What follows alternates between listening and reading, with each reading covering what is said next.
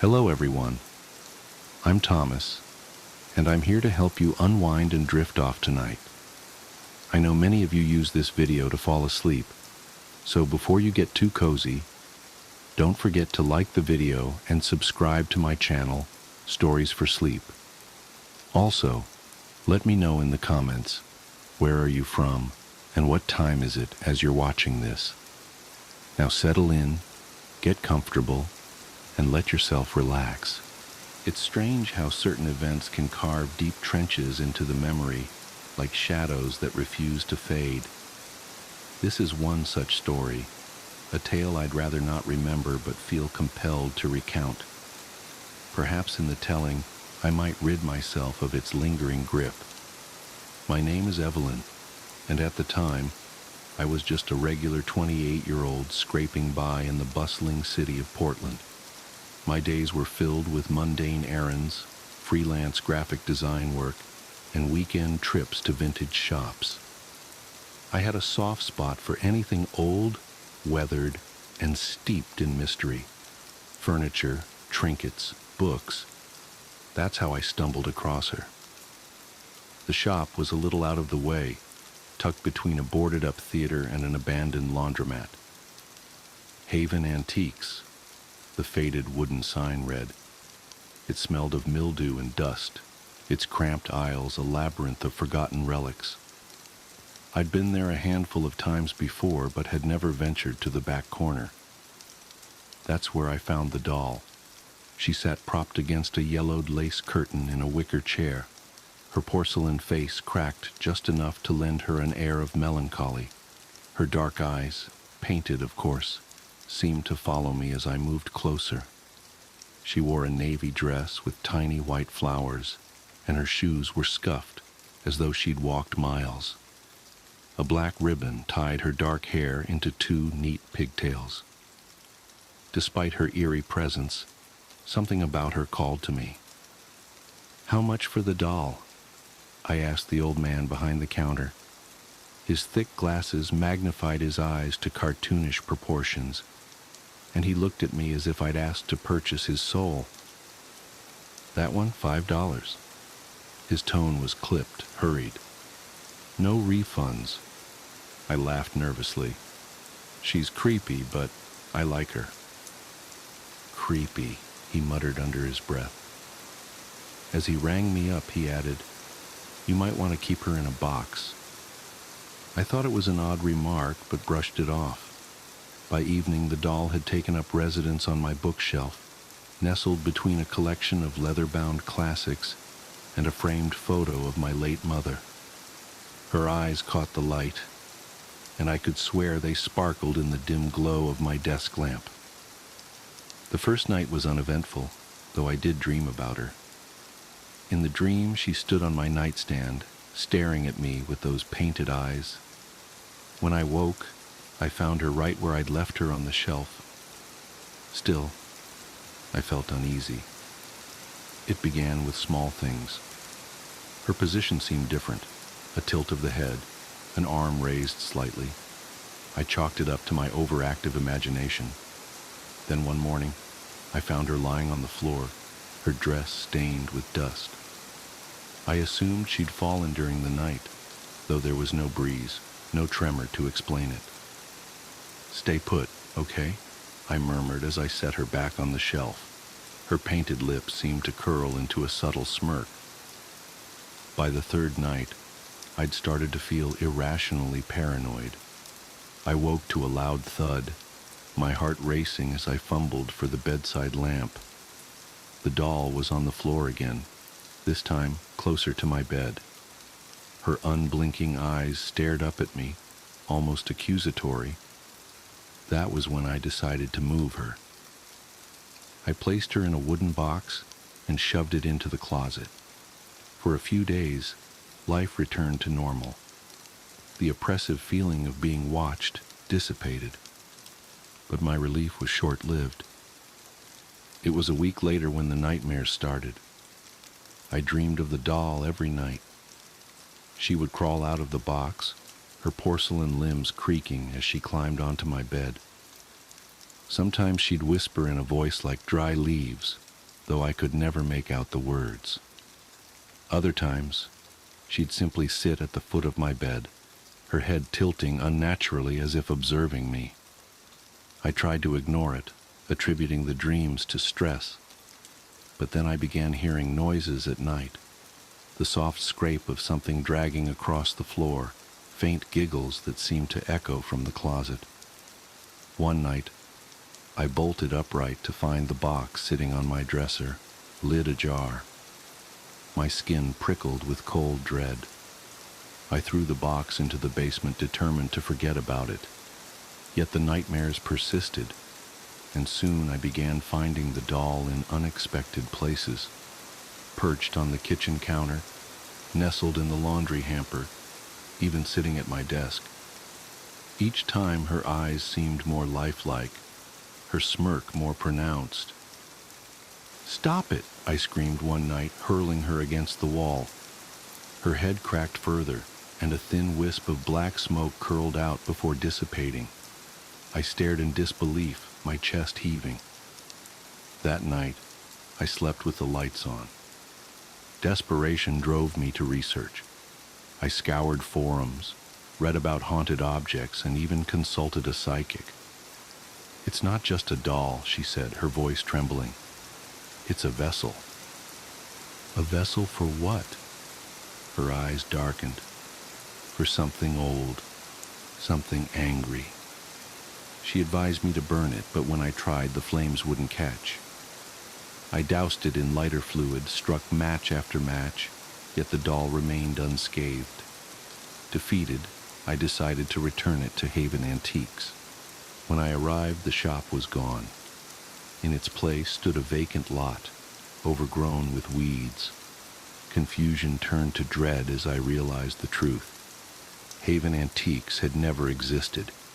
The doll, whatever it was, had found its way to me, and it wasn't leaving. The nights grew darker, the air heavier. Shadows seemed to stretch and twist, whispering my name. The doll's movements became more brazen. I'd find her in my bed, her cracked face inches from mine, her cold fingers tangled in my hair. And then, one night, she spoke. Her voice was a child's, sweet and chilling. "Why won't you play with me?" I screamed, throwing her across the room. She landed on her feet, her head snapping toward me. "You can't get rid of me," she said, her voice dripping with malice. "I'm part of you now." Weeks turned to months, and my life unraveled. Friends stopped visiting, claiming my house felt wrong. My freelance work dried up as clients complained about unsettling images in my designs, images I didn't remember creating. I became a recluse, terrified to sleep, to dream, to live.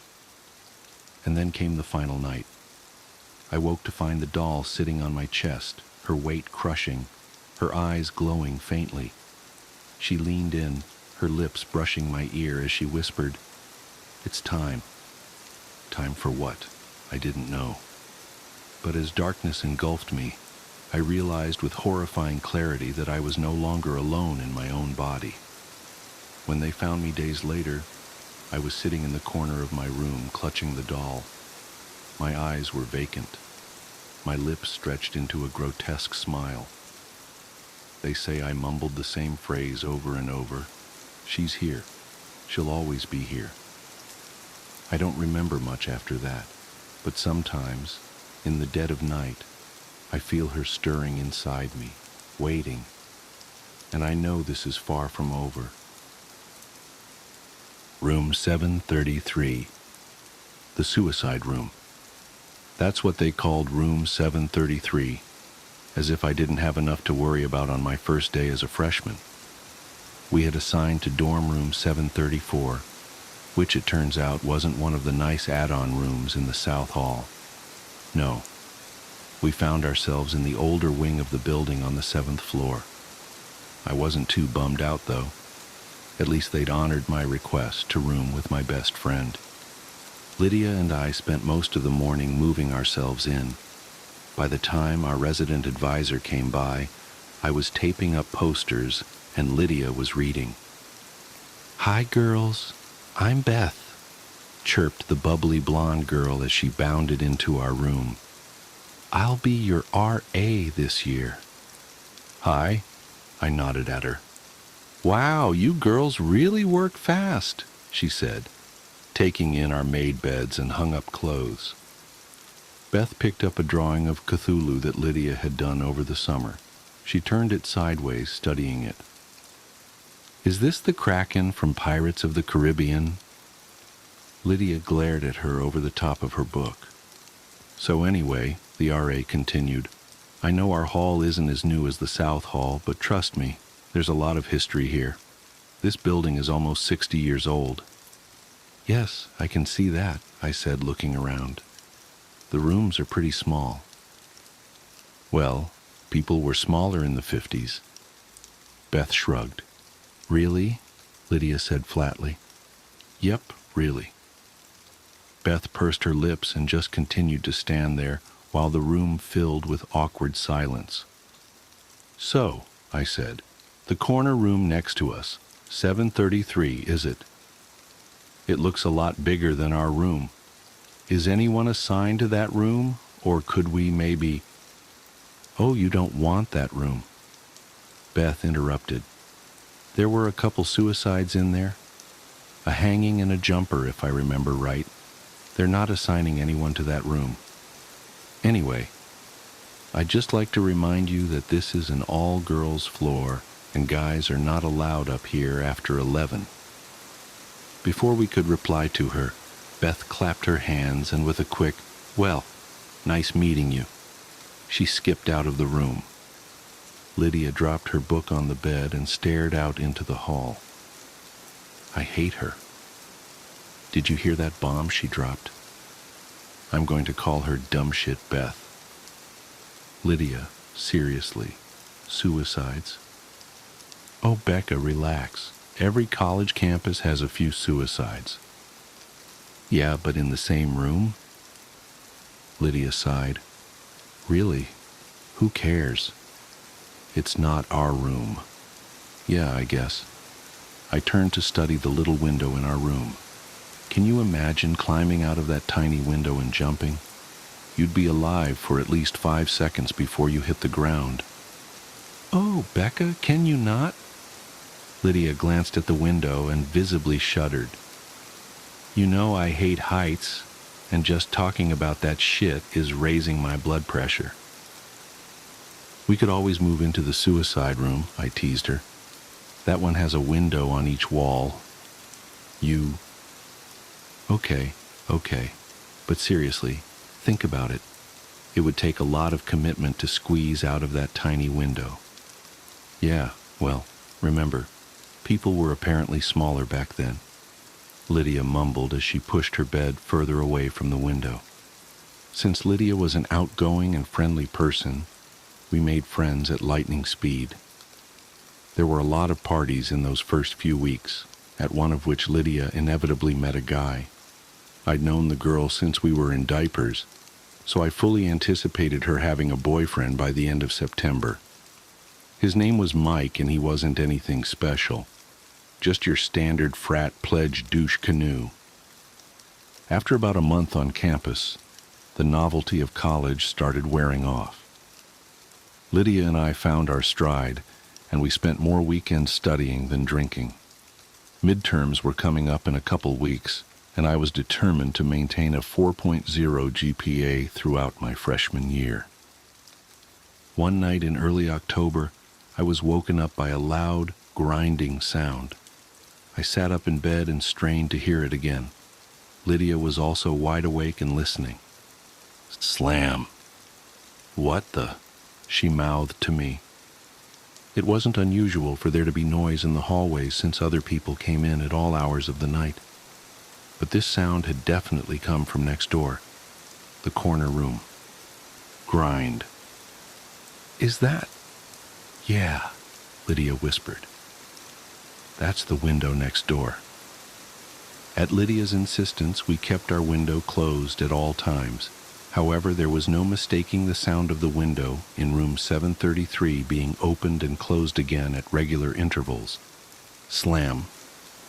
Who's in there? Lydia shrugged. Is someone with us? Is this like initiation? Lydia raised her eyebrow at me. Initiation to what? I don't know. College? Maybe they're hazing the freshmen? Grind. It opened. Who is hazing freshmen? I shrugged. Slam. It shut. Becca, I love you, but that was stupid. I threw a pillow at her. Well, whoever it is, go tell them to knock it the off. Me? I'm not risking being thrown out a window. Grind. Well, I'm not doing it. I'm an art major. You're a political science major. You go lay down the law. Then call dumb shit Beth. Isn't this the kind of nonsense she should deal with? Slam. I'm not calling her. Don't you put that evil on me. Fine, Lydia whispered loudly. Then we'll just have to ignore it. I have class at 7:30, I whispered. Grind. Then do something. Ugh. I got out of bed and stomped to the door, threw it open dramatically, and went down the hall to pound on the door to room 733, which simply said, supply room. People are trying to sleep. Please stop, I said when there was no answer. Slam. Dude, seriously. I sighed. I stepped back from the door and immediately noticed problem. Room 733 was padlocked shut from the outside. I hurried back to my room. What happened? Lydia asked. I'm not going anywhere near that room again. It's locked from the outside. I don't know how anybody could get in there. So, you're saying it's a spooky ghost? She laughed. No, I'm saying there is creepy shit going on inside a room colloquially called the suicide room. Lydia scoffed and rolled over to go back to sleep. You should have been a drama major. We didn't hear the window next door again that night, but the next morning you could clearly see from outside that both windows in the corner room were now wide open. I watched the windows on room 733 for an entire week, but they remained open. Occasionally at night I thought I could hear a noise next door, like marbles dropping and rolling across the floor. Since it never woke Lydia up, I didn't bother to say anything. One afternoon I was alone in the dorm editing notes on my laptop. I had my headphones in, but the music wasn't loud enough to cover the noise of someone knocking on the door. Come in, I said without looking up from the screen. A moment went by and then I heard the knocking again. I jerked my earbuds out and slammed the laptop closed. I turned around. Come. What the? The door to the hallway was wide open. I'd left it open on purpose since Ian, a junior I was dating, was supposed to be stopping by. I heard the knocking again from behind me and literally jumped out of my chair. It had come from the other side of the room, the closet door. It was the closet that shared a wall with room 733. Lydia, you're not funny. Nothing. Lydia, I swear to God I will punch you in your face. Silence. I walked over to the closet door and grasped the handle. Lydia, you're a what? Her voice came from the doorway behind me. I let go of the doorknob and stumbled back, wide-eyed. Lydia threw her stuff on the bed and turned to me, crossing her arms. I'm a what? I thought you were hiding in the closet, I said lamely. What? Why? Because someone was knocking on the door. Jesus, Becca. Lydia rubbed her forehead and walked over to the closet, throwing open the door. There was nothing there but clothes and boxes. She made a swipe of her arm as if to say, what now? I swear, Becca, there's no one here. I know what I heard. We glared at each other until our little standoff was interrupted by the timely arrival of Ian. He immediately sensed the tension in the room. "Hi, ladies. What's new?" I gave my roommate a hostile look. "There's strange shit is going on in that room next door. But that's not new." "Which room? 735 question mark or the empty one?" "The empty one," Lydia emphasized. 733. "Yeah, I'm not surprised. That's the suicide room." "Right. We heard about the deaths." I sat down on my bed. "Yeah, it's pretty fucked up. 3 suicides all in one dorm room." "3?" Lydia raised her eyebrow. "We were told there were 2. Well, there were a couple people in the 70s and then some guy about 10 years ago. He jumped out the window." Lydia and I both shuddered. Although she was much worse, we were both terrified of heights. A falling death was about the worst thing I could think of. "I will admit that 3 suicides in the same dorm room is disturbing," Lydia said in an apologetic tone. "Yeah, I heard there's something in that room," Ian said. "Like what?" "No one knows, but every year someone has a new theory. Usually right around Halloween something gets published in the campus paper. Whatever is in there, though, it ain't friendly." "So, has anyone ever killed themselves in the neighboring rooms, like this one?" "Nah, just 733. Honestly, I was surprised when I heard they were opening the North Hall this year. They told us we were the biggest incoming freshman class in 20 years, I said absent-mindedly.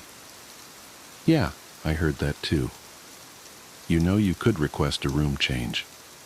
Ian sat down on the bed next to me and I leaned against his shoulder.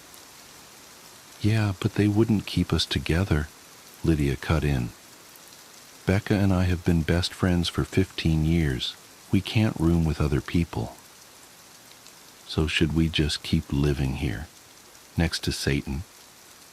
I glanced at the closet door again. Lydia shrugged. "At least we'll have some stories to tell after graduation." "These aren't the kind of stories I want to tell." A few days later, Lydia began to believe my closet story. I woke up in the middle of the night to the sound of someone whispering. I looked over at Lydia, who was already staring at me with wide eyes. She slowly brought a finger to her lips.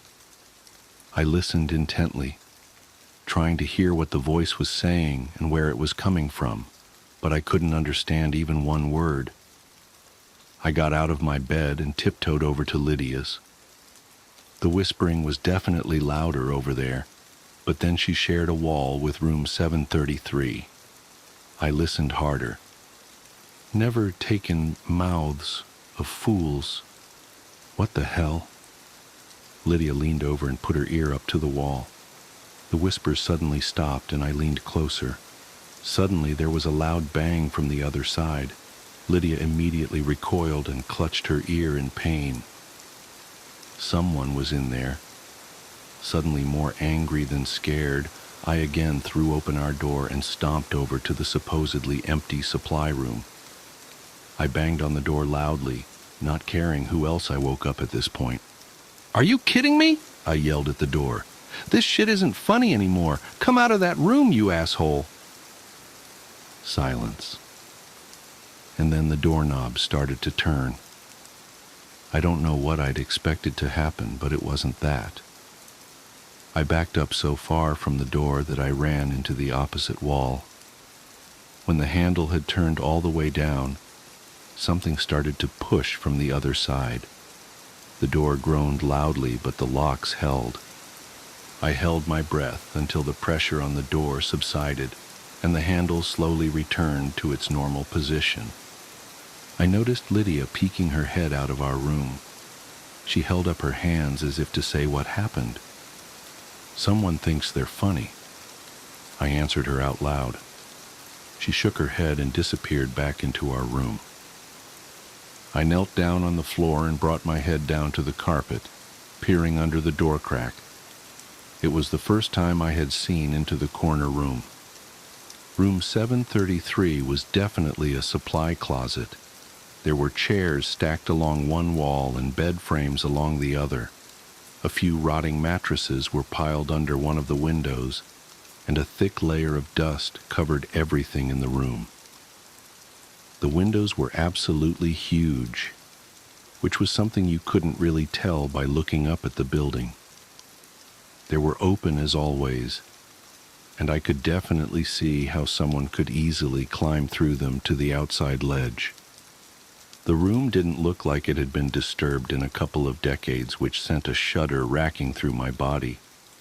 The moonlight, which had been providing enough light to see into the room, suddenly vanished, and I saw only pitch black inside. I blinked rapidly, trying to adjust my night vision. I squeezed my eyes shut, and when I opened them, a large yellow eye was looking back at me, only a few inches away from my face on the other side of the door. I screamed and woke up half the dorm. There was no denying that things were escalating. The next morning, Lydia and I put in dorm change requests with resident services and hoped for the best. In the meantime, we agreed to never be alone in our dorm room at night. Either we both spent the night at home, or neither of us did. We started spending most nights with our respective boyfriends. I told Ian everything that had happened, and he suggested I maybe talk to the campus Paranormal Society. I hesitantly made an appointment, and Lydia and I met with a small, cleanly dressed kid named Craig and 4 of his colleagues the following Tuesday. We told them everything we could remember, every incident, no matter how small. Craig and the 4 other members of the Paranormal Society sat quietly and took notes for half an hour. It wasn't until we finished that anyone spoke. "Is that all?" Craig asked. "Yes," I said slowly. "Would you mind waiting out in the hall for a few minutes so that I may confer with my colleagues?"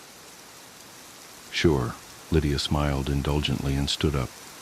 "Whatever you need."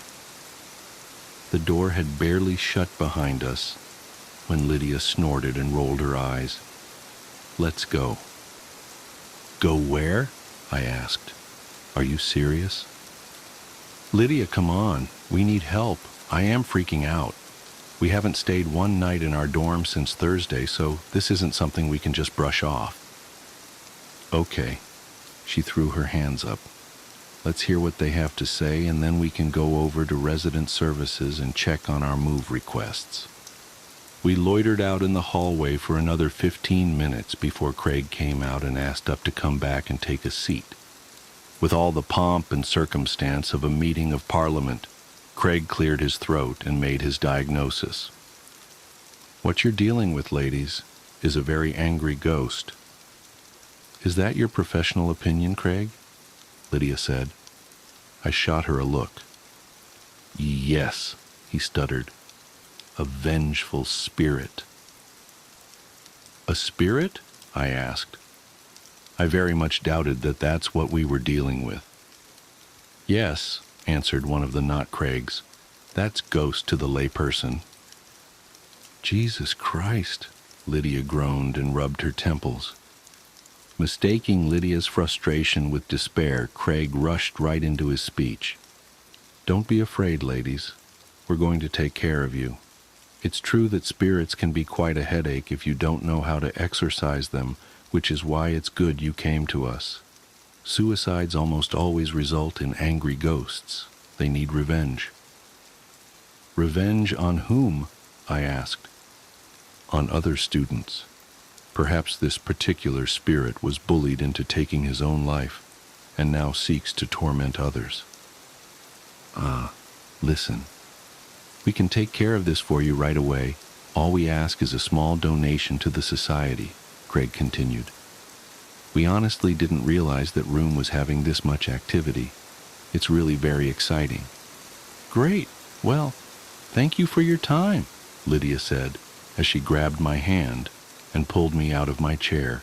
"Sir, do you want to set something up for this weekend?" Craig asked. "Tell you what, we'll call you. Lydia hurried me out of the room wearing a weary look, and we didn't speak again until we were almost to the admin building. "That was a waste of time," she said.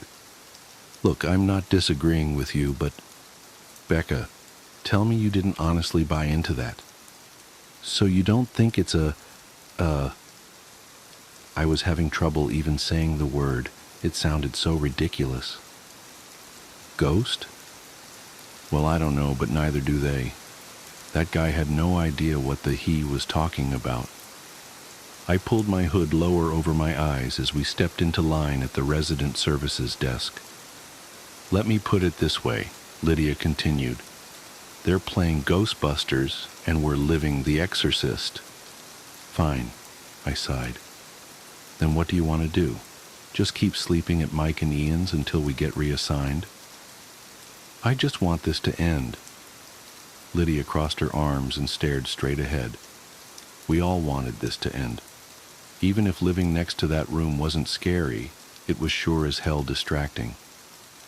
"All right. Well, I mean, we're probably safe during daylight hours, so as long as we don't spend nights there, we should be okay. Our room is only ghost adjacent after all, and our new assignments will come through soon." I checked my watch. "It's almost 2. "Shit, really? I gotta go. Mike got accepted to Sigma Chi and he's getting initiated today." "Oh yeah, I forgot he rushed." The girl at the desk waved us forward. I hadn't even realized we'd reached the front of the line. "Let me know what they say," Lydia said as she ran out the door. The girl at the desk eyed me suspiciously as I approached. "Hi, You're the girl trying to move out of 734 in Riley, aren't you?" She'd caught me off guard. "Yeah, one of them. How'd you know?" "Sorry, I overheard you. I also saw your file cross my desk a few days ago, and I gotta ask, why are you looking to transfer rooms exactly?" I was tired. I was beaten down. I didn't have the energy to think of a lie. "Because shit is going on in the empty room next door and it's really freaking us out. Noises, whispers, knocking. The other night I saw someone." "You saw someone?" "Yeah." "In room 733? "Yeah, I looked under the door. There was definitely someone in there." The girl narrowed her eyes at me for a moment, and then nodded for no particular reason. "Well, your rooms aren't ready yet, but I've pushed them through as a priority. For right now, you're stuck, though. There just isn't anywhere else to put you." I sighed. I'd figured as much. "I'm Alice," she continued. "And look, I've actually done a lot of research on the Riley suicides, and I think I can help you. Or at the very least, offer some insight." "Really?" I asked hesitantly. "Absolutely. I'm in Taylor Hall, room 310. I'll be back to my dorm by 4 today." "Thanks. We just came from the Paranormal Society on campus." "Ugh, say no more." Alice rolled her eyes. "Yeah, so I'll definitely see you at 4. "Great," Alice said, and smiled. I was early to Taylor, but then so was she. I told our story for the second time that day, and Alice wasn't afraid to interrupt with questions, though her queries didn't betray her thoughts. When I was finished, she leaned back in her chair and sighed deeply. "I can't believe it," she shook her head. "I'd always heard rumors, but I honestly doubted any of it was true. I can assure you, everything I've told you is absolutely true." "And how is it now, when you're there?" "We aren't ever there at night, but during the day we've heard scratching on the wall, really quiet whispering, and sometimes we still hear the window opening and closing, in broad daylight. However, every time I look up from the street, the windows to 733 are open." Alice nodded. "Well, for the record, I don't think you're in any danger. As much as it sucks, you guys are simply a casualty. You just need to stay out of room 733. I snorted. Are you kidding? I would never go in there. I believe that you believe that, but this thing, whatever it is, it's tricky, manipulative, a liar, and it's smarter than you. I'll try not to be offended by that. You shouldn't be. What do you think it is? Something very old and very evil. I regarded her skeptically and then let my eyes wander around the room. I hadn't really noticed the decor before, but to say Alice had an interest in the occult was an understatement. I can't see any situation where I would be compelled to enter that room. I know, but you have to be prepared that there may come a time when you have to make a decision about entering that room. Because what you're dealing with, it's already killed 5 people. 5? I thought it was 3. Yeah, well, not everyone is inclined to do the level of research that I do. Let's see. There was Ellen Burnham in 1961. She jumped out the window. She was the very first. And then Tad Collinsworth in 1968. He jumped too. Marissa Grigg in 1975. She hung herself. Erin Murphy in 1979. She jumped. And then Eric Dustin in 1992. He hung himself. 5 suicides. How could the university still let people live in there? They don't, apparently. That's why it's a supply room. And back then? Well, every few years, once everyone who would remember had graduated, the room would be reassigned. This was before the internet, you know, and the incoming freshmen were clueless. But after that last one, Eric Dustin, they closed the entire north hall of the 7th floor and built more rooms onto the south hall. So what does it want? Alice shrugged. Chaos, death, souls. Who knows? No one even knows what it is. Okay, so what do we know? We know that it's somehow bound to that room, though it seems to have minimal influence just outside of it. We know that everyone who ever died was alone at the time. And we know that it's a trickster. That's what we know. It wasn't enough. Why do you think they do it? I asked quietly. The victims? I nodded. All I know is what's rumored to be in the evidence files. All the suicides were found with pictures or writings that were considered unspeakable at the time. They contained horrible, evil things that would make you physically sick to read or see, they say. And these people, they drew them? They wrote that stuff? Yep. Whatever is in that room drove them mad. That's terrifying. Have you guys considered getting somebody to bless the room? Jesus. Well, you'll have a hard time getting him, but perhaps some other sort of holy person. No, I mean Jesus. You're talking about an exorcism. Alice shrugged. Maybe. The rumor in the 70s was that this all started with a Ouija board game gone wrong in 1961. Really? That shit's made by Hasbro. Not in the 60s, it wasn't. Anyway, it's just a rumor. The only person on campus who would know is Tom Moen in admin. I've tried to talk to him before, but he refuses to see me. Did he go here in 1961? Yes. And he was staying in Riley. We need to talk to him. I need to know what is happening, or I won't be able to live the rest of my life as a well-adjusted person. I suppose we can try to chase him down on campus. Can we talk to him tomorrow? We can try. Mr. Moen wouldn't see us that day or the next. We tried to catch him on his lunch hour, and then again while he was leaving work, but he got around us every time. It was soon clear that the old man was actively avoiding us. Lydia and I had seen little of each other since we'd continued to sleep in other dorms. I went back to our room twice a day, once in the morning and once in the afternoon. Usually the other room was silent, but that didn't make me feel better. I could always sense something on the other side of the wall, somehow watching me. It felt like the calm before the storm. The Thursday before Halloween, I came back to the dorm to shower in the evening, much later than usual.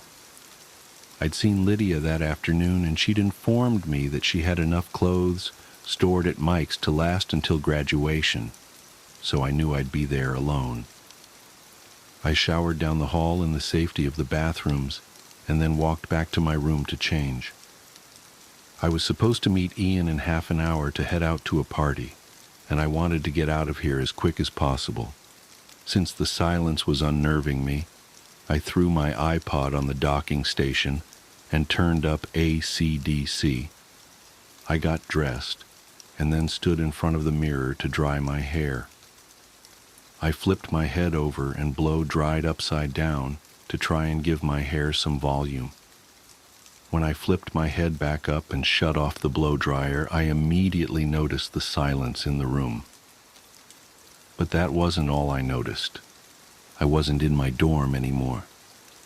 Behind me was reflected the dusty bed frames and large open windows of room 733. I spun around in a panic to find that I was actually standing in my own room. I looked back at the mirror to see that 733 still reflected there. A slight movement behind me was all it took to make me run. I grabbed my purse and phone and I fled from my room, slamming the door behind me. On the elevator ride down, I called Alice. "I can't do it anymore," I said when she picked up. "I can't go back in that room again. I can't ever go back." "What happened?" I told her. "Jesus, what do you want to do?" she asked. "I need to talk to someone who knows what is going on. Is Tom Moen the only person we know was here in 1961? "The only one I know of. Maybe we can get him on his way in tomorrow morning. We'll just corner him and refuse to move until he tells us something.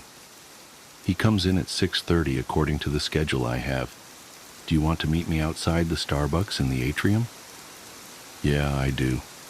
I have a class at 7:30, but I'll blow it off." "Okay, see you then." I wasn't usually much for parties, but I was glad I was going to one that night. As soon as we got there, I asked Ian to get me a drink. Since I wasn't usually much of a drinker, he gave me a raised eyebrow. I gave him a brief synopsis of what had happened earlier, hoping he wouldn't think I was crazy. Ian made me a scotch and Coke. It was the first of many. Around midnight, I went to have a cigarette and checked my phone. I had a voicemail from Lydia left at 11:04 p.m. "Hey Becca, listen, I just had a huge fight with Mike. I guess his frat decided that for Halloween this year, all the new brothers have to spend the night in the suicide room. In our dorm. I can't take it. He knows what's been going on with us, and he still agreed to do this. He's now trying to convince me that Sigma Chi is behind all of the stuff going on in room 733, because they've been trying to drum up buzz for their Halloween deal. I can't." I hit end and threw my phone in my bag. No wonder Lydia was pissed. This was not good at all. I found Ian inside and asked him to take me home. I was suddenly very stressed, very tired, and very drunk. When the alarm went off at 6 a.m., it took everything I had to pull myself out of bed. I got dressed in the clothes I'd worn the night before and shuffled my way across campus to the atrium. Alice was already there with a black coffee in hand. "I figured you'd need this," she laughed. "How'd you know?" "Your texts?" "I texted you last night." "Yeah, at about 1. You told me about Sigma Chi." "Oh, God, yeah." I pushed my sunglasses higher up my nose and pulled my hood lower over my eyes. "Those guys are idiots. Remember how I told you that it's crafty? Well, what if the point of messing with you was to make 733 provocative, to seduce people into going inside? No one has been in that room for years. Can you imagine how hungry that thing is? Do you think they're really at risk? I asked as I sat down on the steps to the admin building. Yeah. In fact, the only thing they have going for them is that all those suicide victims were alone at the time of their deaths. So it'll be less powerful with all of them there? Theoretically, we would know a lot more if we knew what it was. And we can't know what it is without knowing how it got here. And that is why we need Moen. What time is he supposed to get here? Actually, 20 minutes ago, Alice said grimly. It was another half an hour before we resigned ourselves to the fact that Mr. Moen had snuck around us as usual. We went to the front office hoping to beg again for an appointment with him anyway. The woman at the admin desk regarded us coldly. Tom isn't coming in today. Or any other day for that matter. He quit yesterday. Looks like you won't be harassing him anymore. We weren't harassing him, I said.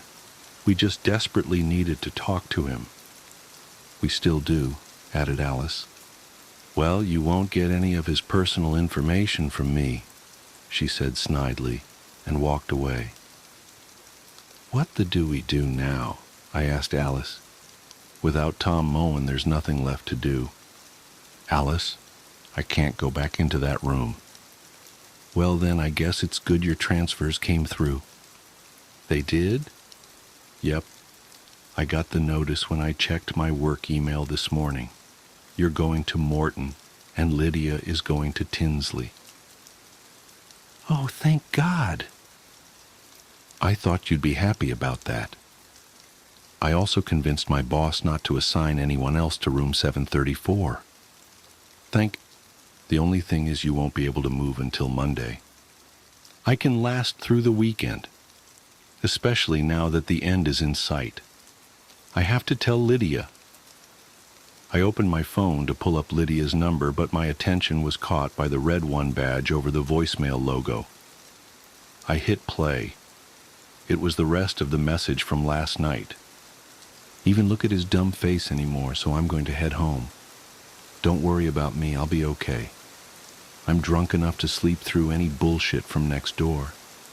I'm just so pissed off right now.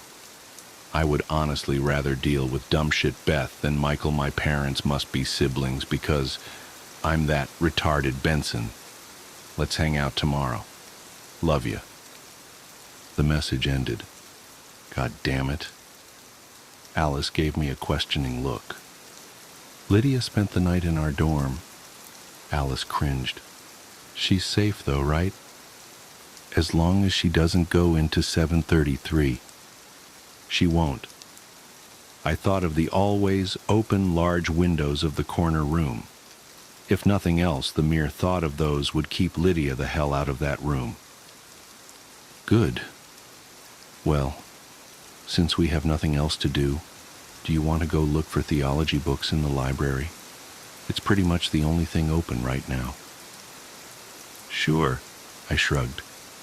I didn't have another class until 10. The little old lady who sat behind the library's checkout desk must have been 1,000 years old.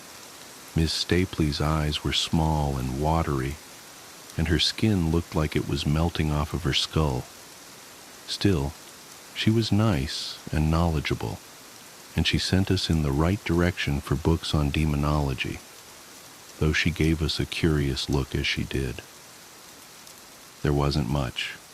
We read everything we could, but it either wasn't relevant or wasn't in English.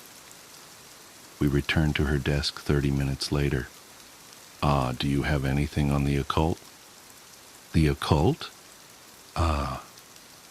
Her voice trailed off. Yes, I do. Over there to the left of the reference section. Okay, thanks. Sorry, I'm too hungover to use the Dewey Decimal System, I said. I don't think she likes the look of us, Alice whispered as we walked away. Our look or our subject matter? Probably neither. Within the hour, we were back up at her desk, having struck out again. We could tell she was getting annoyed as her eyes narrowed suspiciously at us as we approached. "Ah, sorry.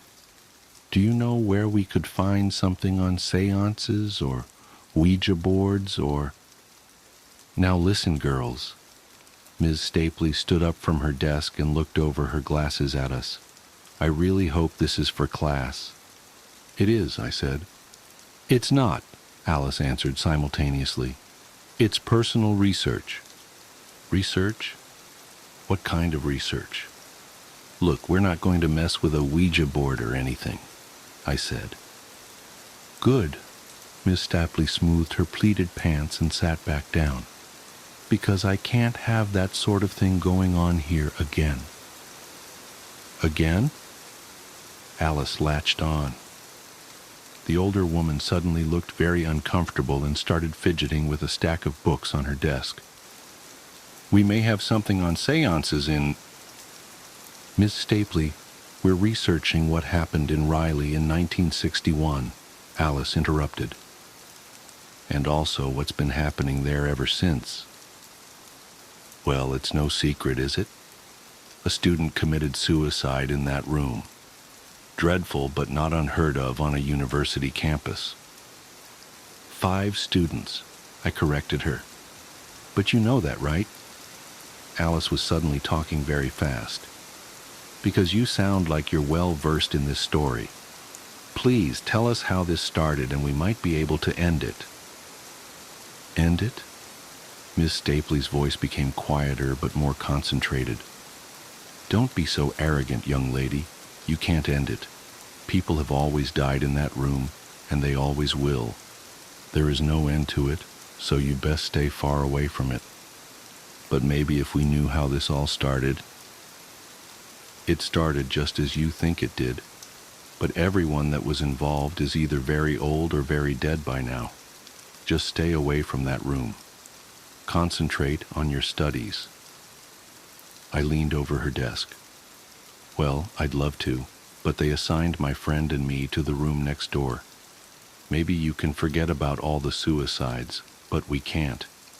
It won't let us." "Young lady, I never forget." Ms. Stapley's voice was even quieter now. "My friend Ellen was the very first to be killed in that room. She was my very best friend, and not a night goes by that I don't imagine her wiggling out of that tiny window, standing upon the cold ledge in her bare feet, and jumping off the 7th floor of that building." Alice sighed. "I'm really sorry. I didn't know." "Yes, well, these are old wounds, my dear. Now, girls, I suggest you request a room reassignment immediately. No one should be living on the 7th floor of that building, and that's all I'm going to tell you about it." Alice sighed, but resigned herself to a nod. We wouldn't learn anything more here. Still, it was quite a breakthrough. At least we had some information now. Alice walked away and I made to follow her, but my feet wouldn't move. Something was bothering me. A small yet poignant word had been buried in Ms. Stapley's story, a word that suddenly seemed very important. "Hey, Ms. Stapley," I asked the tired old woman at the desk, "why did you refer to the windows in 733 tiny? Because I've seen those windows and they're huge, like 5 feet tall." "Dear, you're thinking of the corner room. That's the supply closet. Room 733 is next door to that." No, I stuttered. "That's room 734. "Yes, well, it is now. When they built the additional rooms onto the South Hall, they moved all the room numbers down." Oh my God. I suddenly felt very hot and very dizzy. "That sneaky fucker," Alice whispered next to me, her skin paling. "Lydia." We took off across the campus at a dead run, witnessed only by the few bleary-eyed students on their way to morning classes. When Riley finally came into view, I stumbled on the pavement as my blood turned to ice. From our vantage point, We could clearly see the windows of the corner room were closed, the first and only time I had ever seen that way. And the window to my room was open. We ran into the lobby, pushing past several latte-sipping, Ugg boot-wearing freshmen who had just gotten off the elevator. I hit 7 and watched the doors close more slowly than they ever had before. I leaned against the wall, trying to steady my breathing.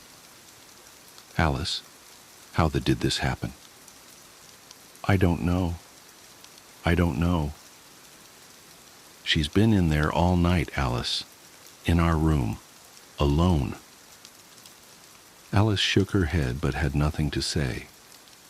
When the doors finally opened on floor 7, we saw a quiet, deserted hallway. I ran toward my room with Alice right behind me. Rounding the corner, I threw open my door, hoping it wasn't locked. And it wasn't. Lydia looked back at me, and for one breathless moment, cruel glimmer of hope crossed over her tear-streaked face. But it was too late. The next second, she leaned forward so slightly, and she was gone. She screamed the entire way down. Alice ran to the ledge where Lydia had just been, while I stood motionless. She stuck her head out the window and looked down just as a different kind of screaming started from the bottom floor. Alice closed her hand over her mouth and pulled her head back into the room as tears of shock ran down her ghost-white face. The screaming from outside got louder as more people saw what remained of my best friend on the cold pavement. I leaned back against the dresser and slumped to the floor. A falling death. Lydia never wanted a falling death. I absent-mindedly picked up one of the pictures that were strewn all over the floor. It was a picture of Lydia's mother. She was dead. I picked up another picture. It was Lydia's baby sister. She was dead too. There were dozens of pictures just like it all over the floor. Lydia has been busy last night. As for the things depicted in them, I cannot tell you. Lydia was a talented artist, and I only saw a few before I got sick on the floor next to me. Alice was standing in the doorway, yelling something down the hall. I don't know what she was saying, because all I could hear was a high-pitched whine in the room. Suddenly, a piece of paper slid out from under the crack in the closet door and glided across the floor toward me. I picked it up and studied it for a moment. This was drawn by Lydia too, but it wasn't like the others. It was a picture of the closet from my exact vantage point. In the drawing, the door was cracked, and there was something looking back from the darkness. I put the paper down and studied the closet. The door was cracked open just like the picture. I squinted my eyes and tried to see inside. Just as I started to distinguish the defined lines of a long face looking back at me, Alice pulled me to my feet. "We need to get out of here," I thought I heard her say. I never went back into that room. My parents moved my things, and I spent the rest of the semester in an apartment off campus. I transferred to an out-of-state school for my spring semester and finished my degree there. Every night I dream of Lydia pulling herself through the tiny window, shimmying out onto the cold ledge, standing up and knowing there's nothing between her body and the terrifying abyss in front of her. I watch her look down 7 stories to the black pavement below and realize, though not accept, her terrible fate. I see the blind horror cross her familiar features. I hear her wildly pounding heart, desperately trying to race through every beat of the life she should have lived, and knowing it has only mere seconds. I watch her look back at me, and I watch her fall. It's been 9 years since that night, and every fall semester for 9 years I've called resident services to see which dorms are open for new student assignments. Riley is always open. The 7th floor is closed. This year life and work got in the way, and I called much later than usual. I was put on hold immediately. Resident services, A man finally answered. "Were you the one asking about open rooms in Riley?" "Yes, that's me." "We're entirely filled up and there's a waiting list for Riley. But as it happens, you actually have great timing. I make no promises, but we may be able to get you in. We just got approval this morning." "Approval for what?" I said slowly. "We're opening up the 7th floor."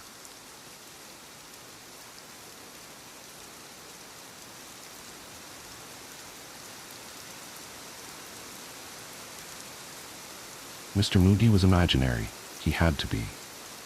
My daughter started talking about Mr. Moody on her 4th birthday.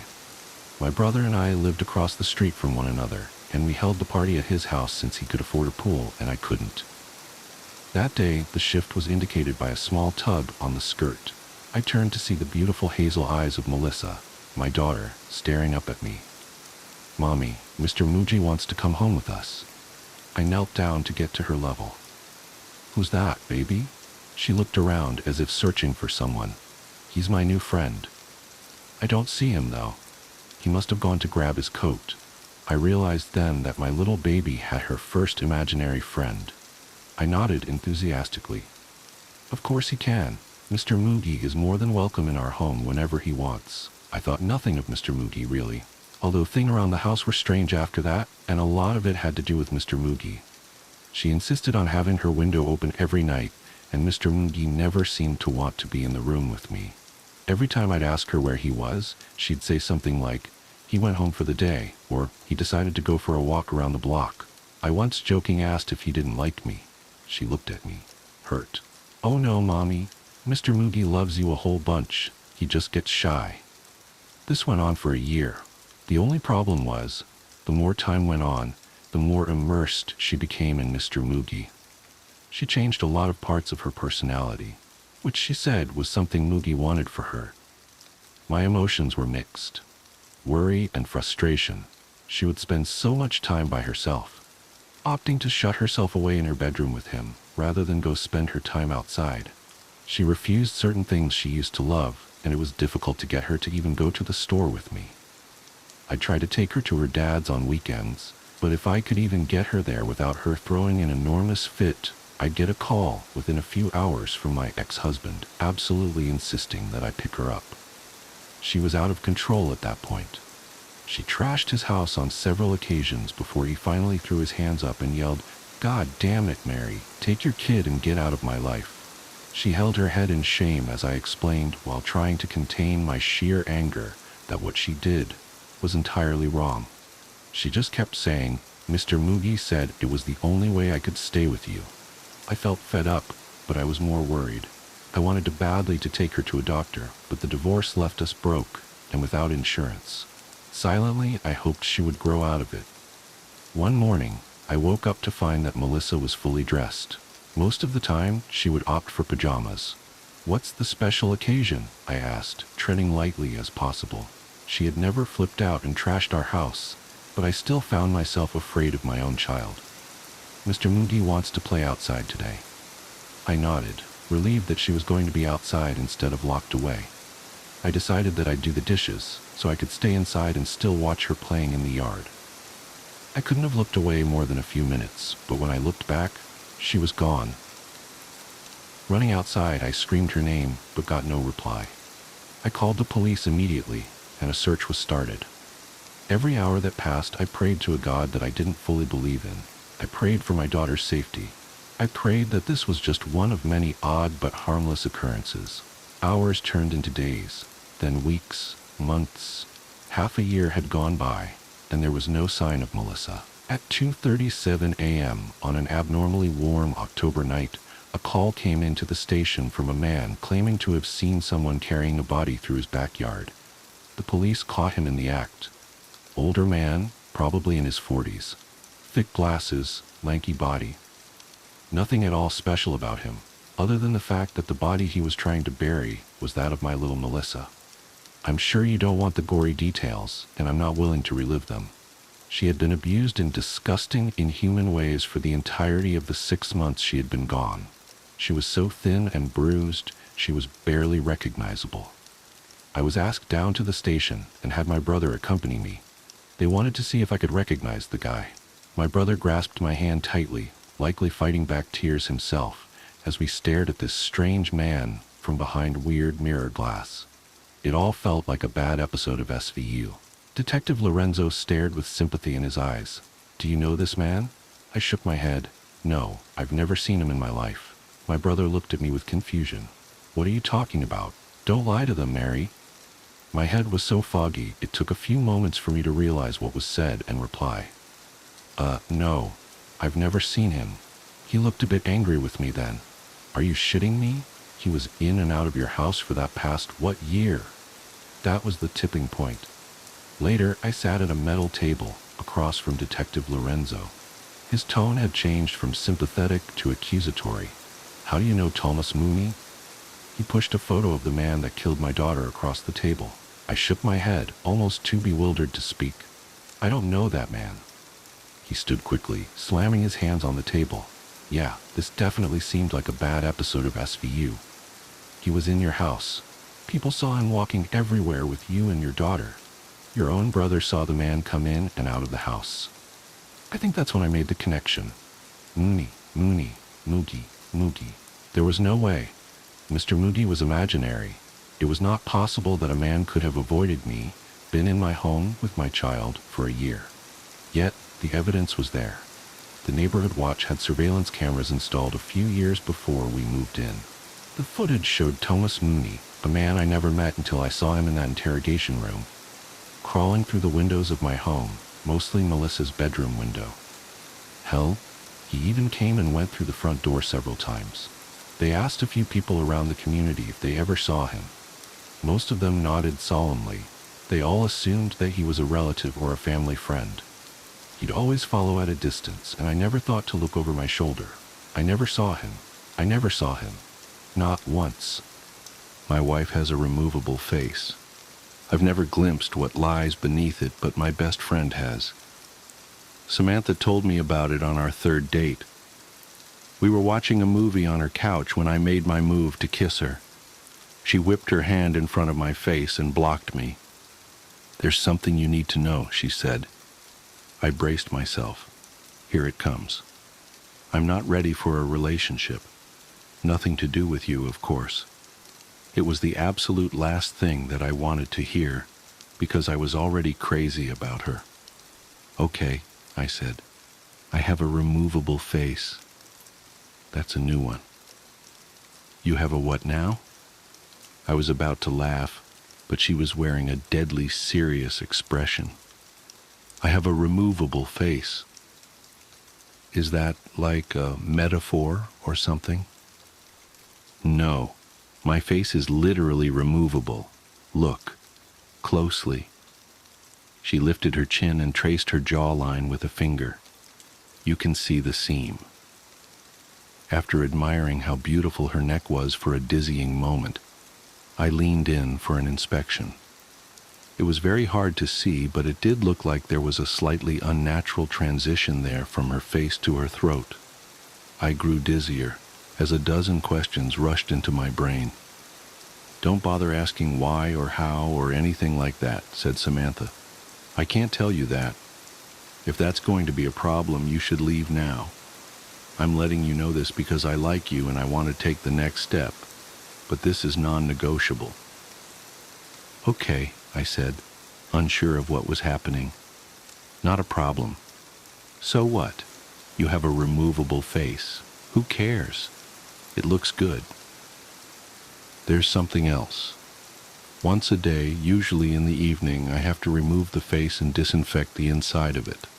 If I don't, it will rot. This takes about an hour, give or take, depending on how my day went. During this time, you must never ever look at my real face.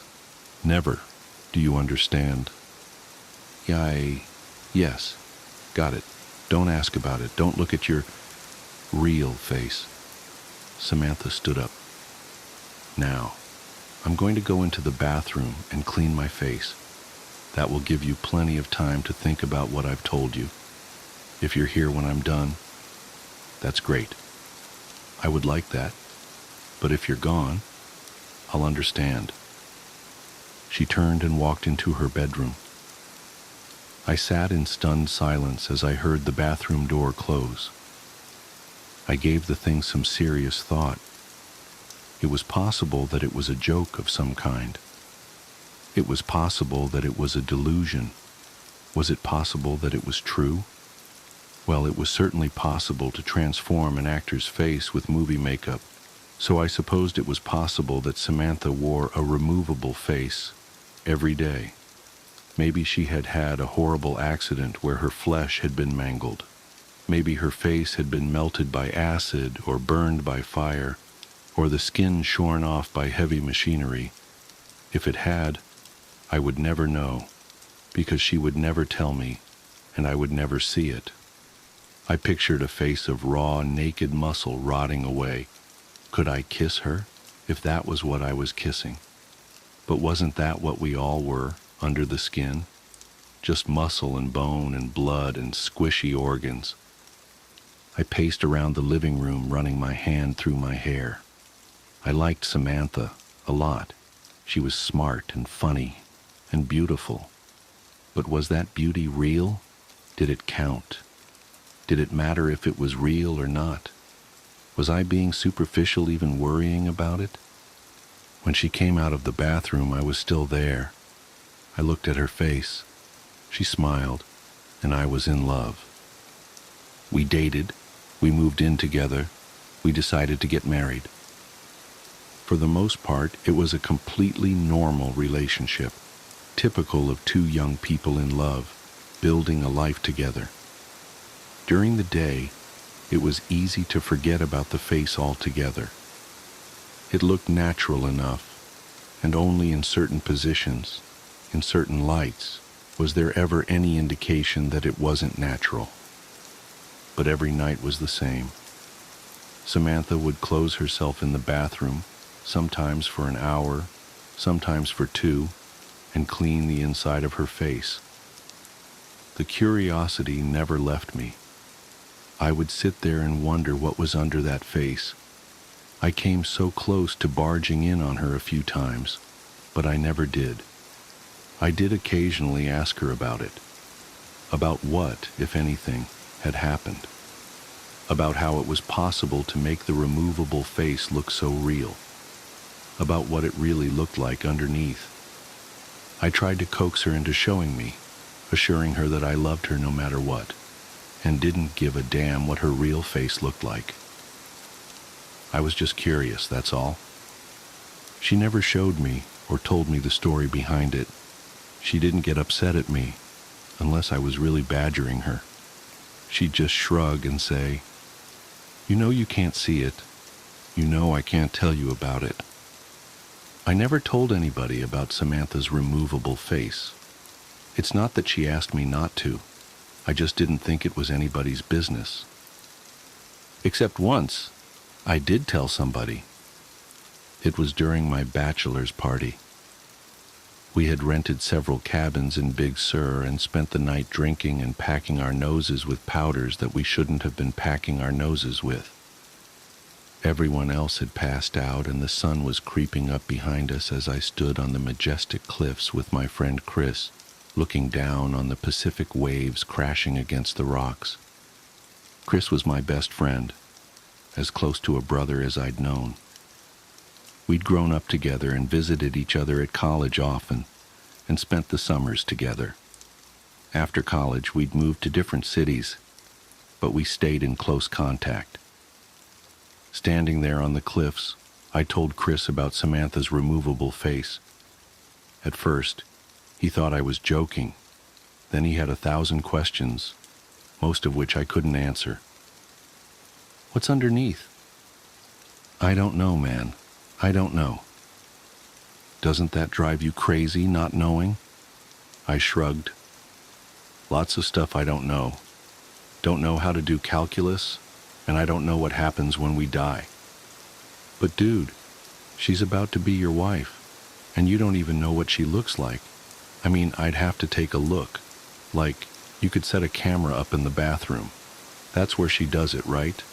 Set up a camera and have a look, and then you'll know." I sighed. Yeah, it drives me crazy. I've asked her 1,000,000 times, but she told me I could never look. Gotta respect that, man, even if I don't like it. That's love. Chris laughed. You telling me to respect a woman? Up is down now. Then we fell back into talking about old times as a new day dawned. Chris was in town for business last week and planned on spending the weekend at our house. The conversation at Big Sur had happened 4 years ago, and we hadn't spoken about Samantha's removable face since, despite keeping in close contact and seeing each other, as often as two people transforming into adults in different parts of the country can. It happened on Saturday evening. We were lounging lazily in the backyard deep into the beer, having just finished with some grilled steaks, when I got a text from work. God damn it, I groaned. I have to make a work call. Seriously? Said Samantha, raising an artificial eyebrow. On a Saturday night? My biggest client, baby. Sorry. It is what it is, I guess, said my wife. I'm going to head inside and get cleaned up. Chris, are you okay just hanging out for a bit? Chris smiled. I'll be fine. Got my beer, got some weeds to pull in your garden. God knows your lazy-ass husband isn't going to do it. Those tomatoes are choking to death. It's a tragedy. I rolled my eyes and went into the side yard to make my call. 15 minutes into it, I heard the screams coming from inside. Both my best friend and my wife were wailing in terror. I dropped the phone and ran into the house and down the hall to our bedroom. Through the open door, I could see that the door to the master bathroom was also standing open. Don't come in, screamed Samantha. I don't have my face on. Call an ambulance. He looked. Oh God, he looked. She sounded desperate and truly horrified. That made me desperate and horrified, and I wanted to rush into the bathroom, but I knew suddenly that that would be a mistake. I knew suddenly that Samantha didn't want me to look at her real face, not out of a sense of vanity, but for my own safety. Chris staggered backwards, out of the bathroom. He was holding a straightened-out paperclip, which he had used to pick the privacy lock. Now he was stabbing it again and again into his eyes, shouting gibberish. He was clearly in the depths of madness, and it turned my stomach to see him mutilate himself. Call an ambulance, my wife screamed. Don't come in here. He looked. I turned and ran back to the side yard where my phone was lying in the newly mowed grass. My client was still on the line, alarmed, asking what was happening, what all the screaming was. I hung up on him and called 911. When the paramedics arrived, Chris was having a seizure in the hallway. Samantha was stroking his head, sobbing. Her face was on, but it had been done hastily, and everything looked a little off. My world has been dark this past week. My best friend is in a psychiatric hospital under suicide watch. He's completely blind and mostly catatonic, except when he slips into a violent, babbling mania. The doctors are optimistic that his state is temporary, but they don't know the truth about what caused it, because I told the paramedics that Chris had taken a large dose of psychedelic mushrooms and fallen into psychosis. I saw no good reason to tell the truth about what had happened. Who would believe that one look at my wife's real face would make somebody insane? At best, we would be the subjects of a long investigation. At worst, we would have to prove that what we were saying was true by showing somebody Samantha's face. Then the same thing would happen again, and what after that? I had no idea, and no interest in finding out. For Samantha's part, I knew that she would never consent to show anybody her real face, no matter what the consequences of refusal were. I did get a follow-up call from the police, asking me to confirm my story. The hospital found no traces of psilocybin in Chris's blood, though that's not unheard of, since it has a short half-life. If they end up testing his hair, I will likely be in a lot of trouble. But that's truly the least of my concerns. Samantha is in a state of her own. She still cleans the inside of her face, though not as regularly, and when she puts it back on, it's always crooked now. It is beginning to smell a little bit. I've tried to assure her that it wasn't her fault. He knew, I said. I told him that nobody was ever allowed to look at it. He knew, and then he broke into the bathroom. This is not on you, baby. Please, talk to me. Not on me? That one look at my face makes people insane? Please, I just need some time alone. As for me, I am doing my best to hold it together. Do you know what's strange, though? Despite what happened to Chris, I still find myself curious about what my wife's real face looks like. More curious than ever, really. The following statement was found on a USB drive. This document was recovered from a USB drive left in the Millbrook Police Department evidence room, dated October 12, 2024. All attempts to contact the author have been unsuccessful. The original formatting and spelling have been preserved. I need to write this down while it's still fresh, while I can still convince myself it really happened. Maybe someone will read this and make sense of it. Maybe they'll tell me I'm not crazy. I just know I can't sleep. Can't close my eyes without seeing those images burned into my retinas like overexposed film. It started 3 weeks ago when I was cleaning out my grandmother's basement after she moved into assisted living. Mom had been putting it off for months. You know how it is with these things. Nobody wants to sort through decades of someone else's life, deciding what's treasure and what's trash. But Grandma's house was finally under contract, and we were running out of time. The basement had always been my least favorite part of her house, even as a kid. Something about the way the concrete walls seemed to sweat in the summer, how the single bare bulb cast more shadows than light. But that Sunday morning, it was just another task to check off my list. I brought coffee, podcasts, and those heavy-duty contractor bags they sell at Home Depot, ready to be efficient, adult, unsentimental. The first few hours were exactly what you'd expect. Boxes of old Christmas decorations, moth-eaten Afghans, a treadmill that had probably been obsolete before I was born. I sorted everything into piles: donate, trash, keep. The podcast kept me company. Something about true crime in the Pacific Northwest. The coffee went cold before I remembered to drink it.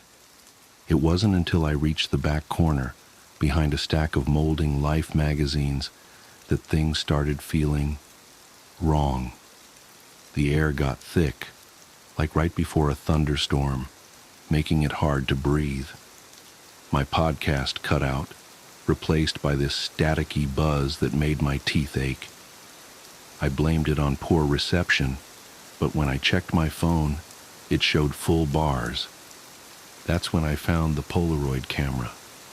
It was sitting on a shelf I swear wasn't there earlier, one of those collapsible metal ones we used to keep paint cans on. The camera looked pristine, not dusty or corroded like everything else down there. Just sitting there, like someone had placed it moments before. That's weird, I said out loud, my voice sounding flat in the dense air. Hey, Mom, did Grandma ever mention having a Polaroid? No answer. Right. Mom was at church. I was alone. I picked up the camera, turning it over in my hands. It was one of those classic one-step models from the 70s, rainbow stripe down the front, viewfinder slightly yellowed with age. The film compartment was empty, but there was a stack of photos face down beside it. My hands were shaking as I picked up the first photo. I told myself it was just the caffeine, just the stuffy basement air, just my imagination running wild after 2 hours of true crime stories. But I knew that wasn't it. Something felt fundamentally wrong, like when you're home alone and suddenly certain you're being watched. The first photo showed my grandmother's basement. This basement, taken from the bottom of the stairs, looking toward the corner where I now stood. Everything was exactly the same. The metal shelves, the magazines, the boxes.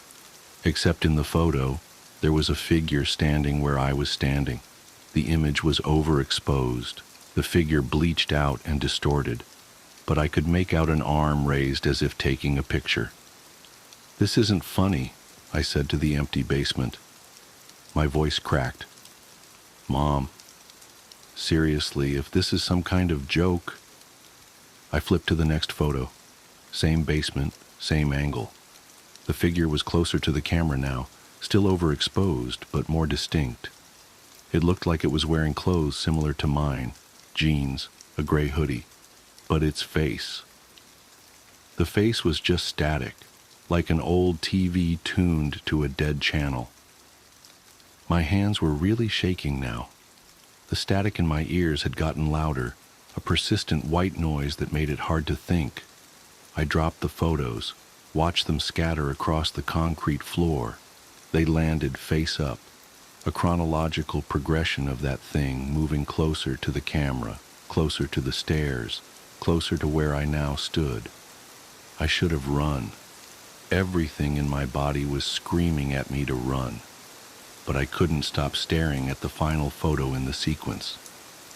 The figure stood at the bottom of the stairs, arms still raised, but now I could see what it was holding. A Polaroid camera. The exact same model that sat heavy in my hands. The static roared in my ears.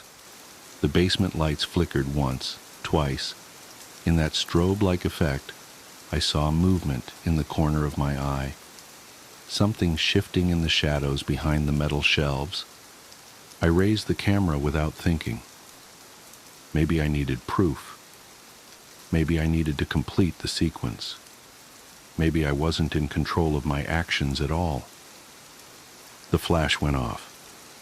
The photo slid out, gray and undeveloped. As I watched, an image began to form. The basement, the stairs, a figure in a gray hoodie, face obscured by static, arm raised, holding a camera. I ran. I don't really remember running, but I must have because suddenly I was in my car, engine running, hands gripping the steering wheel so tight my knuckles were white.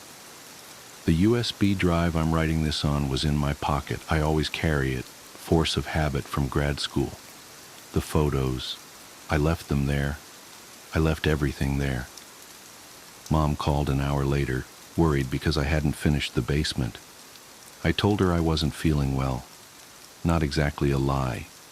She said we could finish another day, but I knew I was never going back down there.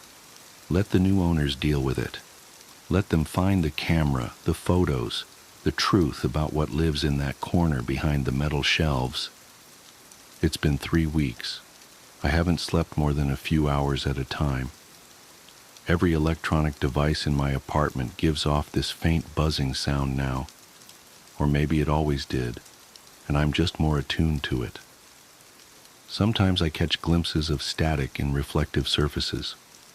Windows, mirrors, the black screen of my phone. Sometimes I think I see a figure holding a camera. The house closing is tomorrow. Mom texted earlier to say the basement was empty when the final walkthrough team got there. Empty. No boxes, no magazines, no metal shelves, no camera, no photos. But that's not the worst part. The worst part is that yesterday I found a Polaroid camera sitting on my kitchen counter. Pristine, rainbow stripe down the front, film compartment empty. Beside it, a single photo lying face down. I haven't looked at it. I won't look at it. But I know what it shows. My apartment taken from the doorway, looking toward where I sit, typing this. A figure in the corner, face obscured by static, arm raised as if taking a picture.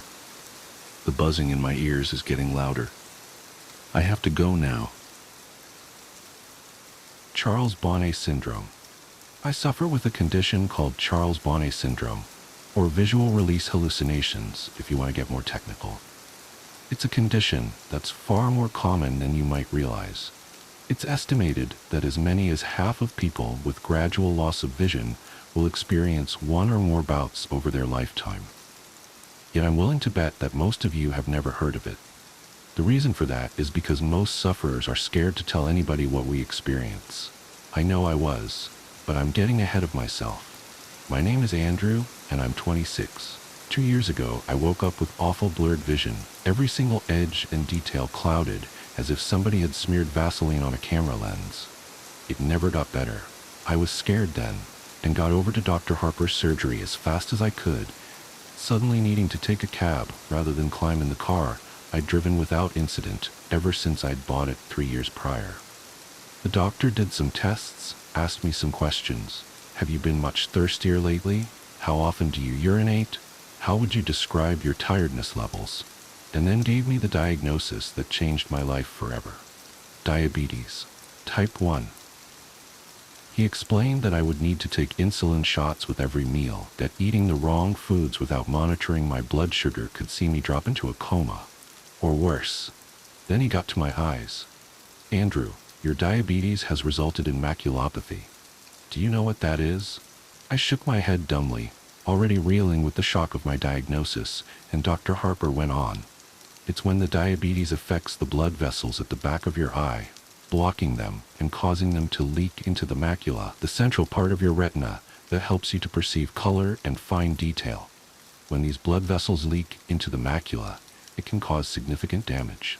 With a lump in my throat, I asked, "Okay, so how do we make this better?" I couldn't see Harper's face properly when he spoke, but his tone of voice was enough to tell me what I'd been dreading. "I'm sorry, Andrew," he replied gravely. "Perhaps if we'd caught this a little sooner, we might have had some treatment options available to us, but I'm afraid the damage has been pretty extensive. We can take steps to arrest the development of the condition, but I'm afraid it's irreversible."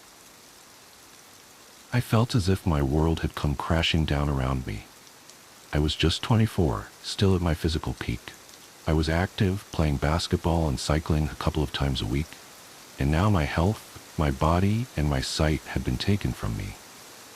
The first 6 months were tough. I broke up with my girlfriend, a sweet girl called Holly who tried to make it work but couldn't because I was so damn angry all the time. I lost my job, because if there's one thing an architect needs, it's his eyes. I even fell out with a lot of my friends, making excuses to not meet with them until they stopped asking. In truth, it was jealousy on my part, envy that they got to keep on living while everything I'd ever hoped for had been snatched away. I became a recluse, never leaving my apartment, barely bothering to wash, shave, or get dressed each day. I was so sure that my life was over, I stopped even trying to live it. I was an asshole. It took me a long time to realize this, but in the end it was the nurse assigned to visit me at home, a tall, no-nonsense, experienced woman called Lois, who brought this to my attention. "You're an asshole," she said. "What?" I gasped, shocked at her language. "So you've got diabetes. Do you know how many people do?" she asked. Then, before waiting for my answer, she continued. "Do you think they all hide in their apartments, refusing to get on with their lives? Losing your vision is a terrible thing, and you do have my sympathy, but Andrew, it's no excuse to give up." "But you don't," I argued, trying to defend myself, but she hadn't finished. "Understand?" she growled. "One of the bravest men I know was paralyzed from the neck down when he was just a child, and he hasn't given up. You can do so much more with your life, and you have people that want to help you do that, but you can't even be bothered to shave that ugly fucking beard off. Stop being a crybaby and make a fucking difference." Of course it didn't happen overnight, and I argued with her. I was furious at her blunt insensitivity and told her to leave. I said I'd tell her superiors, but she laughed and told me I wouldn't. "You won't because you're a smart guy and you've got too much pride for that," she said. "I'll see you next week." That night, I shaved. I opened my curtains and actually looked around. Things were blurry, but when I really looked, I could see the things scattered around my home. the mess I'd let it become. When Lois came back the following week, the place was tidy. I was clean shaven, dressed. I'd even attempted to comb my hair. She didn't say anything about it, didn't mention the argument of the week before, but she took me out for coffee down the street. She guided me along the sidewalk to the coffee shop, talking to me, reassuring me. It was daunting, even though it was less than a block away, but I felt so proud when I got there. We talked, me and Lois. I think I even laughed. Afterwards, she walked me home. Then when she helped me back inside, she said, "It's nice to meet you at last, Andrew." That day was the beginning of my new life. I moved to a new apartment, a ground floor place, and joined a group of other young people with visual impairments. I made friends. I got out every day, even if it was just a short walk. But I made a point of seeing what I could of the world. I bought what I could, but the Sawyers, the old couple that ran the local store, would bring my groceries by once a week. Clark's a gruff old coot, so he refuses to coddle me, and he's told me that he respects me for being like I am, for maintaining my independence, for not giving up. From a guy like him, that's one of the sweetest things I've ever heard. Things were going so well. And then, 1 year ago, it started. I walked into my living room, a mug of coffee in my hand, and I saw a Victorian funeral carriage stood right there on my rug, complete with two huge, proud horses in full livery, adorned with long black plumes in their bridles. They stood perfectly still, while the driver, a small bearded man in period costume and a top hat, fidgeted with the reins and peered at me expectantly. Bizarrely, they were far clearer than the usual blurry shapes that I could see. I damn near pissed my pants. I dropped the cup, spilling scalding hot coffee over my bare feet, jumping backwards with a cry of pain and alarm. When I returned my attention to the horses and carriage back in the room, they were gone. In that moment, I wondered if I was going mad. Apparently most of us do, which is understandable. How would you feel if you'd seen that exact same sight in your home? Unless you're Jack the Ripper, I imagine many of you do not have a coach and horses just laying around. I certainly didn't. Eventually, after much quiet swearing to myself and more than a little self-delusion, I managed to convince myself that I had not seen what I thought I had, that it was merely a very vivid daydream. This seemed to work, and I got on with living, even if I entered that same room a little more cautiously in the days that followed. Finally, I forgot about it. 2 weeks later, I saw a giant, floating, swirling orange ball in my bathroom. I damn near pissed myself again. I stood staring at it, this bizarre, rotating, levitating globe that was a little larger than a beach ball hanging in midair over my tub, open-mouthed for a full 10 seconds before finally screwing my eyelids tightly closed and whispering to myself, "That isn't there. That isn't there." After 5 seconds, I opened my eyes again. It wasn't there. Have you ever had cause to doubt your own sanity? To wonder whether what you perceive is truly there, or if your mind has betrayed you? Honestly, compared to the loss of my vision, the prospect at losing my wits was so much more terrifying. I'd fought against adversity and took pride in the fact that I am not just a survivor. I'm somebody who is living his own life. How could I do that if I was insane?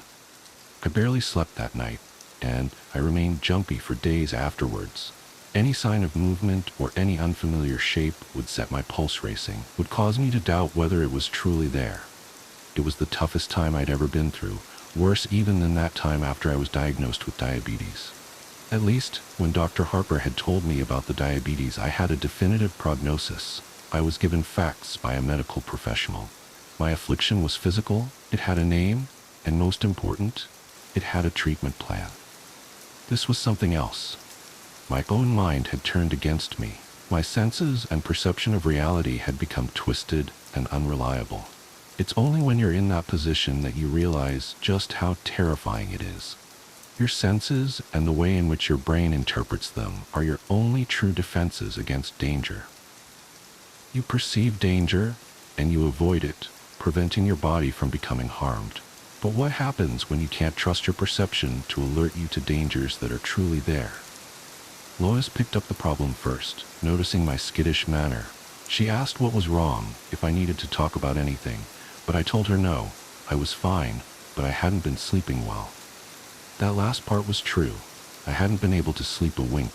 Just the very thought of being institutionalized, spending the rest of my days a sedated, blue pajama-clad zombie in a white room with only the echoing cries of my fellow inmates for company, terrified me beyond measure. But what was the alternative? Live life as a risk to myself and others? Ultimately, I chose to ignore it. I reasoned that if I was able to function around other people without them realizing what was going on, that was good enough. A full month passed before the next incident, and I really did think that maybe I'd put this whole mess behind me. With every passing day, my confidence had grown, so that Wednesday morning I'd stepped out onto the sunny street feeling pretty carefree. Each Wednesday, I'd treat myself to a latte down at Joe's, the same coffee shop that I'd visited with Lois. It was a custom that gave me a great deal of pleasure, one that had seen me forge friendships with other regulars as well as the staff, including Joe himself. As I made my way down the street, white stick in hand, I glanced about me, taking in the colors and shapes of the world around me.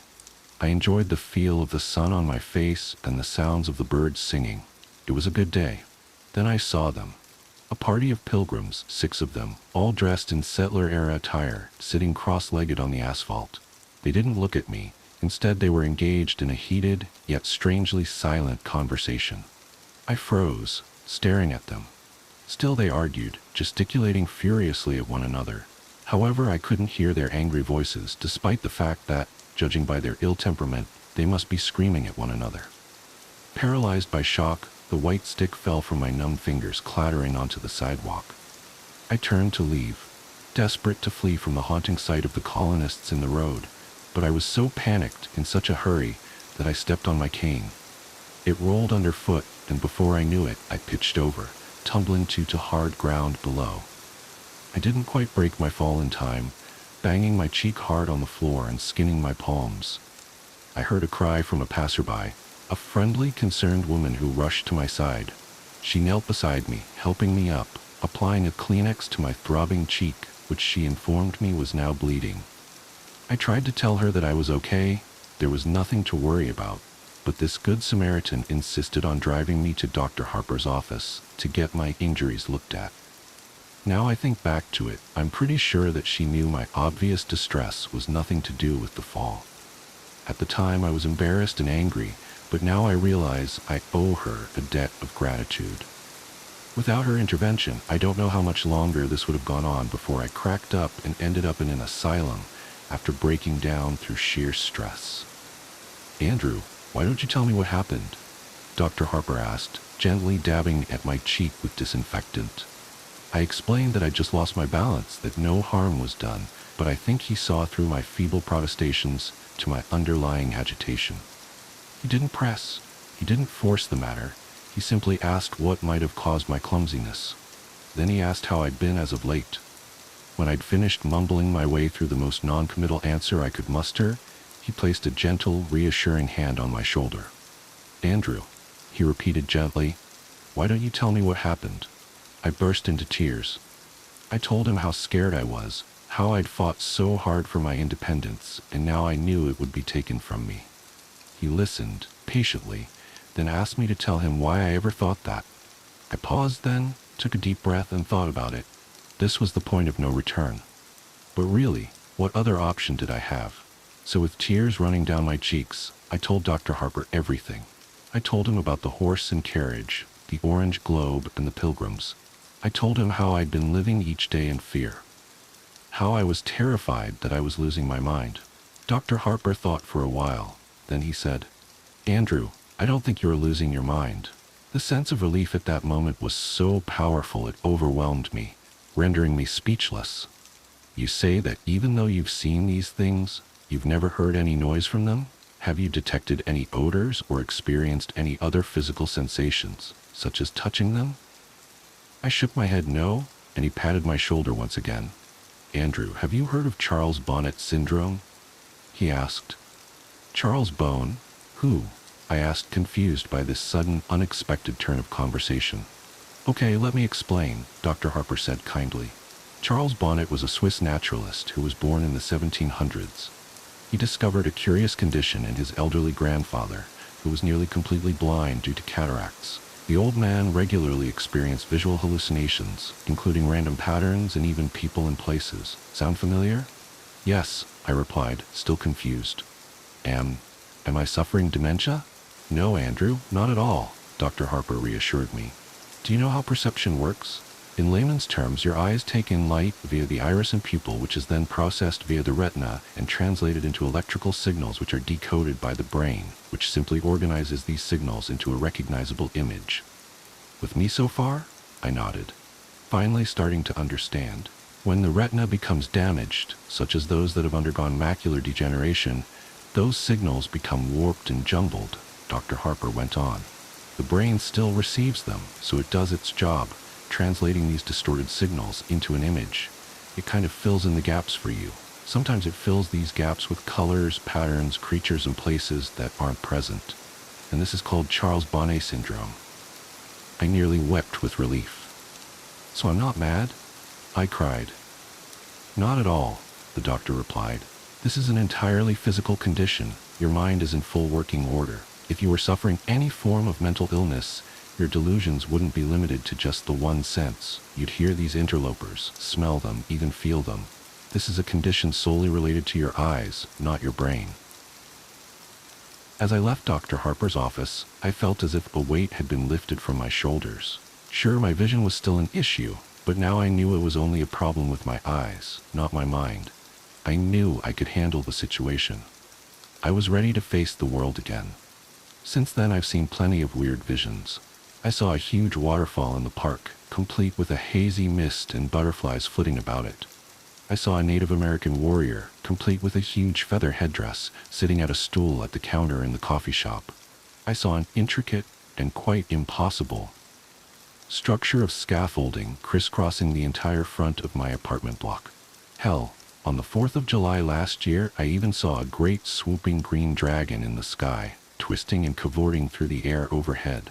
All looked utterly and completely real. Yet now I knew they were simply tricks of the eye. They were no longer disturbing. In fact, I actually came to quite enjoy them. Even looking at them as unique and entertaining little shows or works of art that existed purely for my pleasure and nobody else's, I came to welcome them. Then a month ago, I saw her. It was nighttime. It's always nighttime when I see her, and I was just getting ready for bed. I walked into the kitchen to get myself a glass of water, and actually cried out in alarm when I spotted the figure in the corner. She was tall, by far the tallest woman I'd ever seen, and even though she stood hunched, she still had at least 6 inches on me. I was used to seeing characters in dated and bizarre dress, but this was different somehow. It didn't seem like an outfit from any one time, instead a bizarre mishmash of items. She wore a tuxedo jacket, figure-hugging and black, tailored to the female body shape, over a dirty old ruffled dress shirt. To complete the ensemble, she wore a bright red bow tie. On her hands, which she held out to either side as if shrugging, or maybe feeling for rain, she wore dirty white gloves. Her fingers were disproportionately long, almost spidery, and occasionally they twitched, as if she longed to grip and squeeze something in them. On her lower half, she wore shorts the same crimson as her bow tie, over opaque black nylons. Her legs were long, lithe, attractive, if the truth be told, the legs of a dancer. She also wore red heels, the same hue as her shorts and bow tie, but they sparkled and shimmered, bringing to mind Judy Garland's ruby slippers from The Wizard of Oz.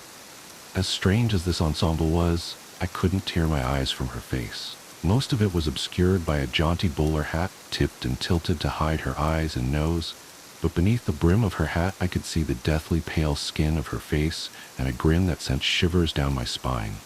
It was wide, too wide, with entirely too many teeth. A smile is meant to be an expression of warmth. It's meant to feel welcoming and benevolent. But the look on this woman's face oozed malice. It felt much like the sort of glee I'd expect from a snake as it corners a rat.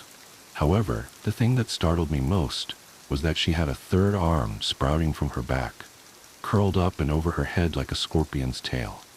It was longer than any arm should be, and the hand only had 3 fingers, like a claw.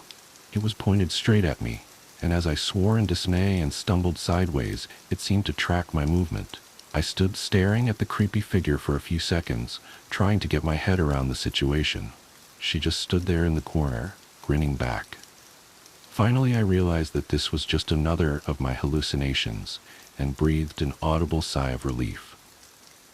One of the tricks I've picked up over the months of suffering with Charles Bonnet syndrome is to break the line of vision toward whichever stimulus is causing my brain to interpret the images into the hallucination. Think of it like restarting a faulty computer, how refreshing the system debugs it. To this end, I close my eyes and count to 5, then when I reopen them, the hallucination is gone. So as I stared at the horrifying, malformed figure in my kitchen, I knew that to make the image go away, I simply had to close my eyes.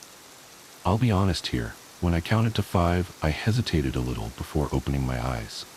If I'd opened my eyes and she'd still been stood there, smiling that wicked smile at me, I think I might have had a heart attack. She wasn't, and I breathed another long sigh of relief, fetched my glass of water, and went back to bed. The tall woman haunted my thoughts in the days after I saw her. She was different to the other visions I'd had. Somehow she felt more real. It was this agitation that my buddy Jason picked up on when we met for lunch the following Friday. Jason was one of those same friends I'd tried to drive away shortly after I lost my vision, yet he'd refused to give up on me, continuing to get in touch week after week. Good friends are hard to come by, but great friends, the ones who will be by your side for life, are even rarer. Jason, God bless his kind heart, is one of the latter. "You've got to tell me what's going on, dude," he said as we sat down over pizza. "What do you mean?" I asked, trying to brush it off. "You're so distracted, it's like you're looking for something in here all the time. You've eaten like one slice in pizza in the time it's taken me to eat 4. So, I repeat, you've got to tell me what's going on," Jason said, waving a slice of pizza around for emphasis. "It's nothing," I replied, feeling a little stupid. "I just had a hallucination a couple of nights ago that really got to me." "I thought you were cool with those now?" he asked, putting the pizza slice down. "Yeah, I am. I mean, I was, but this was different," I replied, resigned to talking about it. "She scared me." "She?" Jason asked, his interest clearly piqued. "Tell me about it." So I did. I described the tall woman and how she'd appeared to me. I explained that unlike any of my other hallucinations, she felt more real, and that she was the first to feature such a weird and unsettling mutation. Sure, I'd seen smaller versions of people in the past, a phenomenon referred to as Lilliputian by medical professionals, but the extra appendage and impossibly distorted face were something I had yet to encounter thus far. I think it was that, combined with the unnerving expectant stance, that had disturbed me the most. "So," Jason said after I'd finished, "you say she had great legs?" "Shut up, you asshole," I laughed, throwing my napkin at him. "No, seriously, I get it, man," Jason replied, passing the napkin back to me. "If I walked into a room and a giant mutant was waiting for me, it'd scare the shit out of me too. But you know what caused you to see this? It's like the coachman and that waterfall you saw. It's a condition that you know you have, and it's one that you know how to deal with, okay?" I know, I replied. "Thanks, man, you're right." I did feel better too, so I smiled at him, took a big bite of my pizza, and changed the subject, asking him about his psycho ex, a conversation he was all too happy to dive into. The next time I saw the tall woman, just under a week later, I was brushing my teeth. I was stood at the wash basin, brushing away, when I spotted a figure in the mirror. She was out in the dark hallway, peeking around the door behind me. That same sinister grin I'd seen before stretched her narrow face into a distorted grimace, the dirty bowler hat pushed down over her eyes once again. Each of those 3 long, spidery hands gripped the door frame. As crazy as this sounds, it felt like she was trying to avoid being spotted. I cried out, spitting toothpaste foam all over the mirror, my toothbrush clattering into the basin. I spun around, my heart thumping in my chest, my breathing ragged in my throat. She wasn't there. Of course she wasn't. The doorway was empty. I tiptoed forward, hesitantly, trying to look around the doorframe into the hallway without actually sticking my neck out into its shadowy confines. The seconds ticked by as I drew closer and closer. I couldn't see anything, so, finally, with a whisper of self-affirmation, I stepped out of the bathroom. The hallway was empty, as was the rest of my apartment. I was shaken again. This was the first time I'd seen a hallucination in a reflection, and I wasn't even sure that I'd actually seen it. Now, as I sit here, writing this, knowing what would follow, I think I thought like that to try to protect myself, to shield myself from the truth. I was an idiot. A full fortnight passed without incident. Sure, I saw a flash of color one day, a dancing yellow lightning bolt that zigzagged back and forth on the street outside my apartment. But that was exactly the sort of thing I'd come to expect from my condition. It was exciting, otherworldly, but it wasn't scary, not like she was. In retrospect, that fortnight was blissful. It was a reminder of what life could be like, the existence that I'd carved out for myself since my diagnosis. Life was good. The night that changed the way I viewed the tall woman, last night, I'd been out and had a couple of drinks. I'd met the other guys with visual impairment for dinner, and we'd ended up at a bar afterwards.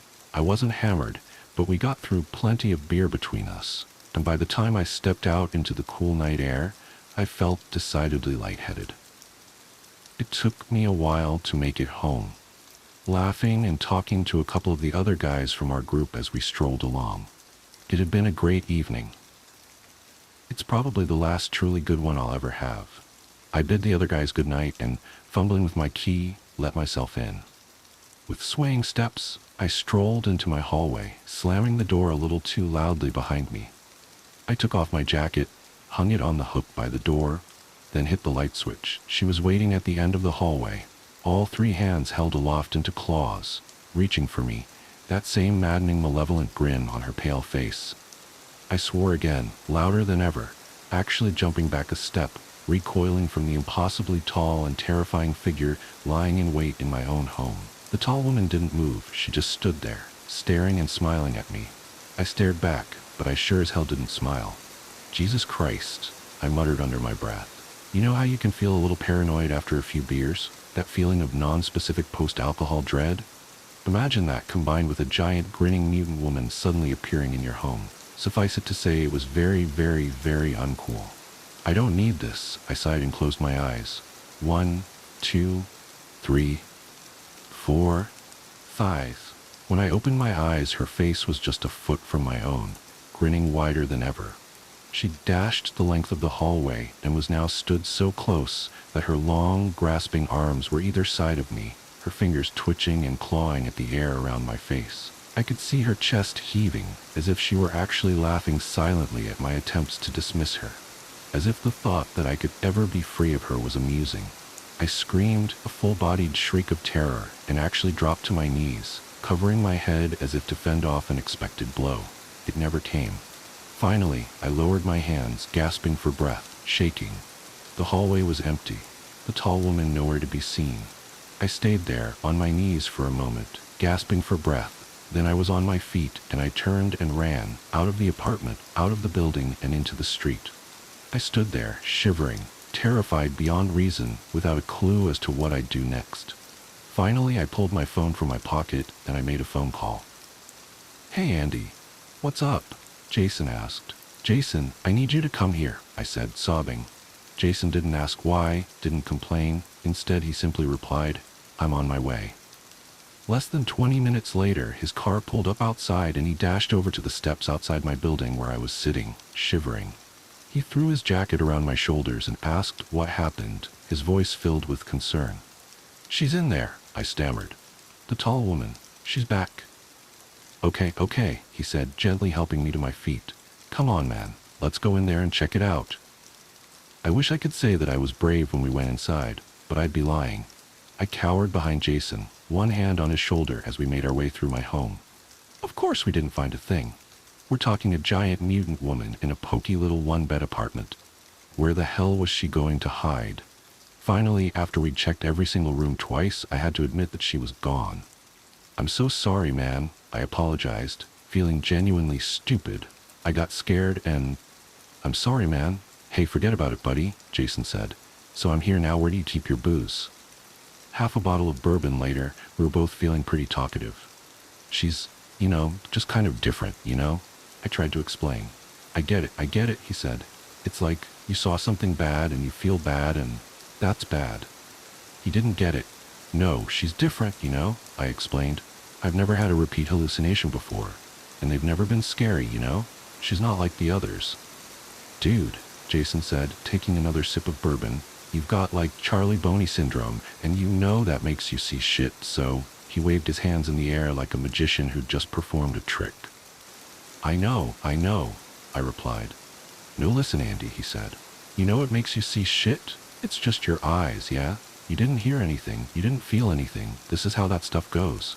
It's your eyes, and I know it's scary, man, but you've been through, like, hell and high water in your life so far. You're tough. One of the toughest, bravest guys I know, and you can handle some creepy hallucination, bitch. I laughed. I couldn't help it. She is a very creepy hallucination bitch though, dude. He laughed too, and we both took a drink. You know, that could help, he said finally, his voice thoughtful. What, drinking? I asked. No, well, yes, it does, he giggled. I mean, like, demystifying her. You should give her a name. Something stupid, so she's not scary. I've got to say that as much as I like creepy hallucination bitch, that's a bit of a mouthful, I laughed. Yeah, I get that, he replied. Suddenly something he'd said came back to me. How about Helen? I suggested. Helen Highwater? Awesome, he said, then raised his glass. Here's to Helen, buddy.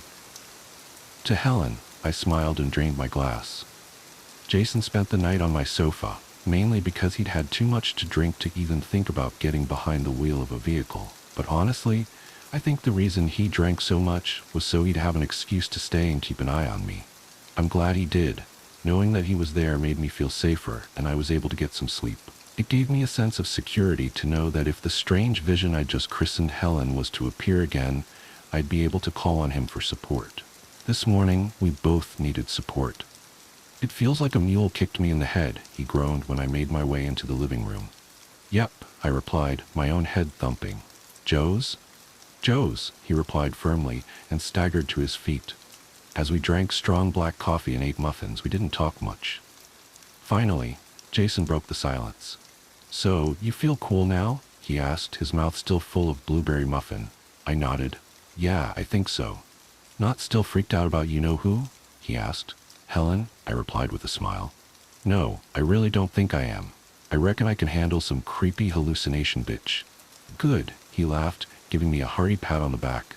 That's cool, man. I bet you can. Now, after a night spent cowering in my bathroom, too scared to go out into my apartment, I know we were both wrong. About everything. Remember how earlier I told you that the thought of being institutionalized, that the very idea of losing my grasp on reality was the most terrifying thing I could imagine? Now I'd welcome that, because the alternative is far, far worse. After breakfast, I said goodbye to Jason, and he climbed into his car and drove away. The day passed without incident. And when Lois stopped by this afternoon, she even commented on how upbeat I seemed. You got a lady in your life? She asked casually. I laughed at that, wondered what she'd think if she knew the truth. Yeah, I chuckled. Something like that. Good for you, she sniffed. You make sure you treat her right. That tickled me even more, and I had to bite my lip. Sure, I replied. I'll do my best. Tonight, still a little wiped from the exertions of the previous evening, I decided to turn in early. I brushed my teeth, washed my hands and face, and got changed. Finally, I fetched a glass of water and walked into my bedroom. I climbed into bed and instantly felt so relaxed. Within mere seconds, I was ready for sleep. That sudden, overwhelming drowsiness that comes when you've spent a whole day keeping sleep at bay. I decided that resistance was futile and sat up to switch off the light. I nearly didn't see her. But as I reached for the switch, I caught a glimpse of something out of the corner of my eye. My heart leapt into my throat as I turned to the foot of my bed. The tall woman was crouching there, her grinning face staring at me from just beyond my feet. So many teeth, her long, slender fingers spread out over my blankets, twitching slightly as she gripped the end of the bed. Slowly, excruciatingly so, her third misshapen arm came into view over her shoulder, joining her other hands on my bedding. I froze, utterly petrified. I was at a crossroads here, arriving at a pivotal moment that had been coming for some time. She watched me, grinning, as if she was waiting to see what I'd do, cruel amusement flickering across her pale face. But this time, I'd had enough. You don't scare me anymore, I said, my voice filled with defiance and anger. I'm not letting you do this to me. I reached across to the light switch. "Good night, Helen," I said triumphantly, then flicked it, plunging the room into darkness. I laid there, a sense of tremendous pride surging through me, and I grinned to myself in my warm, comfortable bed, overjoyed at the emotional victory of overcoming my own fear. And then it happened. The thing that led me here. Something that turned my blood to ice water, my bowels to jelly. "Good night, Andrew," her rasping voice hissed from the darkness. The Artist. "There's this painting my wife loves, called Death and Life, by Klimt. I don't know what she finds so fascinating about it.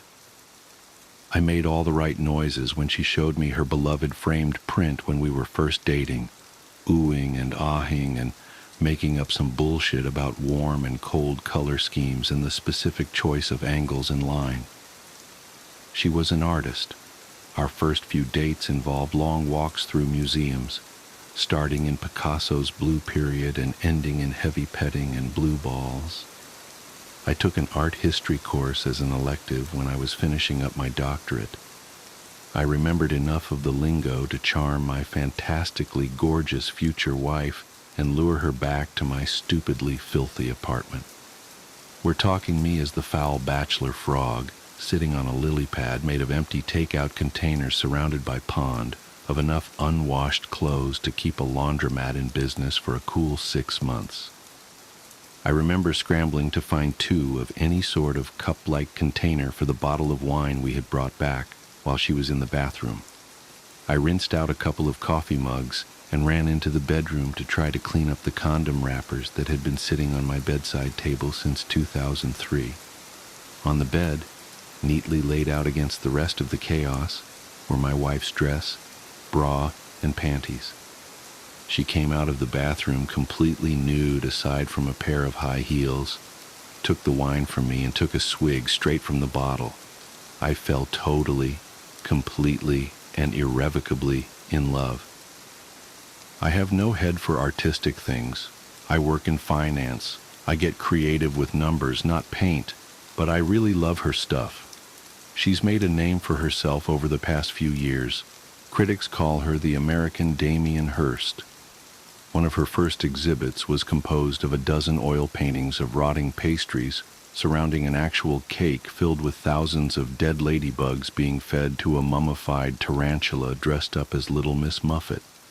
I have no idea what it meant, but it was sick, successful, and catered by Balthazar, so I ate about 20 croissants. They did not have bugs in them. I checked. She was amazing. She had the body of a Laker girl and the face of a Modigliani model, and still does.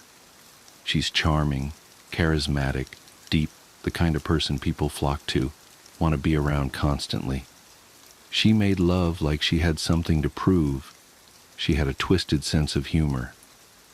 As soon as I hooked a job with enough figures to keep a girl like her satisfied the way she should be, I proposed, bought her a historical brownstone in the city with a garden full of roses and hardwood mahogany floors. And for the first few years, she seemed happy. We were the kind of couple you see in New York Magazine and scoff at because they're just too damned lucky. But we had a rough spot, like all married couples do. She was still superficially the same woman I fell in love with, looked amazing. People always asked me when she was going to host the next dinner party. She still had an amazing eye for art. I knew, though. I knew she was miserable. I could see it. The misery in the corners of her eyes and the curve of her mouth. It happened gradually. First, it was the shower curtain. She bought 3 or 4 from a small boutique downtown, brought them home so we could choose one out together. We decided on one, pale blue, made of material that was impractical and way too expensive for a drapery in a bathroom, but we had the money, and it made her happy, so why the hell not? A few days later, I was shaving and realized she still hadn't put the curtain up. It wasn't until about a month after that I caught a glimpse of it hanging up in her studio, cut to shreds and dyed. till it was almost unrecognizable. I chose to ignore it because I had learned it's usually not the best course of action to call an artist out on their creative license, unless you want to start an all-out war with no discernible end. A year after that, though, I had no choice. She had been so on edge it was like she was standing on a razor. She usually had a show every 3-4 months or so, and if anything, she had too many ideas. The galleries always asked her to trim down her collections. When the year passed, without so much as a single finished painting, I started to worry, both about her well-being and our bank account. We were extravagant spenders, and each of her shows would bring in a cool $20,000 that paid for a few months of European beaches and ski trips in Aspen. The final straw, though, is when she burned down the roses. It turned out she had finished dozens of projects over the year. She had hated all of it and had either destroyed or painted over everything. While I was at the office, she flew off the handle, doused about 16 canvases in lighter fluid, and set the yard on fire. When I got the call from the fire department, I rushed home to find her sitting in the back of the ambulance covered in ashes, blonde hair singed at the ends. She was smoking a cigarette. I looked over the burnt flowers, the skeletons of her paintings, the ruined limbs of broken sculptures, and asked her what happened and why. She took a drag of the cigarette and said it was mine to burn. She took big, fancy pictures of the inferno, a family of bunnies suffocated in the smoke. She had them stuffed and mounted in size order on a baking soda volcano, like the kind you see in middle school science fairs. She gathered up a few of the charred bits and pieces, wired it together, and made some warped, pained-looking kind of phoenix thing weighing in at 400 pounds and easily over 8 feet high. She called the whole thing From the Ashes, and the reviews in the Times called it incendiary, her first foray into becoming a true artist. Someone bought the phoenix. I pity the person who wakes up every day and looks at that strange thing, suspended in constant agony.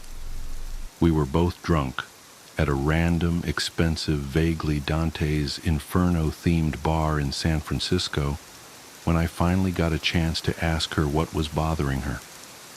We had been making dark jokes all night about the beautiful irony of her show and our current locale. At first she vehemently denied anything was wrong, angrily pointing out that we had made 4 times as much off of her last show as anything before it, that it had more than covered the damages, that it had paid for the vacation we were on. I stayed silent. She tossed her newly cropped hair and looked like she was going to open up for a second. I saw her soft blue eyes fill with tears. Then she took a shot of whiskey from a glass that had a bull's head and smirked. "Well, for starters," she slurred, nonchalantly dangling the glass from the bull's nose ring, "I'm fairly certain I'm pregnant." She let the glass drop from her finger and it shattered on the floor as she slid out of her seat and stumbled to the exit. I sat there for a while and drank more, feeling furious, confused, and miserable. I remembered her face when she showed me that Klimt painting. I remembered how she wore glasses back then, and how she pushed them up the bridge of her nose when she smiled, as I talked about the warm and the cold colors and the angles and lines. We converted her studio into a nursery. Rather, I did, while she stayed in San Francisco and did God knows what with her artist friends. I had a landscaper come in and replant the roses. I worked a lot of overtime, drank myself to sleep while I skimmed through parenting books. She came back when she was almost full term. I came home from work one night to find sonogram pictures posted all over the fridge of 2 healthy-looking twins, big baby girls. I walked into our bedroom and saw her dead asleep on top of the covers, belly swollen, smelling faintly like pot and paint thinner. She had a rainbow of dried paint on her fingertips. I loosened my tie and walked to the nursery. She had been busy. The canary yellow I had chosen was covered in a layer of translucent blue, and she had covered one wall in Klimt-esque patterns and curlicues. The creamy plush carpet was covered in paint splatters. She had worked furiously to finish. She had cut a swath from one of the new rose bushes and made a giant bouquet, shoving them so tightly in the vase that some had escaped and made their way from their perch on the changing table to the floor. She had scattered them in the bassinet on the windowsill. It was chaotic and beautiful. The next few years were peaceful, for the most part. We bonded over raising the girls. Despite my wife's less than careful prenatal preparation, they were wickedly smart and beautiful. They both looked like her, with long curly blonde ringlets and blue eyes. Sometimes when I put them to bed, I wondered if any of my DNA was in them at all. They were like miniature versions of her. My wife agreed to see a psychiatrist for a little bit. She took some medication for a while, Xanax, some mood stabilizers. Eventually, she and her doctor decided her crisis had been hormonal and temporary. We started having dinner parties again, soothed the gossip that had infected our social circles. She stopped painting and took up teaching at a university. She seemed content again, even happier than she was before. Every once in a while I would catch a look in her eyes like repressed artillery fire, like she was ready to explode at any second. But it never lasted for longer than a few seconds before they went back to the soft cornflower blue I knew so well. And who doesn't get a little agitated every once in a while? I rose through the ranks at work. I loved the feeling of power that came with promotions. I loved my girls, and by God I loved her, my crazy, disgusting, beautiful, hateful, and loving, extraordinary wife. Then came today. Today, I came home from work early. Today, my wife took the day off to be a chaperone on a class trip to the Metropolitan Museum. They were after her for months because of her expertise in the art world. They wanted the children to experience the culture in the most sophisticated way possible. I thought it was ridiculous. They were 1 to 3-year-olds in a private daycare. They saw more beauty in Cheerios than in Monet's water lilies. But they wore my wife down. And she was given a gaggle of toddlers and wide-eyed teachers to tour around the museum. I came home for lunch because I had forgotten my iPad that had notes on it for a presentation I was giving that night. I walked through the rose garden and noticed a tiny piece of sculpture left over from the Ashes exhibit from so long ago. It was half of a tiny bird. It had the kind of exquisite detail that my wife used to be so famous for. I was pretty sure it was an actual bird that she had cast in clay. I thought I could see a small piece of feather in one of the cracks. I idly wondered why I hadn't noticed it before. I went inside and poured myself a glass of orange juice. The fridge had pictures that my daughters drew, happy, crooked stick figures that looked nothing like the beautiful horrors their mother used to churn out. I was happy about that. I hoped they would fall in love with numbers like I did.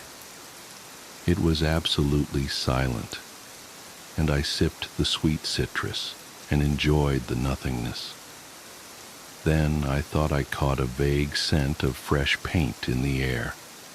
Curious, I walked into the living room, and there was my wife, sitting on the leather couch with a bottle of wine, looking like an angel of death. She was covered head to toe in blue-gray body paint, with a special concentration underneath her eyes. She was wearing a revealing patchwork blue dress, covered in crosses of various shapes and sizes. Not a dress, I realized, but the shredded shower curtain from so many years ago. I could see most of her still perfect breasts, the curve of her waist. The bottle of wine was elongated and painted a strange shade of orange. The smell of paint was stronger in here, an overwhelming smell of lighter fluid and something else I couldn't place. She had shaven her head. I stared at her for a while, minutes, an hour maybe. Eventually, she took a swig of wine from the bottle, swirling it around in her mouth. I noticed paint, deep blues, and even deeper reds around her fingers.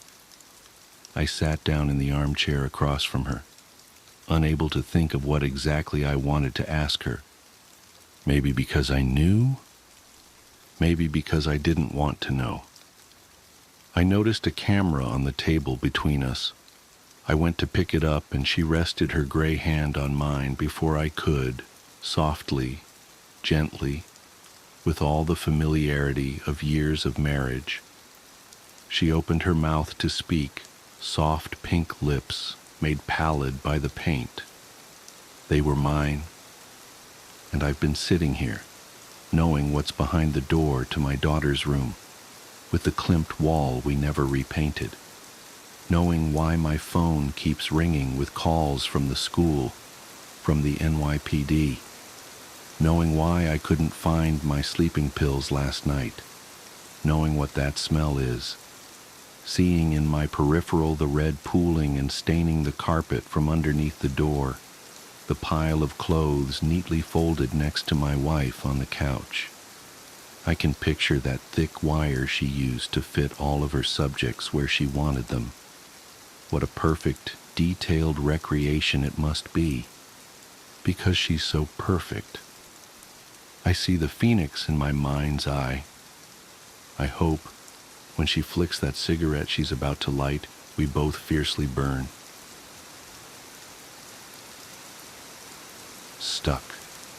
When I first saw him standing out there on the sidewalk, I thought nothing of it. I certainly didn't think he'd still be out there come September. I lingered at the window for just a moment, decided that the night-bound silhouette across the street was just some guy out for a walk, and went to my room and hit the hay.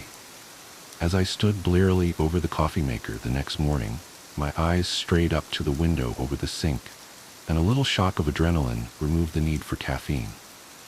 He was still there, and still standing on the opposite sidewalk looking at my house. My roommates had all gone to work long ago, so I waited for my coffee, got dressed, and then approached the front door and peered through the peephole. He was still there. I took a deep breath, readied myself for whatever nonsense this was going to entail, and opened the door. His gaze shifted to me as soon as I stepped out onto the porch, and he watched me as I walked across the grass. He tensed when I stepped onto my sidewalk, but then looked relieved when I crossed it and reached the curb. Stopping there, I kept the pavement between us. I didn't know exactly how to ask him what the hell he was doing. "Hey, what's up?" He looked a little bit nervous. "Nothing, just hanging out." From where I was standing, he didn't appear to be homeless or crazy. He was a man of about 40 dressed in a dark blue robe, and I vaguely recognized him. "Don't you live in that house?" I pointed up the driveway behind him. He nodded. "Yep, that's mine. Just came out to get the newspaper." I glanced down at his hand, where he held an orange bag with the newspaper rolled up inside it. "Well, looks like you got it." I paused.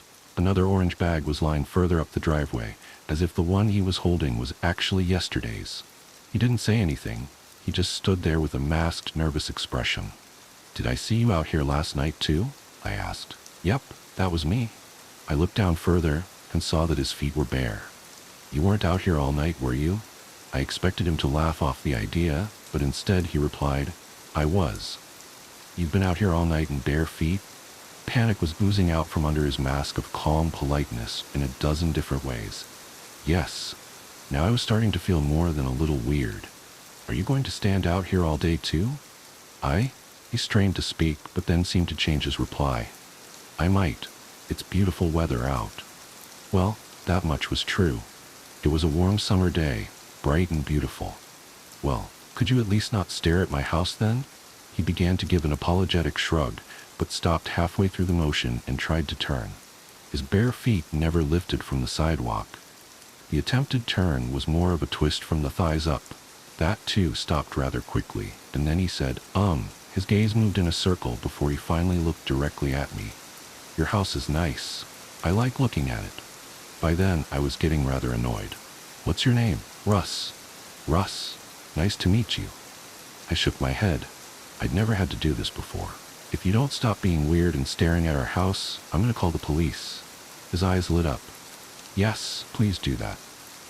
That was a weird enough reaction that I actually got out my phone. I'd been raised to never involve the police for any reason, but this was abnormal enough that I felt I had to. I told the dispatcher we had a strange man standing outside our house and that he'd been there literally all night. Yes, all night. She said 2 officers would be with us shortly. Russ and I didn't talk much while waiting for them. He just stood there looking at me at random times and around the neighborhood otherwise. Ours was a quiet street, populated by nice people who kept mostly to themselves. We'd never even had cause to really meet each other. If we had, I might have known more about Russ, but as things were, he was just some man acting strangely. Although, his aura of masked nervousness calmed as a squad car turned down the lane and approached us. 2 uniformed officers climbed out and approached us with tired stances. One asked dismissively, "What seems to be the issue, gentlemen?" Russ looked to me hopefully. I told them, "This guy has been standing out here staring at our house all night long."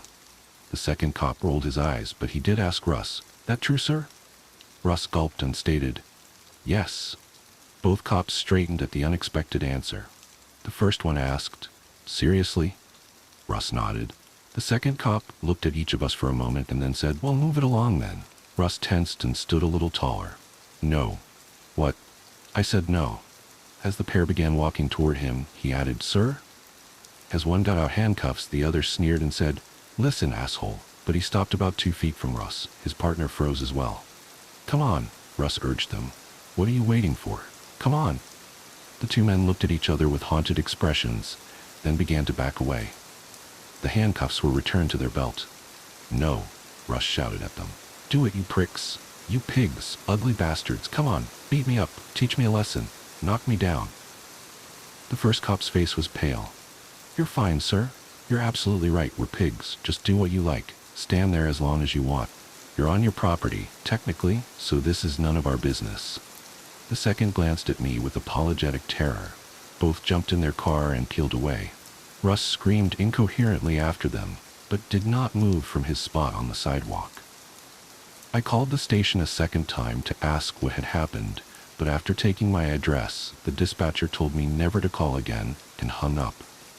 The anger faded out of Russ as he saw me lower the phone, and I stood there awkwardly as the grown man across the street began to outright cry. I'd never seen a 40-year-old man blubber from sheer hopeless terror. "Russ, what's going on?" He couldn't answer past his tears. Looking left and right first, I finally stepped onto the street and got near him. I had the strangest notion, but I couldn't articulate it. The words simply wouldn't come to mind. An instinctual awareness was the most I could manage. I did reach the opposite curb right in front of him, and I was intent on pushing him back off of his spot on the sidewalk. But I changed my mind about 2 feet away from him. It would have been weird to touch a crying grown man. I stepped back to the street. Confused, I tried a second time. At 2 feet away from him, literally within arm's reach, I changed my mind again. He could do what he liked. Who was I to interfere if he wanted to stand outside on a beautiful day? Each time I got close and then changed my mind, his tears and terror deepened. I remember murmuring, "All right, screw this," and I backed up to the middle of the street to get space for a running start. I couldn't articulate what I was doing, but I guessed that a leaping tackle might work. I braced myself and then launched forward, ready to spring up at the proper distance. But as I went to jump at him, I changed my mind. There was nothing wrong and I was being silly. Who cared about any of this? I slowed and curved away. His sobbing became a river. Despite an overwhelming sense that something was very wrong, I turned and slowly went back inside. I could still see him through the kitchen window, and I began going about the business of my day with a muted horror that I could not acknowledge gnawing at my heart. Each time I looked, I would hope against hope that he had moved, but he was always still there, shaking, crying, and looking around for help. That was June. A pall hung over our neighborhood. Where once my roommates and I had held board game parties and had a dozen people over, Now we ate meager meals in silence. Whenever one of us would think to talk about something that had happened at work, or perhaps an event we were looking forward to, we would get out half a sentence, and then be overwhelmed by a sense of hollowness. Who could care about a concert or a trip to a water park at a time like this? We would stop our sentence midway through and glance out the kitchen window as a group. Always, Russ was still standing there. He successfully avoided dangerous sunburns by lifting his robe over his head during the brightest hours, and he had a few nearby trees to shade him at other times. His bare feet took the worst of it, and were red and boiled over after a week. During that second week, we gathered daily as a neighborhood. It was impossible not to have noticed him standing out there by then, and all the various residents of our street wandered out to speak to him and to one another about various polite topics with strained undertones.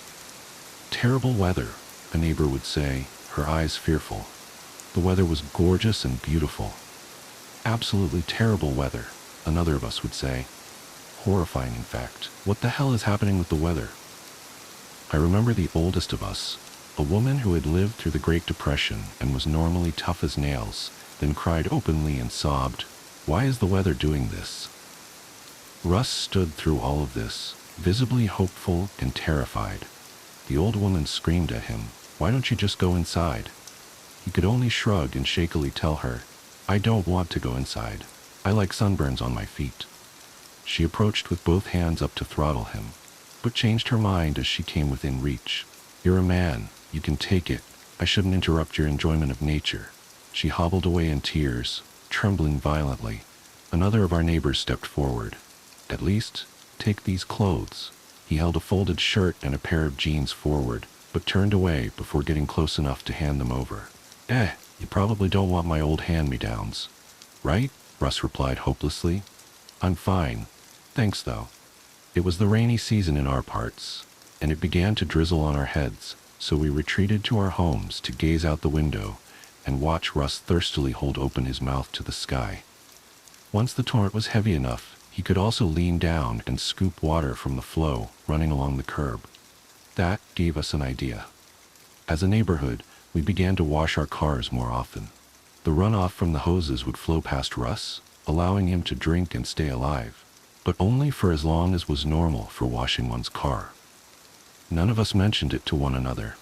We just saw others doing it, so we did it too. The rainy season also brought worms up out of the ground, which he ate, and he learned to stand still long enough for birds to come near. He would grab them and eat them whole. The sidewalk near him became foul with waste until each new rain washed it clean. One of the men on the street began building a long wood and metal contraption. For the first time in a month, we had something else to see outside our windows, and we watched him for nearly a week before getting a sense of what he was doing. It was a massively long Rube Goldberg machine full of levers, swinging hammers, rolling balls, and other assorted nonsense. From the 2x4s he'd laid out, he'd planned for it to extend all the way down the street, around the corner, and out of sight. My roommates and I took a few days off work and wordlessly began helping. The older women in the neighborhood brought out drinks and food for us. Russ looked on while we ate and drank, but he watched especially carefully while we worked. I'd never been one for tools, but I muddled through figuring out how to saw and nail things effectively, and the other men in the neighborhood joined us without a word when they saw how serious we were. It took 6 days, but we finally finished the contraption on the eve of a big storm. As the sky was growing dark, we gathered around the corner out of sight of Russ and stared at the button that would activate the machine. If all the levers and hammers and contraptions worked, Russ would be knocked over by a battering ram mechanism at the very end. We stared at the button. A jogger approached, and we stared at her. She slowed and looked worried that 30-odd people were watching her. We backed up and glanced at the button repeatedly. "You want me to push this?" she asked, cautious but concerned. "Is this for some sort of prank video?" We looked at each other, and the old woman who had survived the Great Depression shrugged and nodded. The jogger moved close and hovered her hand over the button before backing up. "Nah, I'd rather not participate in a prank video." Her expression was fearful and pained. She jogged on as we stood in despair. The storm came and destroyed most of the mechanisms. The man who'd started it took it down in grief-stricken silence over the course of the next week. Russ watched that process with despondent eyes. A moving truck pulled up one morning, and we gathered on the street to watch his wife begin packing things. Russ lost his job because he stopped showing up, she explained, and now we can't afford the place anymore. She looked over at him with narrowed eyes and said hatefully, "I don't understand why he's doing this, but I'm not staying with an unemployed loser who would rather stand around all day than do some honest work." "This is honest work," he called over, crying despite his words. "It's tough standing here without rest. I do get tired, but someone has to do it." We watched her put Russ's son in the passenger seat and then drive off with most of the contents of his house. We looked to Russ. He gulped, wiped his tears away, and gave the flimsiest reasoning I'd yet heard. "It's more important that I stand here than go after my family. I didn't value them anyway." He seemed to give up after that, letting the sun sear his flesh day after day, and not even bothering to eat the worms that followed each storm. That was July. The first party our street had seen in months nearly sparked a riot. Our place was one of two on the street designated as off-campus housing, and the other house kicked off a kegger at about 7 o'clock one night. Outrage and anger flowed with us into the foyer of that house. The college guys therein turned down the music and had their friends hang back a second as the entire neighborhood crowded in. The old woman asked, "What the hell do you think you're doing?" "Having a party," one of the guys responded. "What's the problem?" "We're not being loud." I was actually the one who spoke next. I remember my righteous anger vividly. "How can you have a party while things are the way they are?" One of other guys who lived there protested. "So what? We're supposed to just stop everything and not live our lives because of the way things are?" The guests looked at us in confusion. The most painful part about that argument was that the guys were right. We couldn't just stop our lives because of what was happening on our street. The shouts and yells from each side were more about how we felt than any logical debate, and a fist fight broke out just long enough to knock over the keg and break 2 glasses. We held each other back and retreated as a neighborhood, leaving the college guys to their party. I was bitter, so bitter, and we all felt that bitterness together, until another neighbor had a party 2 nights later. A week after that, one of my roommates had our friends over for a board game night, and I had to admit that it felt like such a relief to return to normalcy. At the end of the night, I walked the last of our friends out, had one last joke and a laugh, and then waved after them. Russ was just a silhouette in the darkness, always there, but no longer on our minds all the time. Of course, the next morning the guilt hit me like a load of bricks as I stood over my coffee maker and studied the boil-covered red scarecrow across the street. His blue robes were growing tattered after months outside, and he looked like a burned corpse. Unfortunately, I had a stressful day ahead, and I couldn't afford to process my guilt at that moment. I'm ashamed to admit it, but I was the one who did it. I closed the blinds over the kitchen window. It was supposed to have been just for that day, just so I could get through the big project at hand, but the blinds never came back up after that. As a house, as a group, we stopped looking out the window, just like washing our cars, just like working on that Rube Goldberg machine, and just like our reaction to the party. My neighbors took that as a cue. Within 5 days, all the blinds on all the windows on the entire street were lowered. That first night that Russ was completely alone outside in the dark, with all the blinds closed, an absolute guarantee that nobody was looking out for him or at him, I laid in my bed staring at the ceiling and crying quietly. This was not like the other pains on this street, not like the ones that couldn't be articulated. I knew exactly what I'd done this time, and I could think and say the words since it was my issue and my guilt alone. I was the first one to close the blinds. I wanted to be the first to raise them again, to look out upon our neighborhood problem and force everyone else to open their eyes and unite again, but I didn't have the courage. I needed to work. I needed to pay rent. I couldn't be the one, because raising my blinds would mean acknowledging the problem, and I couldn't afford to be racked by guilt and confusion and pain any longer. Each night I prayed that someone else would be the first to raise their blinds. Surely someone would do it. It was the only conscientious path, and someone would definitely feel compelled to do the right thing. Then, we could all do it together. I'd put the issue out of my thoughts for so long that I was actually startled when I saw Russ healthier than before. With nobody mowing his lawn or trimming his trees, and with an abnormally rainy season, the greenery around him had grown to shade him nearly the entire day. His skin was back to a decent color where crinkled parchment had peeled off, and a large number of crickets and other bugs had taken up residence in his waist-high lawn. On these, he fed, reaching down to grab insects at random and eat them when the urge struck him. I'd looked because a car had pulled up, and I watched as a real estate lady got out and began pestering him. "Hey," I shouted from across the way, defensive over our issue. "You leave Russ alone." "This is ridiculous," she called back. "I need to sell this property and I'm never going to get a buyer interested in a property with a weathered homeless man standing outside of it." "He's not homeless," I shouted at her. "That's his home." "Not anymore. His wife got it in the divorce because he failed to show up to the hearings." I don't know why I said it. I meant the sidewalk. Somehow, at some unknown point, I'd accepted it as simply the way things were. The real estate lady glared at me and then at Russ, and then she got in her car and left. I knew what would happen next, and my roommates and I harassed the landscaping crew she sent until they got fed up and left too. If they mowed the lawn and pruned the trees, Russ would be in serious trouble. We congratulated ourselves for a job well done and went back into our house for board game night. That was August. The derisive talk began earlier this month. As the first chill of autumn hit the air, I think people instinctively knew that the worst was yet to come for him. Whenever we happened to glance his way, someone would spit and call him an idiot for standing there like that. "Why doesn't he just go inside?" someone would ask. "Yeah, what a dumbass," someone else would say. I just stared at them when they said things like that. I did wish it would stop, that he would stop. But, I don't know.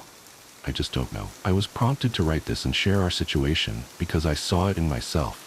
I saw my feelings turning toward blame and hatred. I asked the same questions. Why was he doing this? Why wouldn't he just go inside?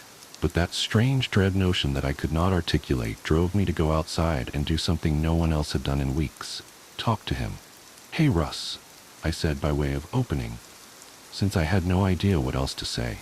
His hair was a mane and his beard was wild, but there was still a man under there. He coughed to clear his throat and then managed to say, "Hey." There was really no beating around the bush. "You gave up for a little while there, didn't you?" He nodded weakly. "What changed your mind? Why are you eating and drinking again? Why do you fight so hard to survive?" I asked him, my heart full of compassion. I felt like I was such a great person for caring when nobody else did. I will never forget his bemused, angry laugh. He tilted his head and said, "To stick it to you assholes." That was the one answer I'd never expected. We'd done so much for him, gone through so much guilt and angst and effort, but I guess I'd never thought about what it was like on the other side of the blinds, standing there night after night, knowing the entire neighborhood was avoiding looking at you. I don't have an answer. I don't have any answers. I wanted to tell him good luck, but it would have just sounded hollow. I nodded and went inside. This time I raised the blinds and stood by the kitchen window. As the first flakes of snow for the season began to fall, I accepted his angry gaze. Would the heat of his hate be enough to keep him warm through the winter? Summer seems impossibly far away, especially without so much as a blanket. And yet all the people who come over, all my friends and roommates and acquaintances, all just keep asking idly, why doesn't he just go inside? If only it were that simple. Maps. Most old cities and the neighborhoods in them weren't planned with the thought that the population would begin to grow exponentially and it would have to be accommodated. The layout of the roads is generally originally in response to geographical restrictions and the necessity of connecting points of economic importance. Once the connecting roads are established, new businesses and roads are positioned strategically along the existing skeleton. and eventually the paths carved into the earth are immortalized in asphalt, leaving room only for minor modifications, additions, and alterations, but never a dramatic change. My childhood neighborhood must have been old then. If straight lines move as the crow flies, then my neighborhood must have been built based on the travels of a snake. The first houses built must have been placed around the lake, and gradually the inhabitable area increased as new extensions were built off the original path. But these new extensions all ended abruptly at one point or another. There was only one entrance, exit for the entire neighborhood. Many of these extensions were limited by a tributary which both fed and drank from the lake and passed right by what I came to call, and have called in these stories, the ditch. Many of the original homes had enormous yards, but some of those original plots had been divided, leaving properties with smaller and smaller boundaries. An aerial view of my neighborhood would give one the impression that an enormous squid had once died in the woods, and some adventuring entrepreneur found the corpse and paved roads over its tentacles, only to withdraw his involvement and leave time, greed, and desperation to divide up the land among prospective homeowners, like an embarrassing attempt at the golden ratio. From my porch you could see the old houses that surrounded the lake, but the house of Mrs. Maggie was my favorite. She was, as best as I can remember, around 80 years old, but despite that she was one of the friendliest people I had ever met. She had a head of loose-set white curls and always wore light dresses with floral patterns. She would talk to me and Josh from her back porch when we were swimming in the lake, and she would always invite us in for snacks. She said that she was lonely because her husband Tom was always away on business, but Josh and I would always decline her invitation because, as nice as Mrs. Maggie was, there was still something a bit odd about her. Every now and then, when we would swim away, she would say, "Chris and John, you're welcome here any time." And we could hear her still yelling that when we were walking back into my house. Mrs. Maggie, like many of the older homeowners, had a sprinkler system that was on a timer, though at some point over the years, her timer must have broken, because the sprinklers would come on at various points during the day and often even at night all year. While it never got cold enough to snow very much, several times each winter I would go outside in the morning to see Mrs. Maggie's yard transformed into a surreal Arctic paradise by the frozen water. Every other yard stood sterilized and dry by the biting frost of the winter's cold. But right there in the middle of the bleak reminder of the savagery of the season was an oasis of beautiful ice hanging like stalactites from every branch of every tree and every leaf of every bush. As the sun rose, it reflected off, and each piece of ice splintered the sun into a rainbow that would only be viewed briefly before it blinded you. Even as a child, I was struck by how beautiful it was, and often Josh and I would go over there to walk on the iced grass and have sword fights with the icicles. I once asked my mom why she left it on like that. My mom seemed to search for the explanation before she said, "Well, sweetie, Mrs. Maggie is sick a lot, and sometimes when she gets really sick, she gets confused. That's why she messes up yours and Josh's names sometimes. She doesn't mean to, but sometimes she just can't remember. She lives in that big house all by herself, so it's okay if you talk to her when you swim in the lake, but when she invites you in, you should keep saying no. Be polite. Her feelings won't get hurt. But she'll be less lonely when her husband comes home, though, right? How long will he be away on business? It seems like he's always away." My mom seemed to struggle, and I could see that she had become very upset. Finally, she answered, "Honey, Tom's not going to come home. Tom's in heaven. He died years and years ago, but Mrs. Maggie doesn't remember. She gets confused and forgets. but Tom's not ever coming home.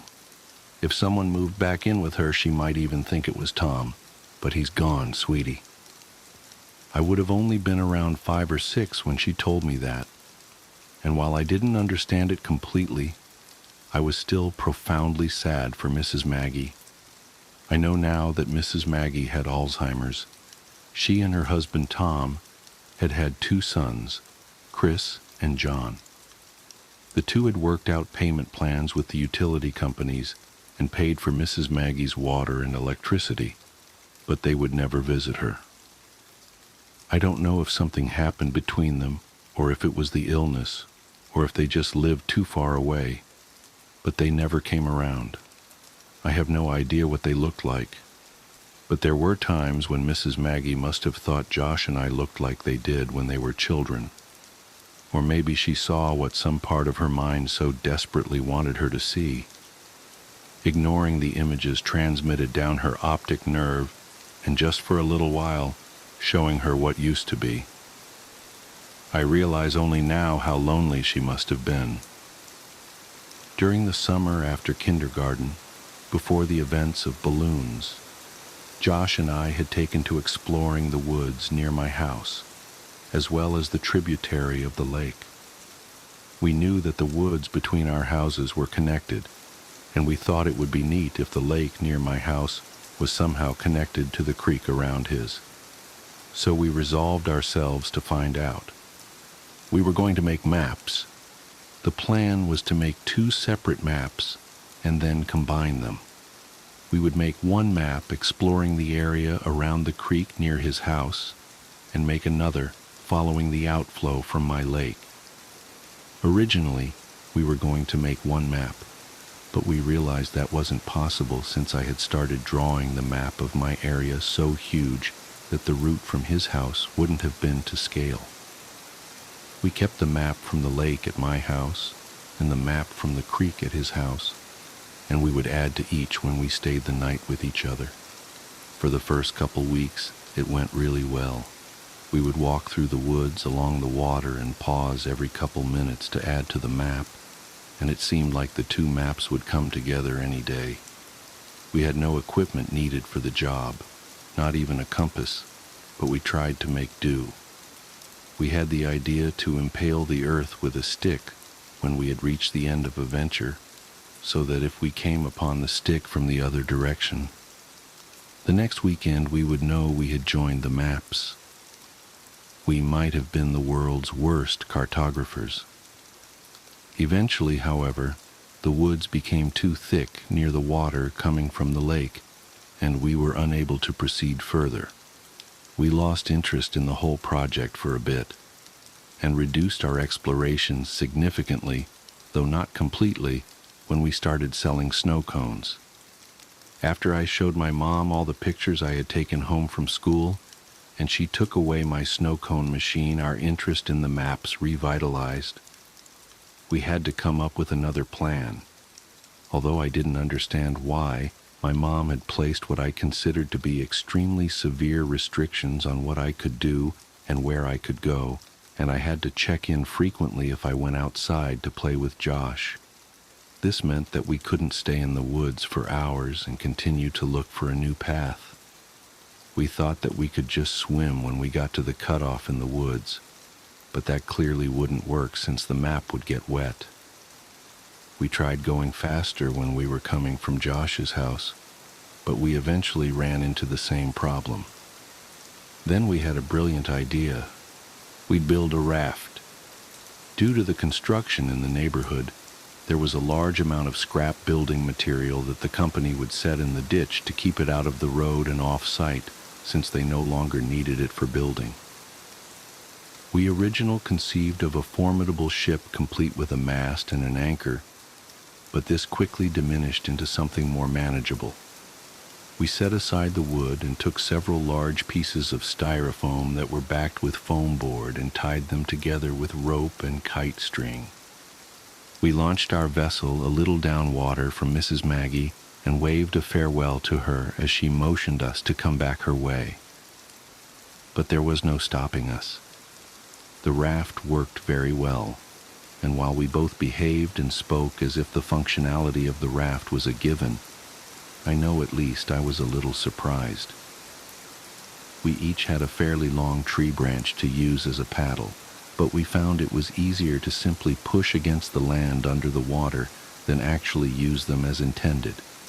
When the water became too deep, we'd simply lie on our stomachs and use our hands to paddle the water, which still worked, albeit less well. The first time we had to resort to that method of propulsion, I remember thinking that from far above, it must have looked like a colossally fat man with tiny arms was out for a swim. It actually took us several trips to get the raft to the impassable patch of woods that marked the farthest we had made it. After we had come up with the idea of marking the ground with a stick, we had taken to running through the woods until we got to the stick, and then, as carefully and precisely as we knew how, charting our course. This meant that the impasse was actually quite a bit away, so to sail from around my house all the way to the blockade in the woods was taking longer than expected. We'd sail for a bit, and then dock the raft, and then next time we'd run through the woods to the raft and go a little farther. We continued this well into first grade. Josh and I were assigned to different groups that year, so since we didn't really see one another during the school day, our parents were more willing to let us hang out all weekend each week. What's more, Josh's dad had taken on a lengthy construction job that required him to work over the weekends, and his mother was on call.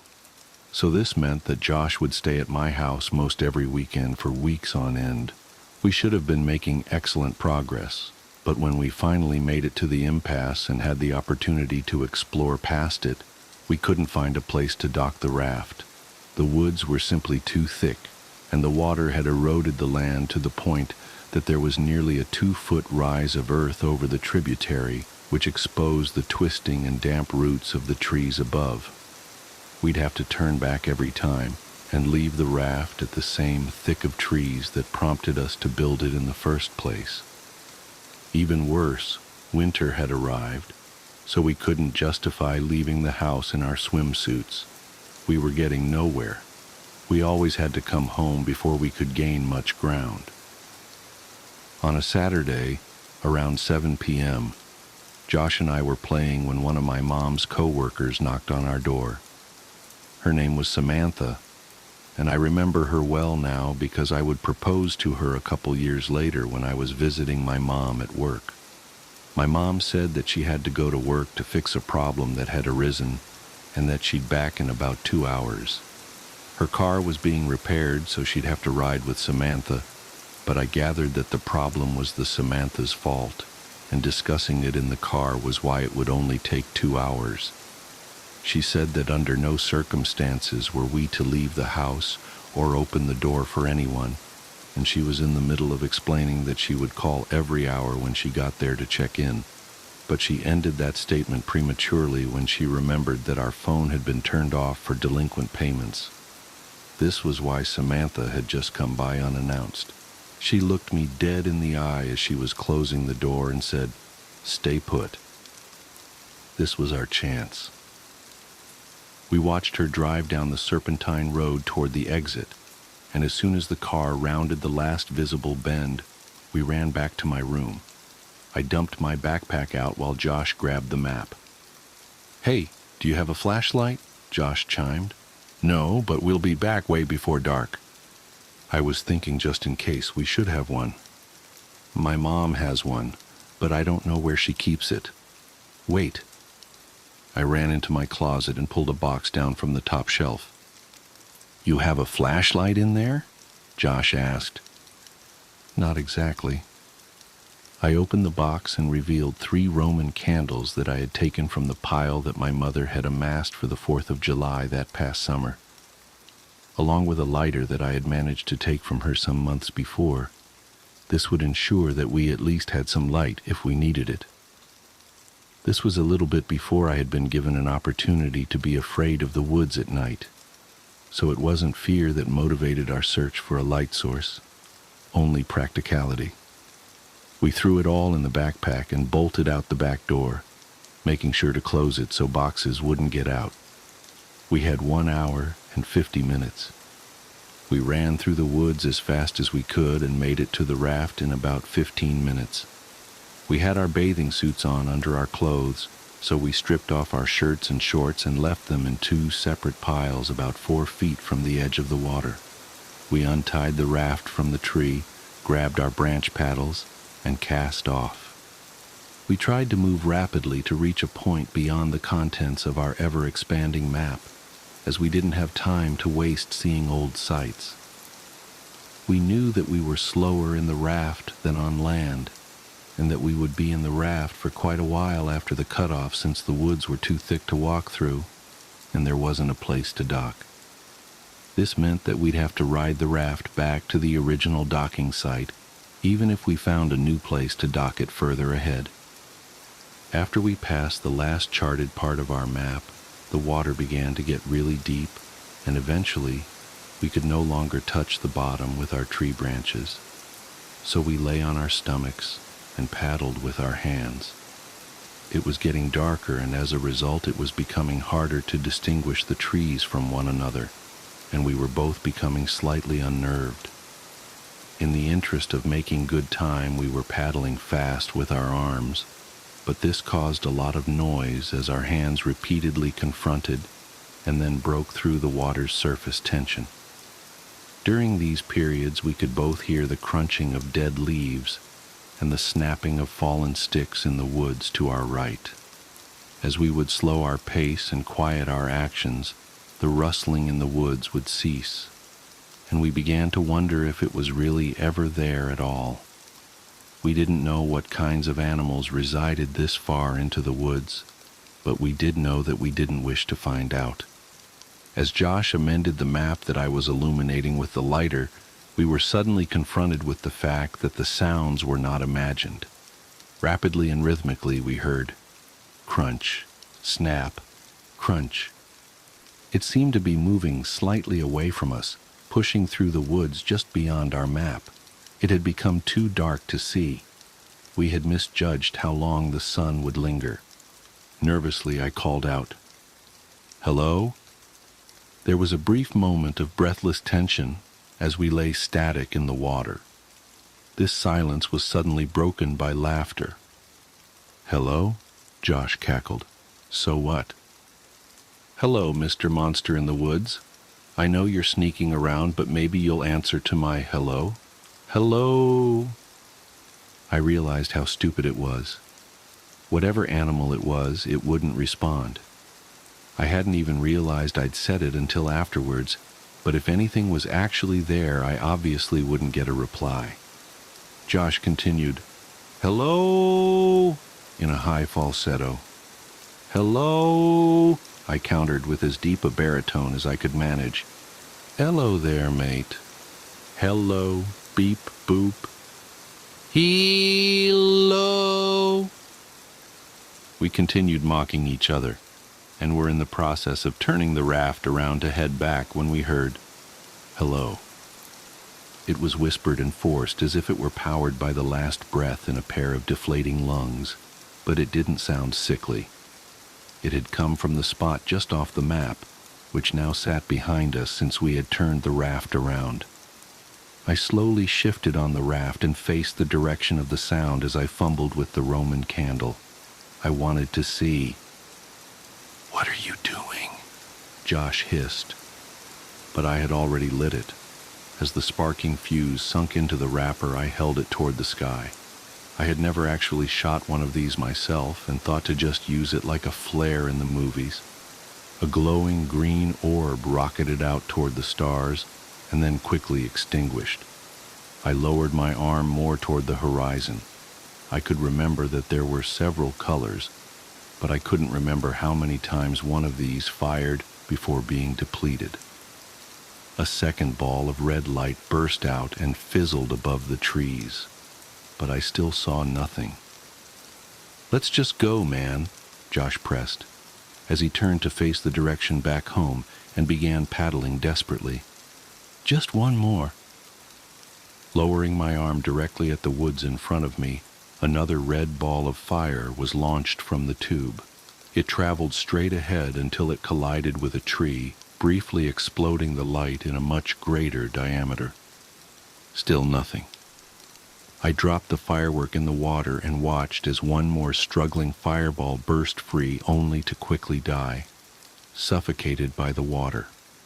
As we began paddling in the direction toward my house, we heard a loud and unconcealed rustling in the woods. The breaking of branches and the trampling of fallen leaves overpowered the sound of our splashing. It was running. In our panic, we jostled the raft too violently, and I felt one of the ropes under my chest loosen. "Josh, be careful!" But it was too late. Our raft was breaking. Before too long, it had completely fallen apart. We each held on to a separate piece of styrofoam, but the pieces weren't big enough to keep us completely afloat, and our legs dangled beneath us in the winter water.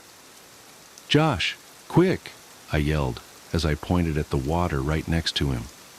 He scrambled, but it was too cold to move quickly, and we both watched as the map floated away. "I'm cold, my man." Josh shuddered, dejectedly. "Let's just get out of the water." We approached the shore, but each time we attempted to pull ourselves up, we'd hear the frantic rustling thundering toward us from the woods just above. Eventually, we were too cold and weak to even try anymore. Steadily, we kicked our legs and found ourselves nearing the dock site. We toppled off the debris and tried to pull it on land, but Josh's piece slipped away and floated in the direction of the lake. We took off our swimsuits and were desperate to get into dry clothes to shield us from the biting chill of the air. I slid my shorts, but there was something wrong. I turned to Josh. "Where's my shirt, man?" He shrugged and suggested, "Maybe it got knocked into the water and floated into the lake." I told Josh to go back to my house and to say that we were playing hide and seek if my mom was home. I had to try to find my shirt. I ran behind the houses and peered out over the water and scouted along the shoreline. It occurred to me that with any luck, maybe I could find the map too. I was moving pretty fast because I needed to get home, and was about to give up when my concentration was interrupted by a sound coming from just behind me. "Hello?" I whipped around. It was Mrs. Maggie. I had never seen her at night before, and in this poor light she looked exceedingly frail. The usual warmth that wrapped her manner seemed to have been snuffed out by the chill. I couldn't remember ever seeing her without a smile, and so her face looked strange. "Hello, Mrs. Maggie." "Oh, hi, Chris." The warmth and smile had returned to her, even if her memories had not. I couldn't see it was you in the dark there. Jokingly, I asked her if she was going to invite me in for a snack, but she said maybe another time. I was too busy looking for my map and the shirt to really engage her, but she sounded happy, so I didn't feel bad. She said a couple other things, but I was too distracted to pay attention. I said goodnight and ran down her driveway toward my house. Behind me, I could hear her walking across the frozen yard, but I didn't turn around to wave. I had to get home. I made it home a couple minutes before my mom did, and by the time she came in, Josh and I had already changed clothes and warmed up. We'd gotten away with it, even though we'd lost the map. "Couldn't find it." "Nah, but I saw Mrs. Maggie. She called me Chris again. I'm telling you, dude, just be glad you've never seen her at night." We both laughed, and he asked me if she invited me in for a snack, joking that the snacks must be terrible since she couldn't even give them away. I told him that she didn't, and he was surprised, and now that I had time to think about it, so was I. Literally, every time we had seen her, she had invited us in for snacks, and here I had, albeit sarcastically, invited myself, and she said no. As Josh talked more about Mrs. Maggie, I suddenly realized that the lighter might still be in my pocket, and that it would be disastrous for my mom to find. I grabbed the shorts off the floor and patted my pockets. I felt something, but it wasn't the lighter. From my back pocket, I slid out a folded piece of paper and my heart leapt. The map? I thought, but I watched it float away. As I unfolded the paper, my stomach turned as I tried to understand what I was seeing. Drawn on the paper inside of a large oval were two stick figures holding hands. One was much bigger than the other, but neither had faces. The paper was torn, so a part of it was missing, and there was a number written near the top right corner. It was either 15 or 16. I nervously handed Josh the paper and asked him if he had put it in my pocket at some point, but he scoffed at the idea and asked why I was so upset. I pointed toward the smaller stick figure and what was written next to it. It was my initials. I shook it off and told Josh the rest of the conversation between Mrs. Maggie and I. I had always attributed the odd exchange to her being sick until revisiting the events in my mind all these years later. As I think about it now, the feeling of profound sadness for Mrs. Maggie returns, but it is augmented by a looming feeling of despair when I think about why she said, "Maybe another time." I knew what she had said, but I didn't understand what it meant that night. I didn't understand what her words had meant weeks later when I watched men in strange orange suits, biohazard suits, carry what I thought were black bags full of garbage out of her house, or why the whole neighborhood smelled like death that day. I still didn't understand when they condemned the house and boarded it up a little while before we moved, but I understand now. I understand why her last words to me were so important, even if neither she nor I realized it at the time. Mrs. Maggie had told me that night that Tom had come home, but I know now who had really moved in, just as I know now why I never saw her body brought out on a stretcher. The bags weren't filled with garbage.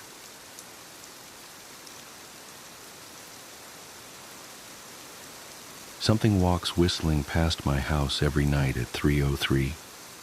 Every night, no matter the weather, something walks down our street whistling softly. You can only hear it if you're in the living room or the kitchen when they walk by, and it always starts at exactly 3:03. The sound starts faint, somewhere near the beginning of the lane near the Carson place. We're towards the middle of the street, so the whistling moves past us before fading away in the direction of the cul-de-sac.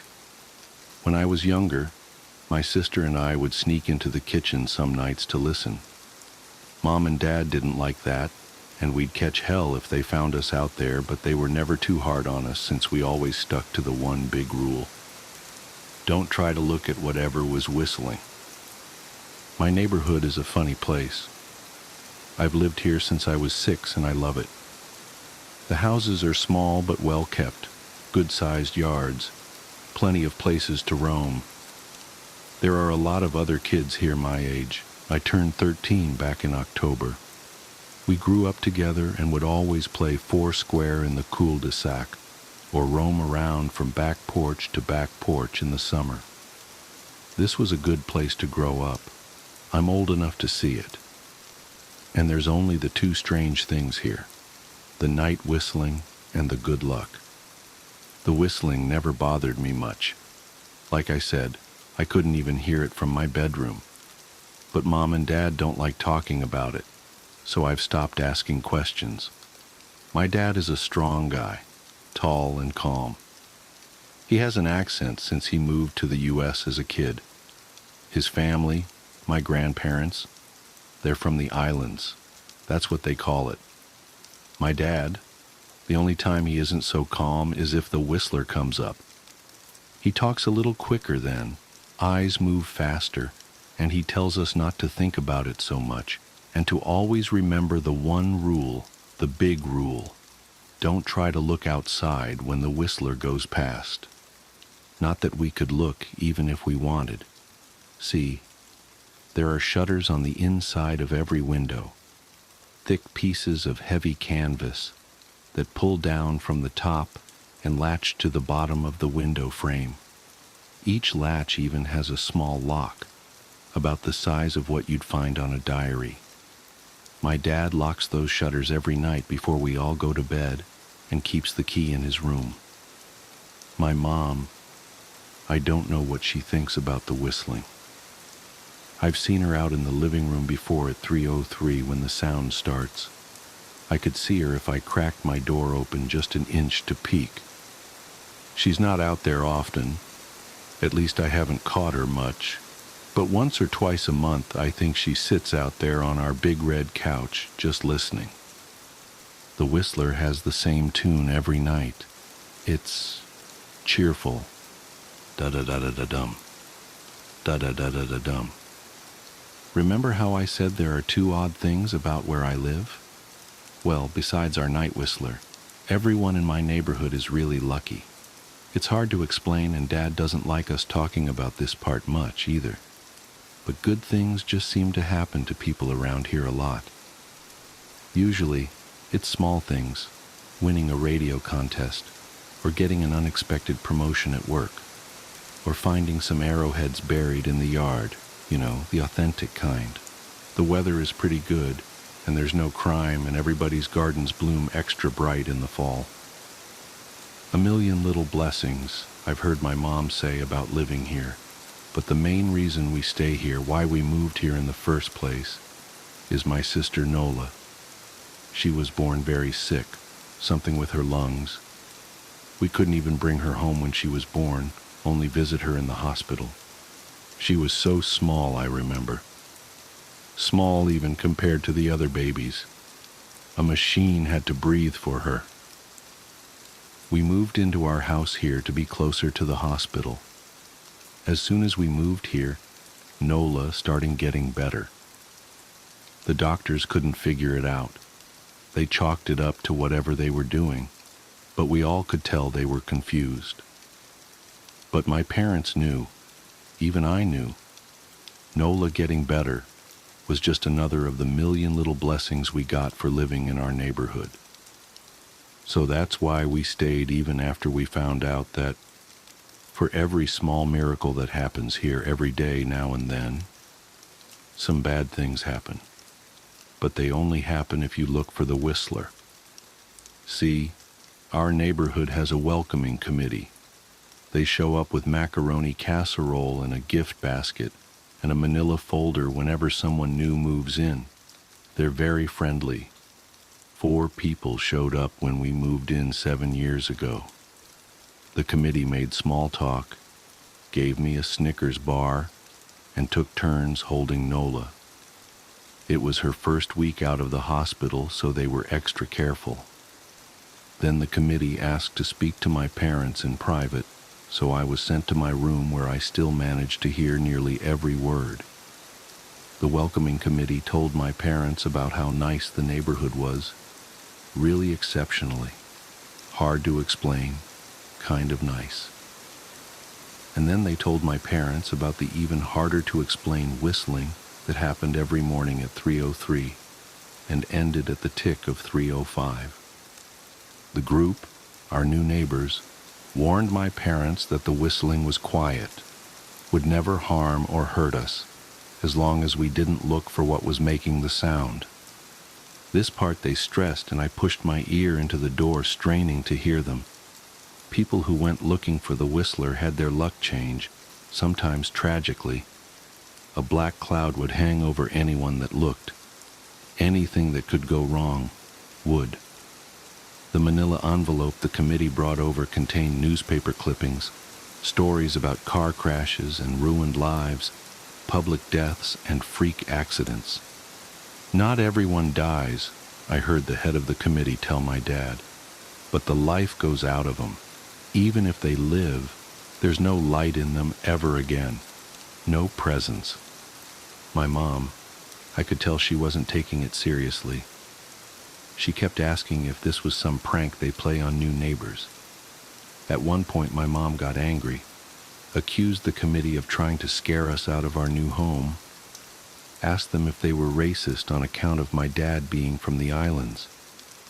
My dad calmed her down, told her he could tell our new neighbors were sincere, and they were just trying to help us. He explained that he grew up hearing these kinds of stories from his mom, and that he knew there were strange things that walked among us. Some of those strange things were good, and some were bad, but most were just different. After the committee left, Dad went out to the hardware store, bought the canvas blinds, the latches and the locks, and installed them on every window in the house after dinner. That first night in our new house, I crept out of my room at 3 a.m., only to find my dad awake sitting on the living room couch, holding my baby sister. My dad held up his finger in a shh motion but patted the couch next to him. I sat, and we waited. At exactly 3:03, we heard the whistling. Da-da-da-da-da-dum. Da-da-da-da-da-dum. It came and it went, just like our neighbors said. The whistling returns each night, and we never look, and we enjoy our million little blessings every day. Nola breathes on her own, and she's grown into a strong, clever girl. My dad even joined the welcoming committee. We don't get new neighbors often.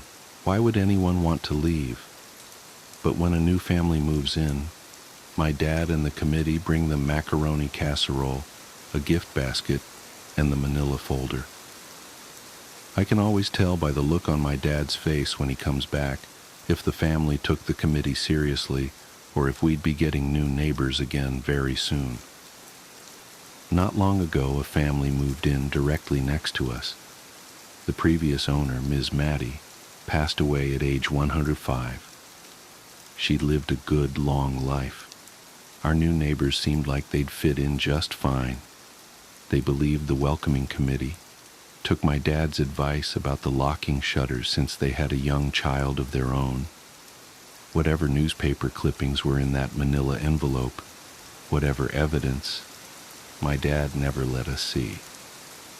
But I imagine it must have been awfully convincing since our neighbors got along with no issues for the first month. One night, when our new neighbors had to leave town, they sent their son, Holden, to stay with us. He was 12, a year under me in school. I didn't know him well before that night, but as soon as his parents dropped him off after dinner, I could tell it was going to be a bad time. "Do you know who is always out there whistling every night?" Holden asked the moment the adults left the room. The three of us were sitting in the den, some Disney movie playing idly on the television. My sister and I exchanged a glance. "We don't talk about that," I said. "I think it's that weirdo that lives in the big yellow house on the corner," Holden said. "Mr. Tolles?" my sister asked. "No way, he's really nice." Holden shrugged. "Must be a psycho killer then." Nola tensed. "We don't talk about it," I repeated. "Let's go in my room and play Nintendo." We spent the next few hours playing games, eating popcorn and then watching movies. A typical sleepover, but I could see Holden was getting antsy. After my parents had wished us a good night, locked the blinds and gone to bed, Holden stood up from his beanbag and walked over to where Nola and I were sitting on my bed. "Have you ever even tried looking?" he asked. "It's nearly time." Like most sleepovers, we'd conveniently ignored any suggestion of a bedtime. I was shocked to see he was right. It was almost 3 a.m. I sighed. "We don't." "See, I can't even try to look because my dad locks the blinds every night and hides the key," he continued, ignoring me. "So does our dad," said Nola. "No," replied Holden. "No, he doesn't." "You saw him do it," I said, a little sharper than I meant to sound. Holden grinned. "Your dad locks the blinds. Yeah, but he doesn't hide the key. He keeps it right on his normal keychain." "So?" I asked, worried I already knew what he would say next, because I had noticed that my dad didn't bother hiding the key anymore after all of these years, because he knew we took it seriously. "So, after your dad locked up, but before your parents went to bed, I went to the bathroom, and on my way, I may have peeked into their room, and I may have seen your dad's keychain on his nightstand, and I maybe went and borrowed the key to blinds. Nola and I stared, and his grin only grew wider. "You're lying," I said. Holden shrugged. "You can check if you want. Just open your parents' door and look. You'll see his keychain right there on the nightstand." "Stay here," I told both of them. "Don't move a muscle." I hurried over to my parents' room but hesitated at the door. If Holden wasn't lying, my dad would be angry, beyond angry. I was scared thinking about it, but more scared of an open window with the Whistler right outside. I opened the door, barely an inch, and looked in, but it was too dark to see. Taking a deep breath, I walked into the room. 2 steps into the dark, I froze. The whistling started, and I could hear it clearly from my parents' room. I never realized, but they must have heard the sound every night since we moved into the house. They never told us. I don't think I could have slept through it. I stood there, listening to the whistling come closer, unsure whether I should turn on a light or call out for my dad. Soft sounds from the living room brought me back to reality. "Nola!" I yelled, running out of my parents' room. Holden and Nola were standing near the front door next to a window. Holden wasn't lying. I could see him fumbling with the lock on one of the blinds. I heard a click. He did have the key. Holden let out a quick laugh. Nola stood next to him, hunched up, afraid but maybe curious. The whistling was right outside our house now. I think I made a sound, called out. I can't remember. Time felt frozen, clock hands nailed to the face. But I found myself moving. I'm not fast. I've never been athletic. Somehow, though, I covered the space between myself and Nola in a moment. My eyes were locked on her, but I heard Holden pull the blind all the way down so it could release. I heard the snap of it start to raise, and I heard the whistling just on the other side of the window. But I had my arms around Nola, and I turned us so she was facing away from the window. At the same time, I jammed my eyes shut. The blind whipped open. The whistling stopped. I felt Nola shaking in my arms. "Don't look, okay?" I told her. "Don't turn around." We were positioned so that she was facing back towards the hallway and I was facing the window. My eyes were still closed. I felt her nod into my shoulder. I reached out with the arm not holding Nola and tried to touch Holden. My hand brushed against his arm. He was shaking worse than Nola. "Holden?" I asked. Silence.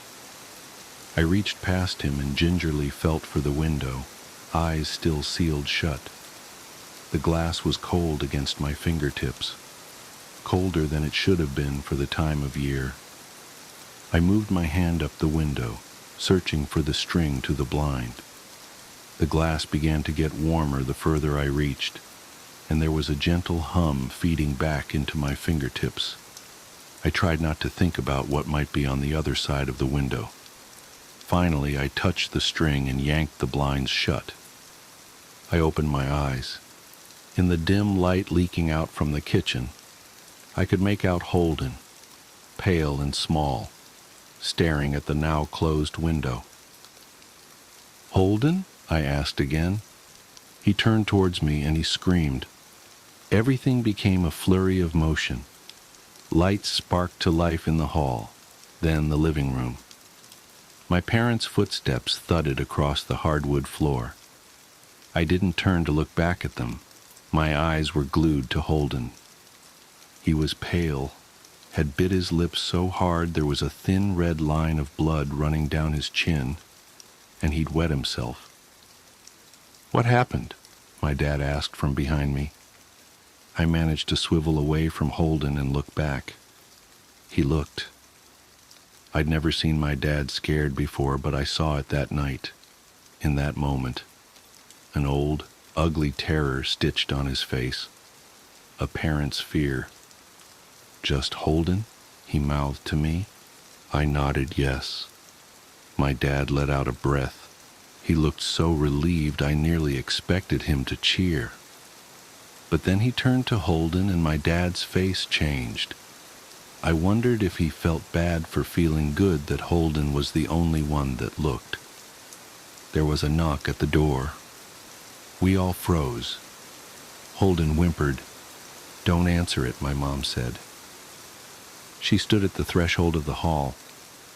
I'd always thought she was a skeptic and just humored my dad about the windows and the whistler. But that night we were all believers. I noticed that both of my parents held baseball bats they must have taken from their bedroom. The knock came again, a little louder this time. "Please don't open the door," Holden whispered. My dad walked over to him, hugged him close. "We won't," my dad promised, still holding his bat. "Nothing is coming in here tonight." Thud, thud, thud. This time the knocking was loud enough to rattle the door. Holden screamed again and Nola clutched her arms around my neck. My mom came over and knelt down next to us, wrapping my sister and me close. Thud, thud, thud. "Call the police," my mom whispered to my dad. The knocking instantly stopped. My dad looked over his shoulder at us. "Do you think—" He was cut off by frantic knocking that trailed off to a polite tap, tap, tap. "Police," something said from the other side of the door. The voice from outside sounded exactly like my mom, like a parrot repeating the words back to her. "Police, call the police. Tap, tap, tap, police." My mom pulled us closer. "Police, police, police, police." "Please stop," I heard her whisper. "I don't think calling them will help," my dad said. "How will we know when they're the ones at the door?" The knocking came back harder than before. The door shook. Then it stopped. After a long moment, I heard the knocking again, but it was coming from our back door. We all turned together towards the back door, but the knocking immediately returned to the front door. Front to back to front. Loud, then quiet, then loud again. Suddenly, the sound was coming from both doors at once. Big, heavy blows like a sledgehammer. Then something started rapping against all of the windows in the house. Then the walls. It was like we were living inside a drum with a dozen people trying to play at once. Or we were a turtle and something was attempting to claw us out of our shell. "Stop!" Holden yelled. The knocking died. "I won't tell," Holden said, staring at the door. "I promise I won't tell anyone what I saw. Just please go away." We waited for nearly a minute. Then we heard it, a soft tap, tap, tap coming from the window Holden had looked through earlier. Holden started to cry, sobbing like a prisoner watching gallows being built outside their cell. My dad held him, brushed his hair, but never lied to him, never told him things would be okay. The tapping at the window went on for the rest of the night. We huddled together in the living room for I don't know how long. Eventually, my mom tried to take us kids into my room while my dad stayed to watch the door. But the second we moved into my bedroom, the knocking came back, so loud it was possible to ignore. I was afraid the door couldn't take it. We went back to the living room, and the knocking stopped. Only the tap, tap, tap on the window remained. None of us slept that night. The tapping stopped around 7 a.m. That's about the time the sun comes up here. We waited another 2 hours before my dad opened the blinds from one window. He made us all go back to my parents' bedroom first. I heard him open the door, then come back in. "Okay," he told us. "It's done." Holden's parents came back around lunchtime. My mom and dad walked Holden over to his house and they all went inside for quite a while. Nola and I watched from the window. She stuck to me the whole day, right at my side, sometimes holding my hand. When my parents came back, they looked grim, but wouldn't tell us what they said to Holden's family. It was a Sunday, so we all spent the day together, ordered pizza and watched movies. That night, everyone slept in my room, Nola and my mom in the bed with me, my dad in a chair he'd pulled over. There was no knocking that night or any night since. We didn't see much of Holden or his parents for the rest of that week, but by Thursday, there was a moving truck in their driveway. Nola and I watched them packing up the whole afternoon after school. What sticks with me most is how tired Holden and his parents looked. All three had the same pallor, grim mouths, and lightless eyes. Even from across the street, I could tell something was very wrong. Holden and his family were gone before sunset. I remember what the original welcoming committee said to my parents when we moved in.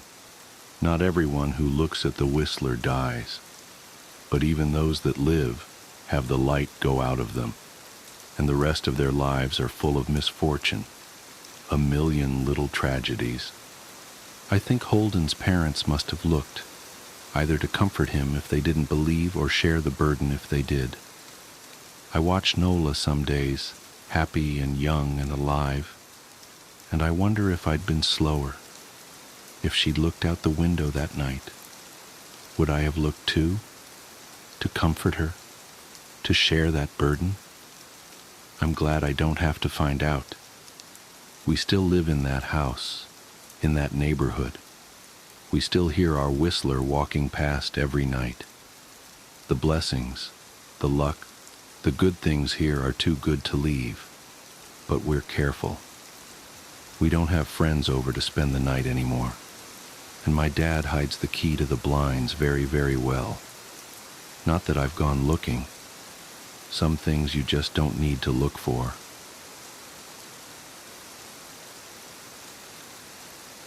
There's a ladder in the middle of the ocean. It was discovered 25 miles off the coast of Maine by a lobster fisherman. The tip of a rusted rung ladder, patinated and crusted with barnacles, jutting up through the ocean's glassy skin. You haven't heard about it on the news. You wouldn't have. The Navy buttoned it down faster than you can say, Semper Fortis. Sonar scans showed the ladder descended in a vertical line for 8 miles. That's 6 miles past the ocean floor, disappearing into a newly discovered trench that made Mariana look like the shallow end of the pool. Okay, I'm being facetious, but it goes without saying that higher-ups were concerned. Who the fuck had built a ladder in the middle of the ocean? Where'd this trench come from? Aliens? Russia? That's where I came in. I was a METOC officer in the Navy's oceanography program, working on experimental. Never mind. Not that it doesn't matter. It does. But if I talk about what I did, who I am, and why I'm here, I'd no doubt wake up on a trapdoor with a noose around my neck and treason charges being read to me by a guy in a starched uniform. I figure there's a damn good chance that might happen anyway. Still, I'm compelled to document this because people deserve to know what I saw, the things that haunt the back of my eyelids when I close them at night. I'm in a military hospital right now, laid up in my own private suite. I'm trying to heal, but without rest it's proving impossible. I figured getting this out of my system might help. I hope it will, at least. But what do they say in Shawshank? Hope is a dangerous thing. Anyway, I was never great at beginnings, but I guess I should start with the dive. We called it a submersible, but it was really a suit. This was no Jules Verne clunky, cumbersome, sink-like-a-rock diving suit. It was lightweight, pressure-resistant, and equipped with all the bells and whistles that lent it its not unfair nickname, Iron Man. That's not to say it was one of those skin-tight jobs you see scuba divers wearing. It looked more like those suits guys defusing bombs in war zones wear. That aside, I was thankful there wasn't going to be a 60-pound oxygen tank misaligning my spine. The Iron Man was equipped with an electrolysis filter, which converted ocean water into breathable oxygen. The whole shebang was invisible on enemy radars and could supposedly withstand a descent of this stature. not that it had been tested. Basically, I'd be crawling down an ominous 8-mile ocean ladder in an experimental suit that had only been tried in Navy swimming pools. My colleagues seized on this predicament, jokingly calling me Laika in the hours leading up to the dive. In case you're not familiar, Laika was the dog Soviets shot up into space in the 50s, the dog who died. So, as I stood on the hem of a small Navy vessel, also experimental, don't even ask, looking at the first few rungs of the ocean ladder which sat 20 feet off the starboard, I wondered if this was my last taste of fresh air. "I hope your lunch wasn't too risky," my colleague Matilda joked with a smirk. "Blowing gas in that thing, you'll probably suffocate." I smiled, but behind my smile were nerves. Raw, tingling nerves. I think she saw because her hand landed on my shoulder. "You'll do fine, Jones." This time I smiled for real, hoping she was right. A nearby tech asked me if I was ready.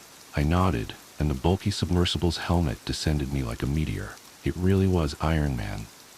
The big window visor on the front of the helmet doubled as a screen, with oxygen and depth readings, as well as direct comms to from my people above the surface.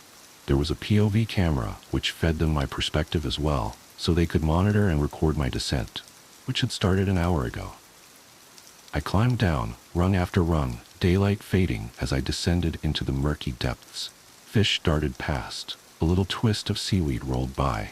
It was all very pastoral and oddly existential. The ocean, I'm talking the vast naked depths of it, is huge and never-ending. Look both ways and you see nothing but bluish-green water and swirling walls of sediment. A reminder of how incredibly small and inconsequential you are.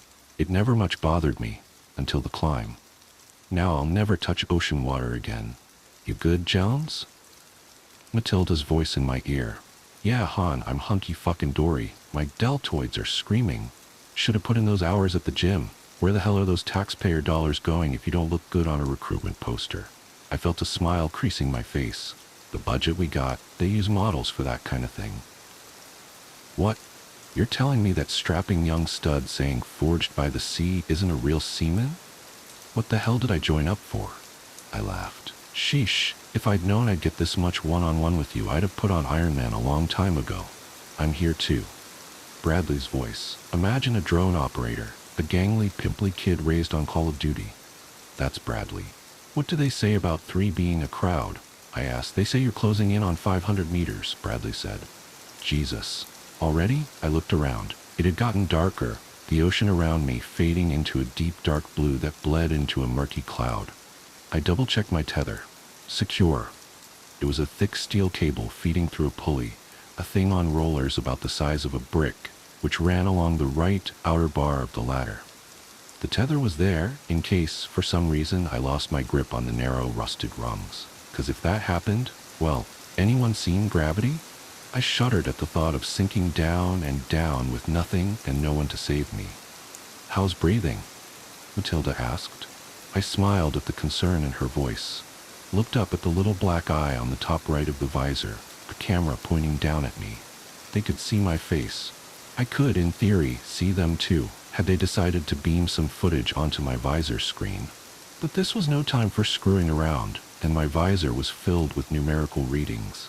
On the left side sat a little map detailing the ladder and my position, a red dot on it. I had barely made a dent. "Just fine, darling." The reason we weren't using a pod submersible, a single-man coffin connected to the above by a steel cable, was because I was on the lookout for any markings that might be etched into the ladder's metal skin. Anything to denote its origin. So far, there had been nothing but barnacles, a crab exoskeleton, and a thick patina of algae. When can I ladder slide? Or can you throw a movie up on my screen? This is getting tedious. I was half joking, but not really. It was boring as hell. One rung after the next. To make the descent faster, I was going to ladder slide, hands cupped around the outside rails, feet on the outside for brakes. But I couldn't do that until I hit certain water pressure. Some geeky nonsense about how it would be easier to control the descent. The tether wouldn't be a problem there. The pulley was built to eat through rocks, and had been satisfyingly crunching through barnacles the whole way down. Once you hit 1,000 meters, Bradley's voice. "You guys pick that number out of a hat? The deeper you go, the greater the pressure bearing down on you is. Makes it easier to control." Shit, I must have skipped that day in school. I joked. Partly. It was in the orientation, Bradley said, not trying to hide his irritation. I think he must have been jealous of my rapport with Matilda. I skipped that too. Matilda chuckled. I smiled again, even though I hadn't been joking. Closing in on 750 M, Laika, Matilda said, calling me that goddamn dog. Better hope I've got a little more luck in my bones than rusky canines, I said, secretly hoping I was right. I'd hate for you guys to fish me up and just find my naked skeleton. You've got charm. That's got to be worth something, Matilda said, a smile in her voice. Is it worth dinner next week? Bradley groaned. God, you guys make me sick. I chuckled. Aw, don't get blue, kiddo. You can carry rings at the wedding. Matilda laughed. Dinner first. Where? I know this great place called the Base Cafeteria. 8 o'clock Friday? It's a date, I said, continuing down into the abyss. I had worked up a killer sweat by the time I'd reached the midnight zone, which sat just past 1,000 meters. Murky blackness crushed in. It was suffocating. Eerie. I clicked on my shoulder-mounted floodlights. 2 powerful beams of light blasted forward and wham! An ugly deep-sea fish with a mouth of fangs went whizzing by my head. I barked a pathetic yelp and jerked back, nearly losing my grip on the ladder. What's wrong? You okay? Matilda asked, concerned. Fine. Satan's spawn just caught me off guard. Deep-sea life? The deepest. Your gopher slide, Bradley said. I hesitated, suddenly not sure how I felt about plunging down at speeds unknown into the deep inky blackness beneath me. Wish me luck, kids? Luck, Bradley and Matilda said in chorus. I sucked a deep breath, moved my hands and feet off the rungs into the outer rails. And then I slid. It wasn't as exciting as I'd thought, but it was considerably faster and less draining than climbing down. My eyes watched the ladder blur by, still on the lookout for any markings. Once or twice I skidded to a stop, thinking I had spotted something, only to discover it was nothing but deep-sea gunk caked to the metal. By the time I did see any markings, I was too far gone for anyone to care. I stopped, not sure what I was looking at. A strange symbol etched directly into the middle of the rung in front of me. It looked like a weird cross between Arabic and Chinese. Guys, you seeing this? No reply. Hello? No reply. Finally, Matilda's voice. Jones, the footage is freaking out. You okay? I'm fine. Is this getting through? Silence. No reply. Jones, you there? Matilda, growing concerned. I said I'm cool. Bradley, distress in his voice. Buddy, you getting us? Just fine. Can you hear me? I felt panic squeezing at my lungs. Was the comm system fucking up? My screen began to flicker, glitching out. I was growing concerned. Jones, you're not coming through. I reached up to my visor and gave it a smack. The readings on the screen momentarily realigned, before spazzing out beyond control. Now my colleagues' voices were warbled. Words were lost, full of static. Jones, can't hear, are you? Guys, I can't hear you. Fear in my voice, a low hum built in my ears, and then silence. No voices. Nothing. My helmet basked in the glow of the flickering screen. I had lost contact with the world above. I froze, not sure what to do, split between the symbol on the rung and the disconnect from my safety net. Well, that's not completely true. Remember the tether connecting me to the rung ladder? There was a little button on the pulley box beneath a lucite case. Punch that button, and the pulley box would zip me back up to the surface. Okay. Fuck it. I was going back up. None of this was worth a damn if I didn't have my crew watching my back. I fumbled out an underwater camera stashed in the pouch on my chest, snapped a photo of the symbol, and began the 10-foot climb back up to the pulley box. That's when I saw the mermaid. It flitted out of view, the silhouette of a man-sized fish. I froze, not sure what I'd seen. It had only been there for an instant, etched in the beam of my floodlights. Then it was gone. Had I really seen anything? My breath was shallow, cold in my helmet. I looked to my right. The water was black and murky. I looked to my left, and at first, I didn't realize what I was seeing. A wall of bodies. Hundreds of mermaids surrounded me, their eyes glowing pinpricks in the light, their needle-sharp teeth jagged and yellow. They were awful, deep-sea things. Their tails yellow and scaly, their torsos pale and emaciated. Instead of arms, they had straw-thin appendages with hooked tips. When my light hit them, they broke apart, darting off into the darkness in a cacophony of shrill chitters. Jesus Christ, I whispered, my voice hoarse. my throat like sandpaper. I looked up and saw the pulley box, 5 rungs away, the button taunting me, the button that would save me. Or maybe I was already past the point of saving. I didn't wait, I climbed. Fast as I could go. 1 rung after the next, 4 rungs, 3, 2. A shrill chittering split through the water. I looked to my left as a mermaid shot toward me, its hooked appendages clawing at my suit. I grunted and threw up a defensive arm. A razor shredded through my flesh. Blood plumed out of my ruined arm. I cried out. My suit beeped, screaming warnings in my ear. The fabric instantly sucked together, automatically sealing the breach as the mermaid flew off, and in came another. I threw the button box on the pulley open, about to slam it down when a freight train barreled through my midsection.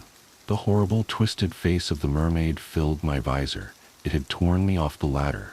I floated, entangled with this awful creature. Its gills undulated as it chittered in my face, a great ear-shredding sound that cut a bolt of fear through my stomach like an icy dagger. I grunted and jammed my fingers into its gills, hating the way its flesh crackled as I twisted. Now the mermaid was struggling out of my grip. I was winning. Then I wasn't. Something pounded into the ladder, jarring the pulley box, and something else hammered into my back.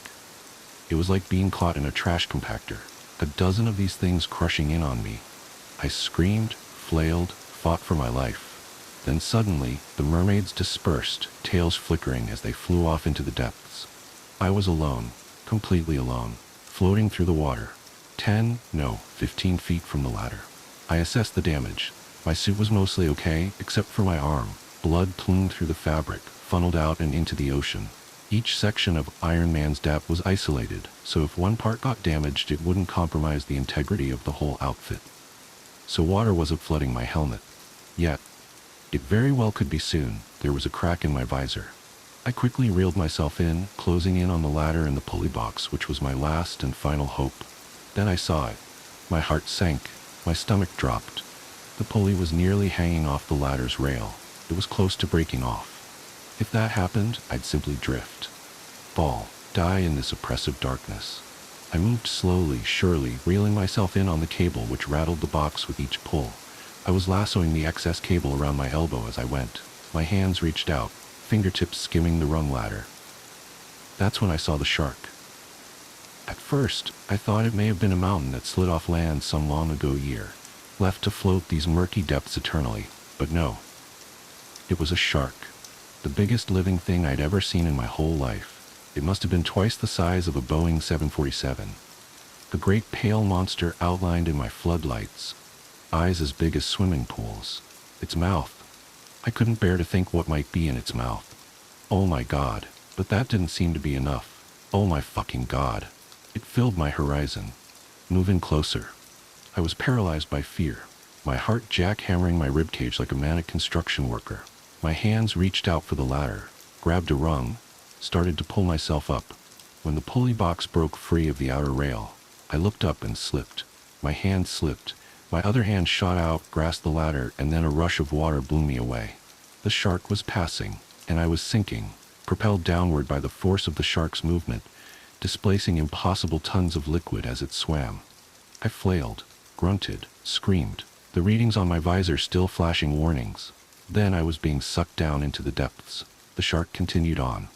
I drifted down, the ladder slowly, painfully pulling away from me, until it faded from view. I tried calling to my people above, screaming into my helmet. At some point I stopped, realizing they were long gone, and to them, so was I. I sunk for years, it felt that way at least. Left to die, a prisoner of the ocean, stranded in a world of darkness. After a while, still sinking, I blacked out. I jolted awake at the bottom of the trench in the ruins of a great city. Pillars of rock, spires of stone, the husks of incredible mausoleums and colosseums rose around me, greenish in their eon-old patina. The city filled the trench as far as I could see, which was oddly far, seeing as a strange glowing orb filled my horizon. It was an impossible sun, a green ball of light, pulsing and bubbling with heat, hovering off in the distance, bathing these alien depths in ethereal light. I stood up. A thin tendril of blood trailed up through the fabric from the gash on my forearm. I knew it wasn't a mortal cut, but it was nasty and left me feeling woozy. I cinched it tight with a Velcro strap and looked around. There was nothing but dead buildings stretching endlessly. Ugly deep-sea fish cut through vacant windows and doorways. I wandered the city for a while, looking for signs of life or any vestiges of the ladder that had brought me here. I found neither.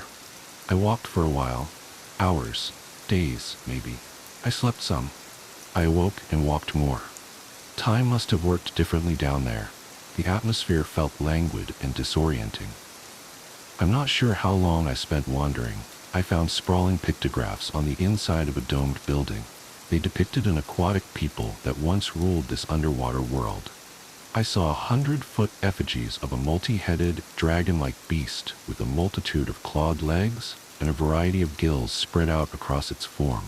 Among them were other, smaller statues of the beast rolled into a ball.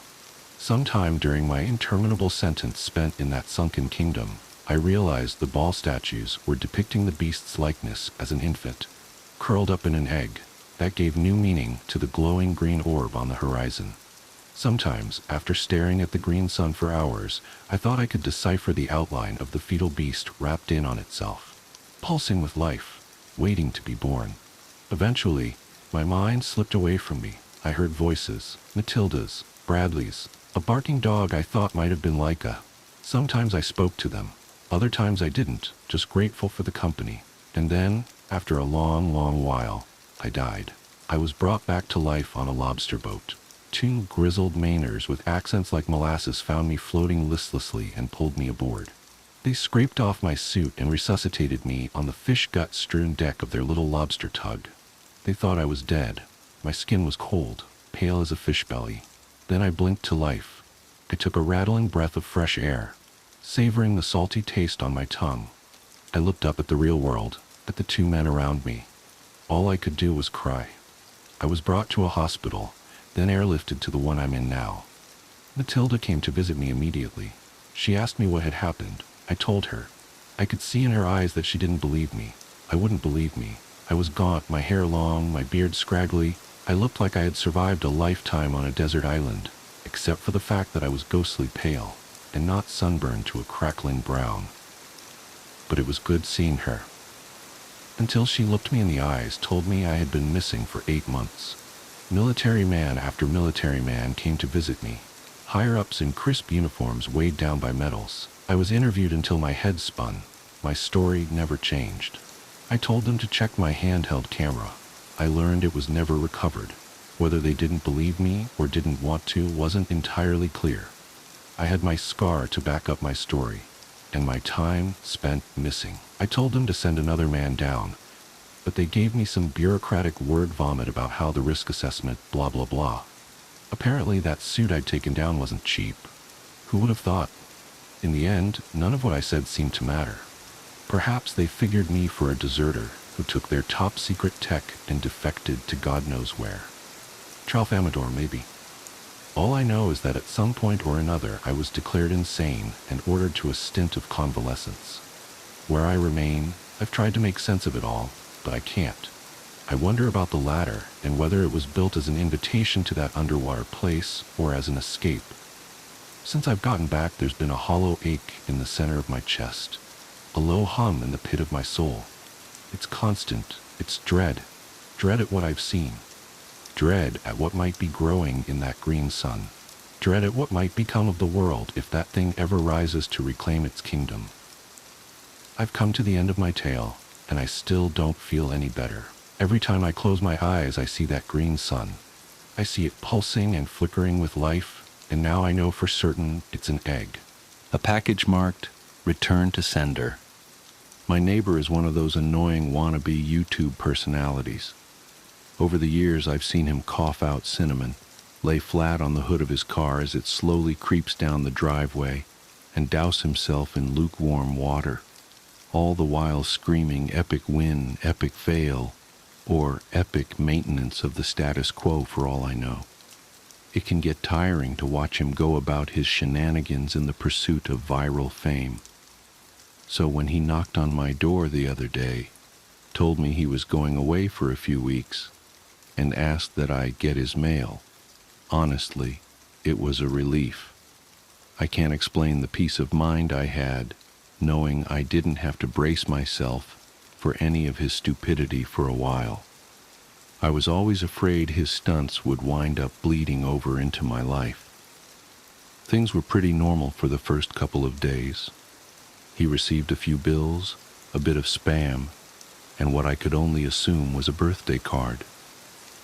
Then, one evening, I got home to find a cardboard box waiting on his front porch. In big red letters was written, "Return to sender." I'm no small fry, but I admit I had trouble lifting the box on my own. It was really freaking heavy. Lugging it across the road to my house was even harder, and I quickly realized there was no way I was going to drag it up the stairs and through my front door. I decided I'd leave his package in my garage. It wasn't like I kept my car in there. The garage door was a piece of shit that refused to open without a good thug and a whack. It was less trouble just leaving the car in the driveway than it was to fight with the garage door every morning and night. In hindsight, I should have set the package down while I struggled to open the tricky door, but you know how it is when you've got a good grip on something. No point in setting it down if you don't have to. It was as I kicked the door for a third time that I lost my grip on the package and it fell to the ground. I heard a light crack inside. Shit, I cursed. I hoped I hadn't broken anything important, but figured I just wouldn't tell my neighbor about it and let him assume the break happened en route.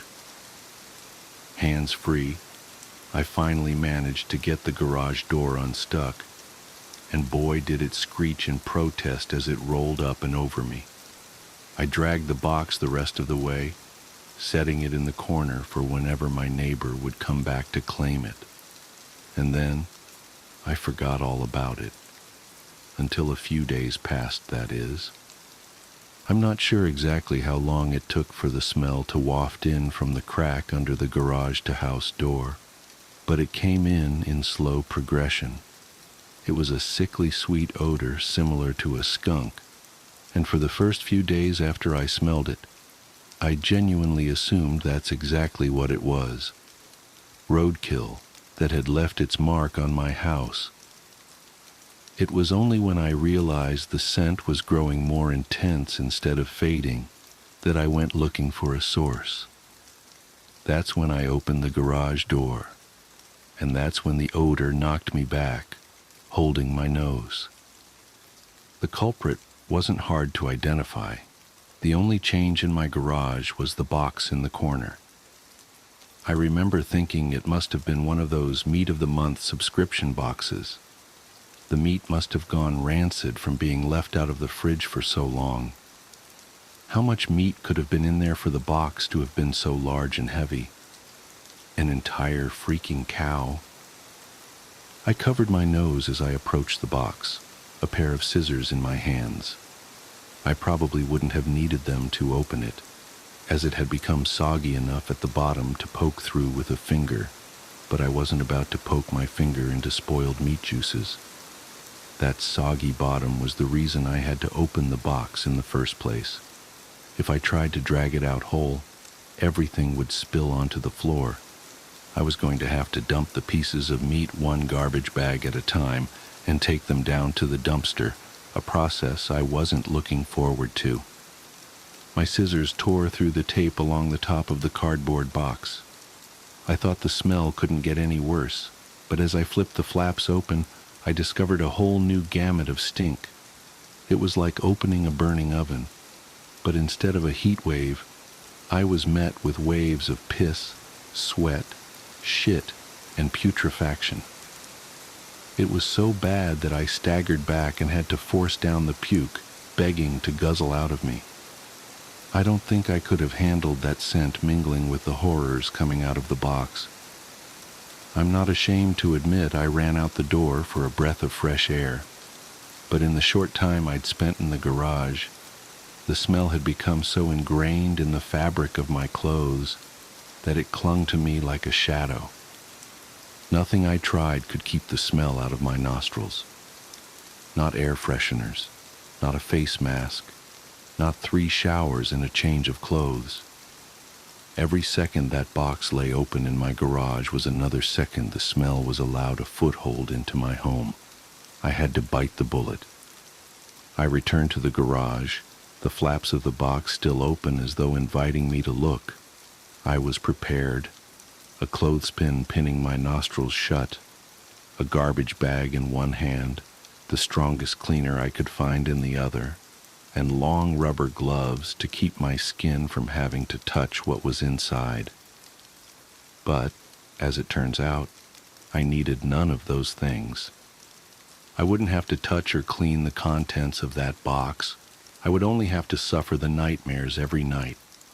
You see, there was meat in that box, but it didn't come from a cow or a pig. No, it was worse than that. It was my neighbor, dead. Still in one piece, but dead. I called the cops, and naturally they took me in for interrogation. It's kind of hard not to suspect the man with a corpse in his garage after all. Thankfully, they soon realized I wasn't involved. My DNA might have been all over that box, the smell might have left a mark throughout my house, but there was one piece of irrefutable evidence in my neighbor's own hands that proved my innocence: a vlogging camera. They showed me the footage only once. I'm not sure if they were allowed to, or if they felt so bad for me they figured it couldn't hurt. Either way, I saw it. My neighbor was sitting in the box outside of a shipping facility, laughing as he told the world how he was going to mail himself across state lines.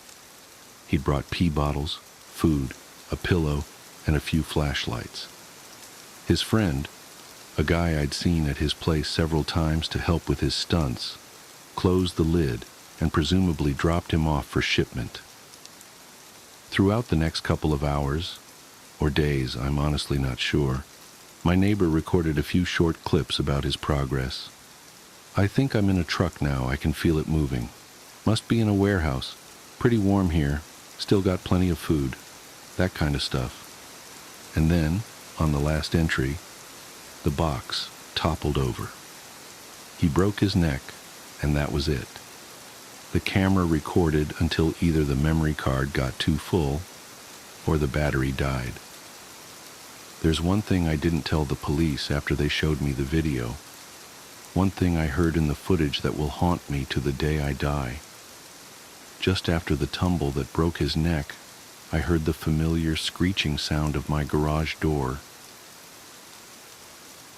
The renovation. I never should have bought this house. That's what everyone says after a haunting, right? But I really shouldn't have bought this house. The listing price was suspiciously low for the Cambridge area. A Victorian-era home with original hardwood floors, crown molding, and enough square footage to actually have a home office. The realtor mentioned something vague about the previous owners leaving suddenly due to family circumstances, but I was too excited about finally owning property in this outrageously expensive market to dig deeper. Besides, what family doesn't have circumstances? The home inspection revealed the usual century-old house problems: outdated wiring, some water damage in the basement, creaky floorboards. Nothing particularly alarming. I was actually relieved. I'd budgeted for renovations, expecting far worse. The inspector did note some unusual modifications to the original floor plan, with certain walls appearing to have been added in the 1960s that didn't quite match the home's architectural style. But again, what old house doesn't have quirks from decades of different owners? I closed on the property in October. The autumn light filtered beautifully through the tall windows, casting warm patterns across the worn floors. The rooms still held that peculiar emptiness of a just-purchased house, that liminal space between someone else's home and your own. I spent that first week making plans, measuring rooms, and researching contractors. I wanted to restore some of the home's original Victorian charm while updating it for modern living. The first strange thing I noticed was the temperature. Certain spots in the house were inexplicably cold, even with the heating running full blast. I initially blamed poor insulation, but these cold spots seemed to move. One day the master bedroom would be freezing. The next it would be perfectly comfortable while the kitchen became an icebox. The contractors I hired to update the heating system couldn't find any obvious issues with the HVAC. It was during the initial demolition phase that we found it. The crew was removing some of the newer drywall to expose the original plaster walls when their tools struck something solid. Behind the drywall was another wall, but this one had a door. The door was made of thick, dark wood, with ornate carvings around the frame that matched the home's Victorian aesthetic. It had clearly been part of the original construction, but at some point, someone had sealed it away behind a false wall. There was no doorknob, just a simple brass handle. The crew looked to me for direction. Part of me wanted to seal it back up immediately. There had to be a reason someone had hidden it, right? But curiosity won out. I gave them the go-ahead to clear away the remaining drywall. The door opened with surprising ease, its hinges silent despite decades of disuse. Behind it was a small room, maybe 6'8" feet, with no windows. The walls were covered in the same elaborate Victorian wallpaper found elsewhere in the house, though here it was faded to an indeterminate grayish color. The hardwood floor was bare except for a single wooden chair in the center of the room. The chair was positioned to face the corner. Something about that chair made my skin crawl. It was a simple piece, probably from the same era as the house, but its positioning seemed deliberately unsettling. Who would put a single chair facing a corner, and why seal up the entire room? The crew was clearly unnerved. I tried to laugh it off. Probably just an old punishment room for naughty children. But no one smiled. I told them to take a break while I documented the discovery for my renovation blog. As I photographed the room, I noticed other odd details. There were scratch marks on the floor around the chair legs, as if it had been repeatedly dragged into that exact position. The wallpaper in the corner the chair faced was more deteriorated than the rest, with long vertical tiers running from floor to ceiling. And despite the decades of dust coating everything else, the chair's seat was clean, as if recently used. I closed the door and told the crew to continue with their scheduled work elsewhere in the house. We could deal with this room later. But as they packed up their tools that evening, I caught them making furtive glances toward that corner of the house.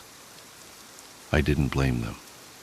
Even with the door closed and hidden from view, you could feel its presence, like a weight pressing against your consciousness. That night I had trouble sleeping.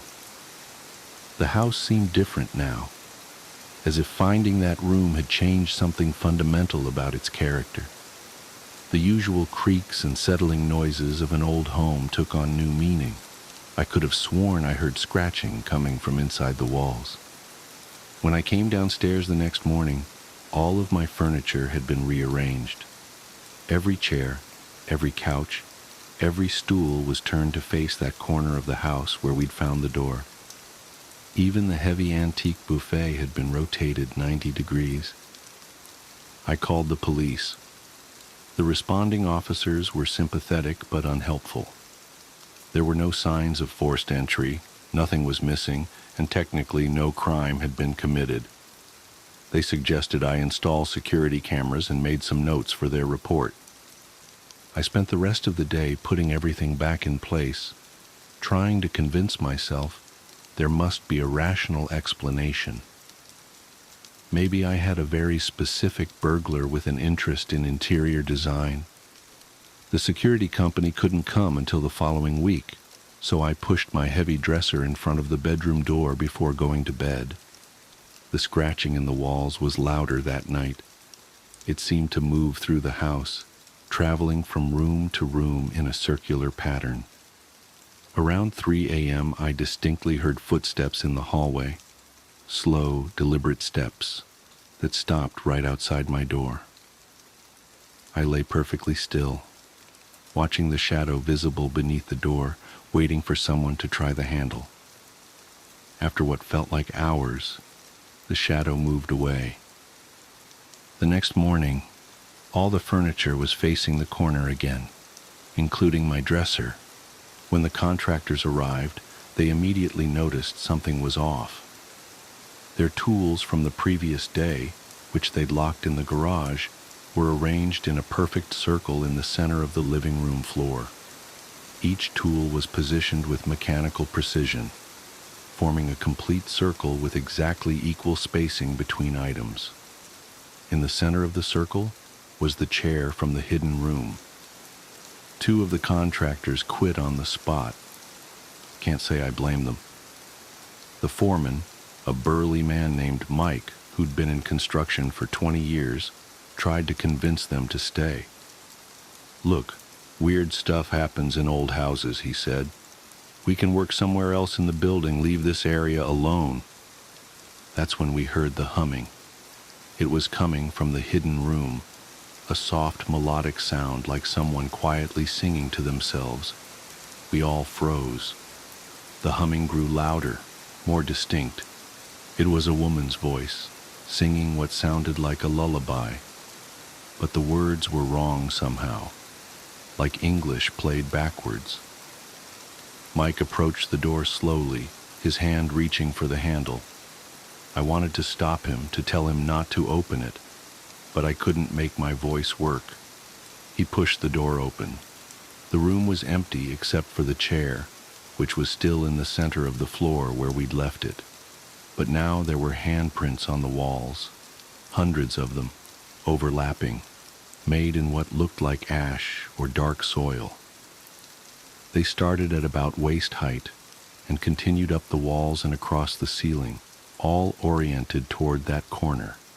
The humming had stopped. The remaining crew packed up their tools and left. Mike promised to call me later about continuing the renovation, but his voice shook as he said it. I knew he wouldn't be back. I should have left too. Any sane person would have run from that house and never looked back. But I'd sunk my entire savings into this place, and some stubborn part of me refused to be driven out by what was probably just an elaborate prank. I called a paranormal investigator instead. The investigator, a middle-aged woman named Sarah with graying hair and sensible shoes, arrived that afternoon. She didn't seem fazed by my story, calmly setting up various pieces of equipment while I recounted the events of the past few days. She had me draw a floor plan of the house, marking the location of the hidden room, and noting where all the furniture had been repositioned. "Interesting pattern," she said, studying my drawing. "It's not just that everything faces the corner. It's all arranged in concentric circles, with decreasing radius as you get closer to that room, like a spiral drawing inward." She looked up at me. "Have you sat in the chair?" The question sent a chill down my spine. "No, of course not. Why would I?" "Because you want to." It wasn't a question. "You've been thinking about it, haven't you? Wondering what it would feel like, just for a moment." I started to deny it, but she was right. Ever since we'd found that room, some part of me had been drawn to that chair. Even now I could feel its pull, like a physical sensation in my chest.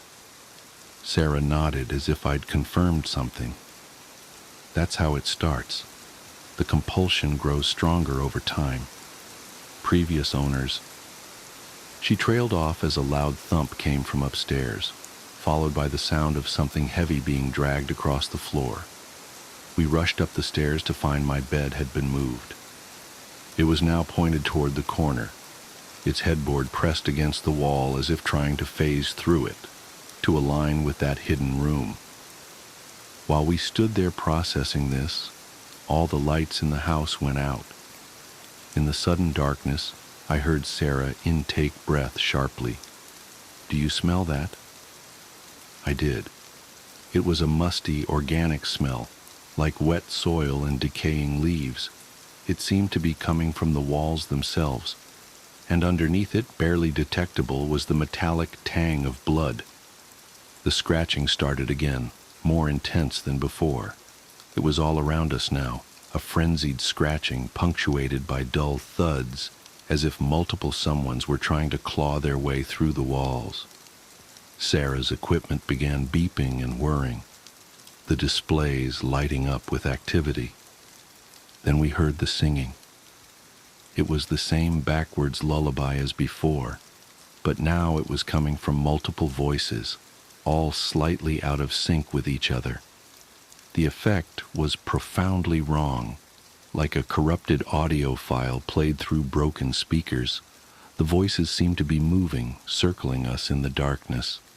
Sarah's face was illuminated by her equipment's displays, casting harsh shadows that made her look skull-like. "We need to leave," she said. "Now.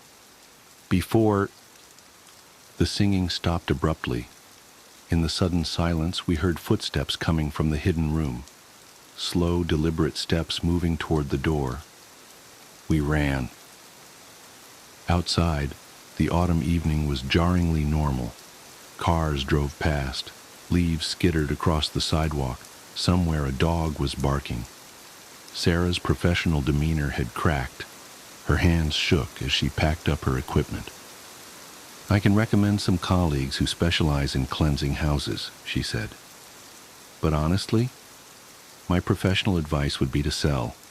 Whatever's in there, it's old, and it's patient, and it's been feeding for a very long time." "Feeding on what?" I asked, though I wasn't sure I wanted to know the answer. She gestured to my phone, which was still displaying the floor plan we'd drawn. The spiral pattern of furniture now seemed obvious, almost painfully so. "Notice anything about the dimensions of that hidden room? It's exactly the same size as the original house's parlor, according to the historic plans I found. That room shouldn't exist. There's not enough space for it. It's as if it's been folded somehow, tucked into a corner of reality where it doesn't belong." She continued, "The chair is a focus point, an anchor. When someone sits in it, well, let's just say the previous owners didn't leave due to family circumstances. They're still here in a way, parts of them at least, and they're not alone. I spent that night in a hotel, researching the house's history. The more I dug, the more disturbing the pattern became. Every few decades, a family would move in, begin renovations, and then disappear. The official records cited various reasons: foreclosure, family emergency, job relocation, but the timing was always the same. It happened shortly after they started opening up walls.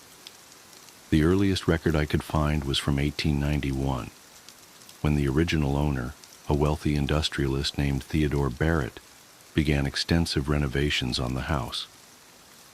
According to newspaper articles from the time, Barrett became increasingly obsessed with sacred geometry and dimensional folding. His journals, excerpts of which were published after his disappearance, described experiments with non-Euclidean spaces and attempts to create a door where there should be no door. Barrett's wife reported that he spent hours sitting in their parlor, staring at the corner, muttering about the angles being all wrong. She said he would walk in circles around the house, measuring distances that somehow never added up the same way twice. The last entry in his journal read simply, "The corner is not a corner, it is a curve, and we are all already around it." 2 months later, the entire Barrett family vanished. The house stood empty for years until, in 1918, a young couple bought it and began their own renovations. Their story ended the same way. I should have taken Sarah's advice and sold the house immediately, but something kept me from contacting a realtor. The same something that kept drawing my thoughts back to that chair wondering what Barrett had seen while sitting in it, wondering what all the others had seen before they. The scratching in the walls is getting louder now. The handprints have begun appearing throughout the house, on the ceiling, in the bathrooms, under the beds, always pointed toward that corner. The singing comes more frequently, and sometimes I catch glimpses of movement in my peripheral vision. Dark shapes walking in perfect circles, their movements synchronized like planets in orbit. My furniture rearranges itself every night now, and I've stopped trying to move it back. The spiral pattern is almost beautiful once you understand it. Everything flowing toward a central point, drawn by an inexorable gravity. I find myself walking in circles too, measuring rooms that seem larger on the inside than simple geometry should allow. The chair calls to me. Every day the compulsion grows stronger. I dream about sitting in it, about finally seeing what Barrett saw, about understanding why the corner is not a corner but a curve. I dream about joining the others in their endless circling, adding my voice to their backward songs. I'm writing this as a warning, I suppose, though I doubt it will make a difference. The house will find new owners after I'm gone, and they too will begin renovations, and they too will find that door. Or perhaps they'll find a different door, leading to the same room that is somehow both here and not here, contained within itself, like a Klein bottle or a Mobius strip. The scratching is very loud tonight. The walls pulse with it, like a heartbeat, like breathing.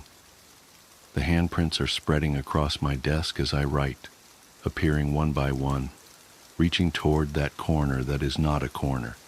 The singing is starting again, and I recognize some of the voices now. Soon, I'll recognize all of them. I know I should leave, run, escape while I still can, but the chair is waiting and I'm so very tired of fighting its pull. Maybe I'll just sit for a moment, just a moment to see what Barrett saw, to understand why the angles are wrong, why the measurements never add up, why the corner is really a curve. Just for a moment. I can hear them walking now, circling, circling. Their footsteps echo through spaces that shouldn't exist, marking time like a metronome. The handprints have reached my fingers as I type these last words. They're so warm. Everything is warm here, despite the cold spots. Everything is connected, curved, folded in on itself like an origami universe. The chair is calling. I think I'll sit down now, just for a moment, just to see, just to understand why the corner is not a. The following text was found carved into the wall of the hidden room, beneath layers of handprints. The corner is not a corner. The door is not a door. The room is not a room. We are not alone. We are not separate. We are all around the curve. Come sit with us, just for a moment, just for a moment. The Longest Night, found among the personal effects of Astrid Nilsson, dated December 22nd, 2024. The following account was written in a leather-bound journal, with several pages torn out prior to the beginning of the entry. Local newspapers confirm unusual aurora activity during the period described. I need to write this down while I can still trust my own memories, while the stitches in my palm are still fresh enough to sting when I grip the pen. 3 days have passed since the winter solstice, but I haven't slept more than a few hours. I keep checking my phone, 3:27 a.m., always 3:27 a.m., even when hours have clearly passed, even when the dim winter sun briefly shows itself above the mountains. The time doesn't change, but I'm getting ahead of myself. I should start from the beginning, from before everything went wrong in Hoyfjella. I hadn't seen my sister Maya in almost 2 years when she called about the teaching position at the village school. "They're desperate for an English teacher up here," she said, her voice crackling over the poor connection. "The pay is amazing, and you'd have your own cottage. Plus," she hesitated, "I miss you, Astrid. We need to fix things between us." I almost declined. Our last fight had been brutal. Accusations about our mother's care, about the family property, about who had abandoned whom. But something in her voice sounded different, vulnerable, and maybe she was right about fixing things. So I accepted the job, packed up my life in Oslo, and drove north into the mountains as the first snow of winter began to fall. Høyfjellet was smaller than I expected, maybe 50 houses clustered around a small central square, with the school, church, and grocery store forming a triangle of community life. My cottage sat at the edge of the village, a rustic one-bedroom affair with a view of the mountains that would have been charming if it weren't so isolated. Maya lived on the opposite end of the village, which felt pointed somehow, but I tried not to read too much into it. The first few weeks were normal, mundane even. I taught English to children who struggled with the sounds and basic verb conjugation. I learned which days the grocery store got fresh bread deliveries. I got used to the constant darkness of winter, the way the aurora would sometimes paint the sky in shimmering curtains of green and purple. I even started wearing the old silver pendant Mom had given me before she died, the one with the intricate knotwork that matched Maya's, a peace offering maybe. It was on the winter solstice that things changed. I was grading papers when my phone buzzed with a text from Maya. "Need to talk. Important. Come over tonight?" I bundled up against the cold and made my way through the village. The snow was falling heavily, muffling every sound except the crunch of my boots. The aurora was particularly bright that night, casting an eerie glow that made the snow look almost green. As I passed the church, I noticed a group of ravens perched along the roof ridge, silent and still. Too still. I counted 7 of them, their black shapes stark against the shifting lights above. Maya's house was dark when I arrived, except for a single candle burning in the kitchen window. I knocked, but there was no answer. The door was unlocked, not unusual in a village this small, but something made me hesitate before stepping inside. "Maya?" I called out, stamping snow from my boots. "It's Astrid." The house smelled wrong, like copper and something else I couldn't place, something organic and musty, like old leaves or damp wool. The candle in the window cast strange shadows on the walls, and I noticed that all the photographs, the ones of us as children, of our parents, of Maya's life here, had been turned to face the wall. Up here. Maya's voice drifted down from the second floor, but it sounded off, like she was speaking through something. I should have left then. Everything in my body was screaming at me to leave, but she was my sister, and we were supposed to be fixing things. I found her in the spare bedroom, sitting cross-legged on the floor, surrounded by what looked like sewing supplies. She was wearing our mother's old wedding dress, yellowed with age, and her hands were busy with needle and thread. "I've been waiting for you," she said without looking up.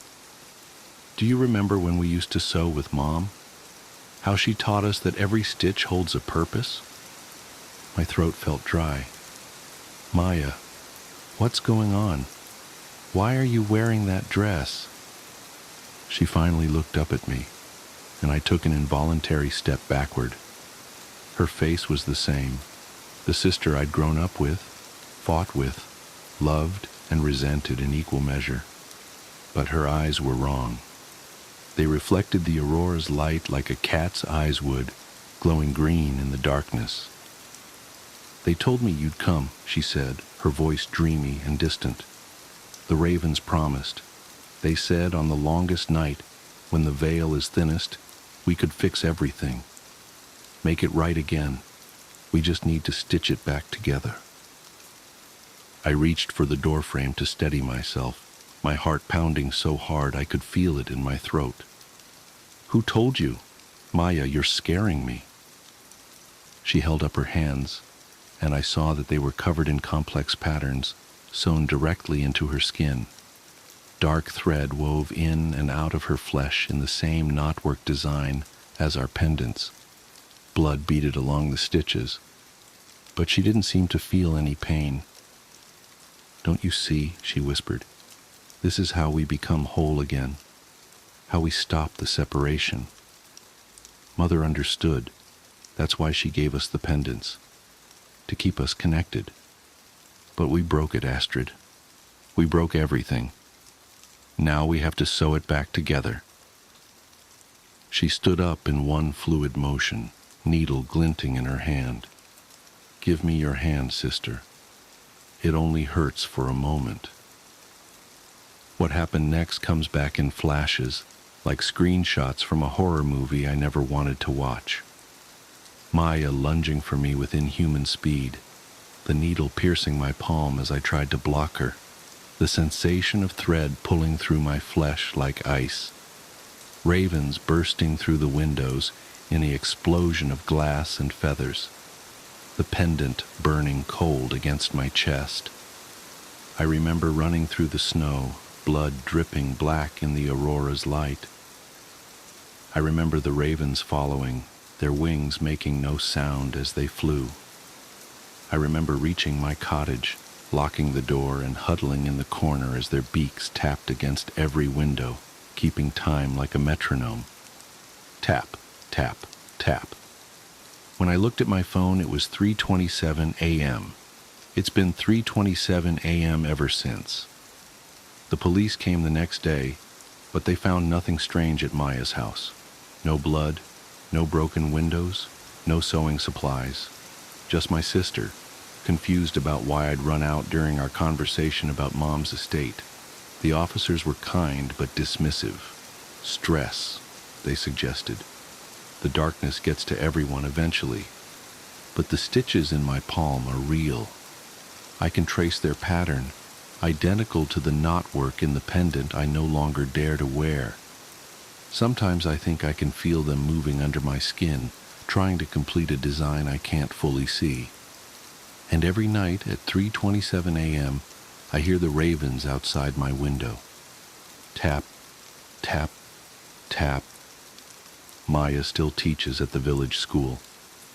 We wave to each other in the grocery store, exchange pleasantries about the weather. She seems normal now, concerned about my episode, eager to repair our relationship. She suggested I see the village doctor about my hand, about my insistence that something happened that night. She's probably right. That would be the rational thing to do. But I won't. Because sometimes, when the aurora is particularly bright, I catch a glimpse of her hands, and beneath her skin, I swear I can see the threads moving, weaving patterns that pull at something deep in my blood, calling to the unfinished stitches in my palm, reminding me that on the longest night of the year, when the veil is thinnest, there are debts that must be paid in thread and silver and sisterhood. I think I understand now why Mom gave us the pendants, why she made us promise to always wear them. What I don't understand, what keeps me awake as the ravens tap their endless rhythm against my windows, is whether she meant them to protect us from what lives in the darkness of Høyfjellet, or to mark us as its own. The journal entry ends here. Astrid Nilsson's current whereabouts are unknown. Her sister Maya continues to teach at Høyfjellet school, and when asked about Astrid, she simply smiles and touches the silver pendant at her throat. The Midnight Visitor. I never told anyone why I really left my job as a night shift nurse at Pine Grove Nursing Home. They all assumed it was the stress, the long hours, the emotional toll of watching patients decline. I let them think that. It's easier than explaining what really happened during my last night there. Easier than trying to convince them that what I saw was real. But now I have to tell someone, because last night, at exactly 3:17 a.m., my phone rang. The caller ID showed Pine Grove Nursing Home, and when I answered, I heard the soft, steady beep of a cardiac monitor, followed by the voice I've been trying to forget for the past 6 months. Nurse Anderson, I'm ready for my medicine now. Mrs. Eleanor Webb. Room 217. Deceased as of April 15th, 2024, at 3:17 a.m. I should start at the beginning. It was supposed to be a normal night shift. They're all normal until they're not. I'd been working at Pine Grove for 3 years, long enough to know every creaky floorboard, every flickering fluorescent light, every patient's particular habits and needs. Night shifts in a nursing home have their own rhythm. Medication rounds, hourly checks, the quiet moments in between when the building seems to breathe with the collective inhales and exhales of its sleeping residents. Mrs. Webb had been with us for nearly a decade, a sweet woman, always lucid despite her advanced age, with a sharp wit and sharper memory. She loved to tell stories about her years as a high school English teacher, about the thousands of students whose lives she'd touched. She never had children of her own, she'd tell me during our late-night talks, but she had all those students, all those young minds she'd shaped.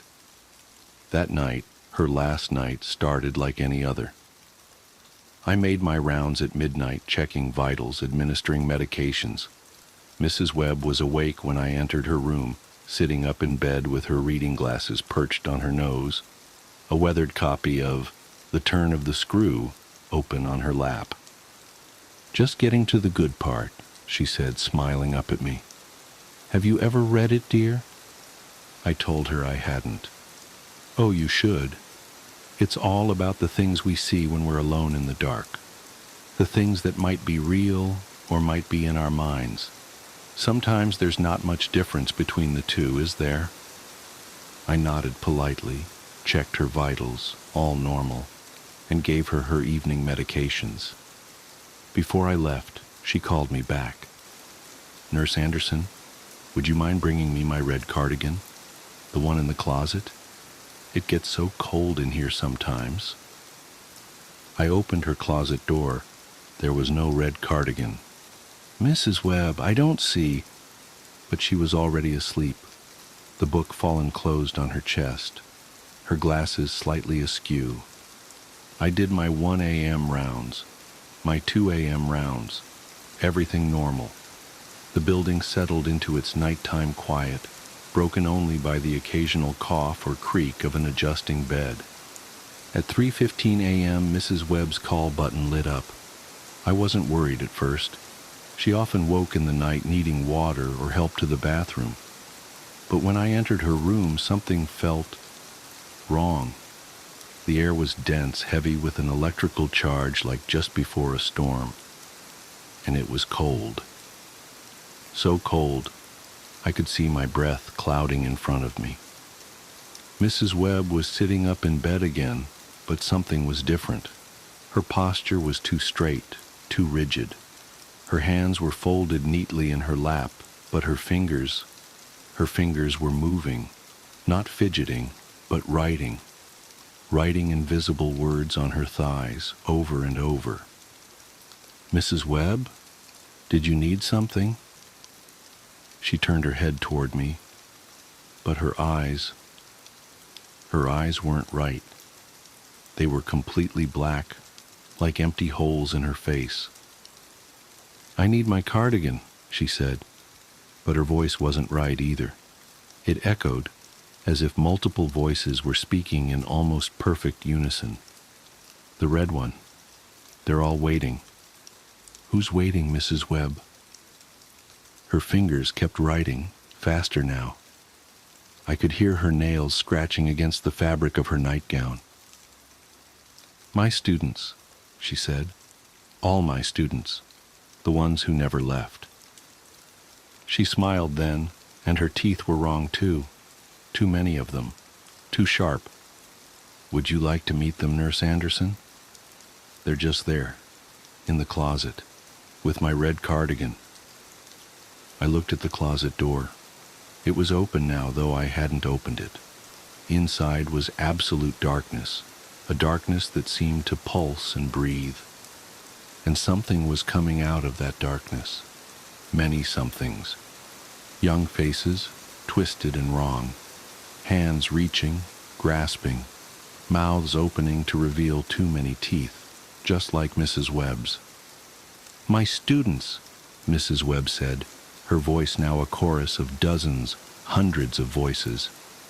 "The ones who never left, the ones I kept, the ones I taught my final lesson."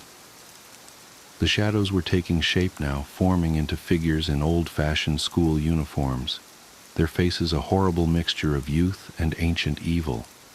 They moved like smoke but left wet footprints on the floor. "You see, Nurse Anderson, some lessons can only be taught in the dark.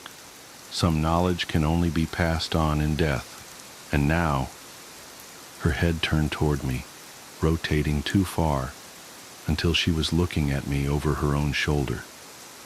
"Now it's time for your lesson." The cardiac monitor started to beep frantically. The shadows surged forward. I ran. I don't remember much after that. The official report says I was found in the parking lot at 3:45 a.m., incoherent and hyperventilating. They told me Mrs. Webb had passed peacefully in her sleep. Natural causes, nothing unusual, but I know what I saw. And now, 6 months later, my phone is ringing again. 3:17 a.m., Pine Grove Nursing Home. This time there's a text message too. "Found my red cardigan, dear. Won't you come see? The students miss you. We have so much to teach you." Attached is a photo, a closet door standing open. Inside, hanging on a hook, is a red cardigan. It's dripping something dark onto the floor. And in the darkness behind it, I can see faces. Young faces. Smiling faces. Waiting faces. My phone rings again. "Nurse Anderson? I'm ready for my medicine now. We're all ready. Won't you come back to room 217? The lesson is about to begin." I should block the number.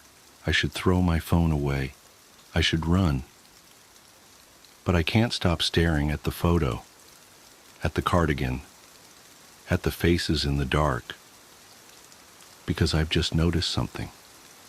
Something that makes my blood run cold. In the reflection of the closet mirror, I can see myself, standing there, wearing a nurse's uniform. But it's not my face anymore. I'm smiling with too many teeth, and my eyes are completely black. The lesson has already begun, and I think I'm starting to understand what Mrs. Webb meant about the things we see in the dark, about how sometimes there's not much difference between what's real and what's in our minds. Because now I can hear them too, the voices of her students, whispering, teaching, calling, and I'm learning. Oh God, I'm learning. Won't you come learn with me? Room 217 is waiting. We're all waiting, and we have so much to teach.